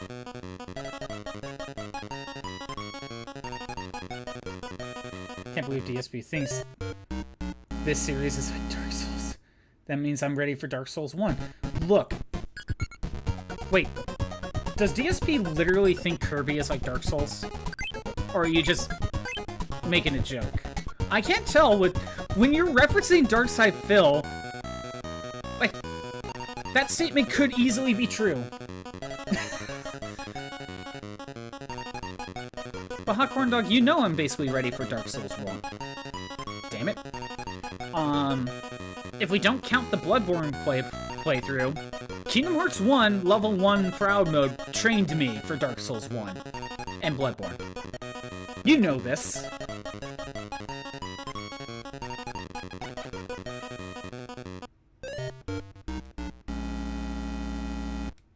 Maybe 3 attempts per minigame. No, not level 2. I didn't want level 2. I wanted level 3. Yeah, Hot Corn Dog, I can't tell if you're serious about that or not. Or just making a joke. Because this is Darkside Phil we're talking about. You could be 100% serious. Kirby and the Forgotten Land, the final boss. Oh, okay. I still haven't played that game. I want to. I still want to play that game. I just never got it.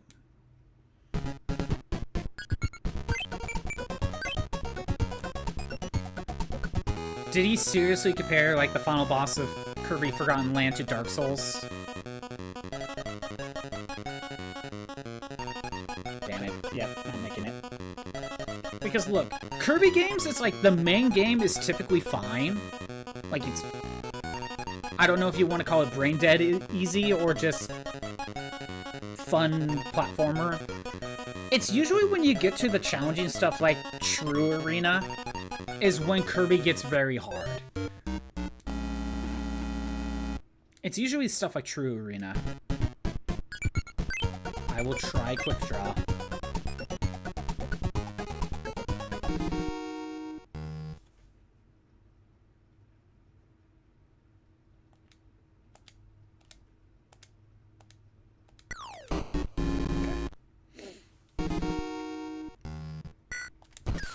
Holy sh... I didn't think it would be that quick! They gave me plenty of time for that one.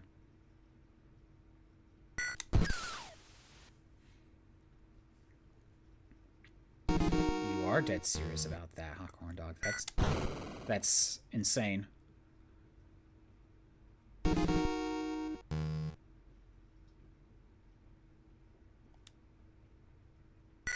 Damn it. I knew it. It's always round 4.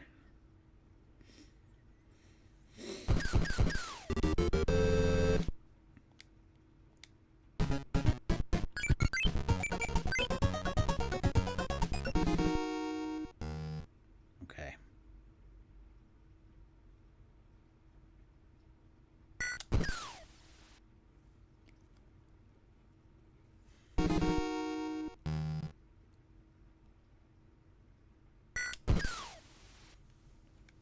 Yeah, with round 4 or 5, you just kind of need to guess.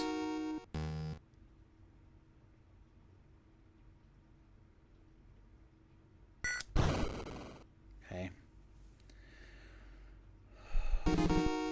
Let's see. Damn it. Nope. You don't even get 2 attempts. This is your shot. That's it.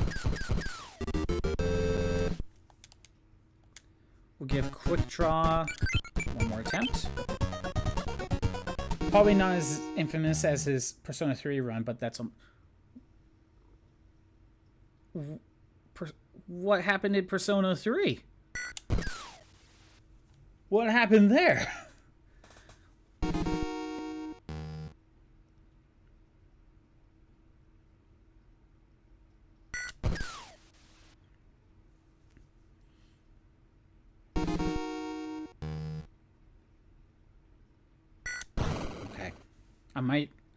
One suggestion I read was just press the button at like intervals.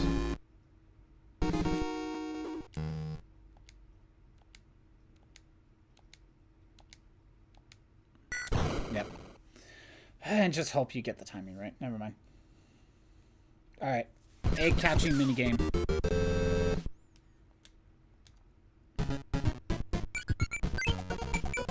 Time to give this a couple tries. Indeed, he keeps... I only got 2 eggs out of that. Holy shit. But I'm told that the pattern's the same.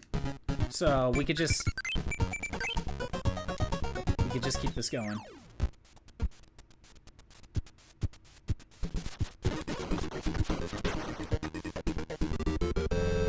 First of all, I grabbed 2 out of the 3 eggs, and then I tried... and then I ate the bomb.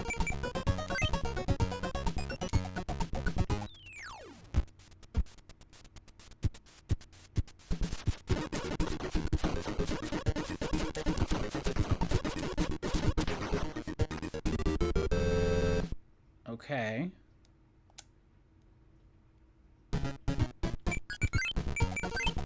Again, this pattern is always going to be the same until I, like, completely shut off the game. So I might as well I might give this a few more tries. Oh, he throws an egg in the middle of some of those bombs.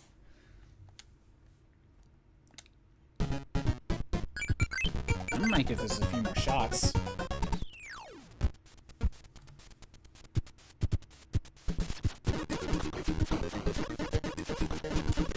Damn it.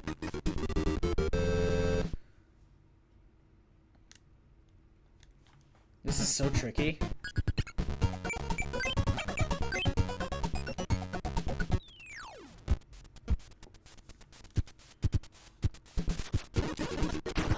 I don't know why I did that. Okay. It was 3 or 4. Don't know which one. The final boss inflicts mind control. And he was at the final boss. After one of the other characters full heals the final boss 3 times, he rage quits and never played it again. Oh, I would be pissed too. It was Patreon voted game, and I think it was locked behind a $1,000 milestone, so detractors remember everything. Of course. You know what? I think that sounds like 4 because I played Persona 3, and I don't remember if the final boss did a mind control.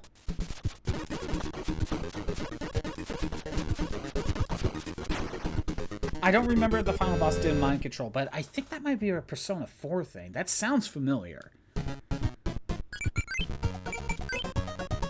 Yeah, I would be pissed too if mind controlled the healer.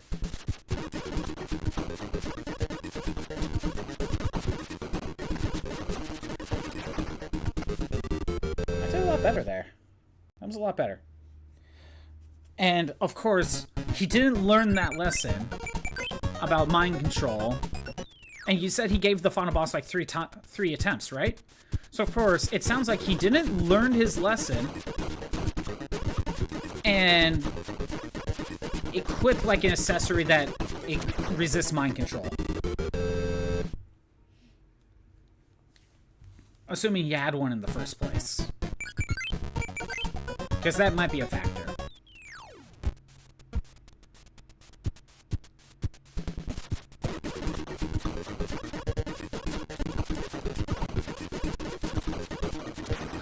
That's so weird.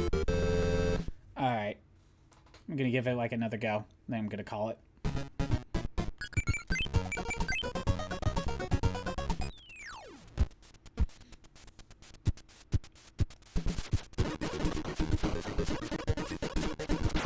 Damn it. Okay.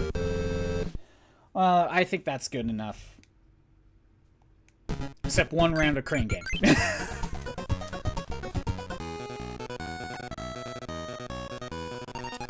Oh, overshot it. Thought I'd let go soon enough, but nope, guess not.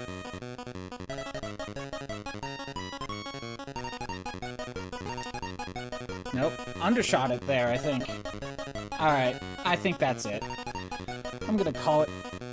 Thanks for everyone who showed up. I am doing these streams Monday through Friday at noon Pacific time. If you want to see the old streams that aren't on Twitch anymore, they're on on YouTube at ScottBot64 Stream Archives. I did not mean to do that. Whatever. There's a link in the Twitch About page. If you're already on the YouTube side, maybe come over to the Twitch side. Do some of these redeems if you feel like it. He rage quit. It's like, he was asked if he would play the Reload or whatever the remake is called, because he thinks it's trash. He remembers the boss probably and he thinks he'll give detractors the win if he plays the game again. Oh my god, it's so dumb. Anyway. While I accidentally pick up this other crane game, I'm gonna end the YouTube side.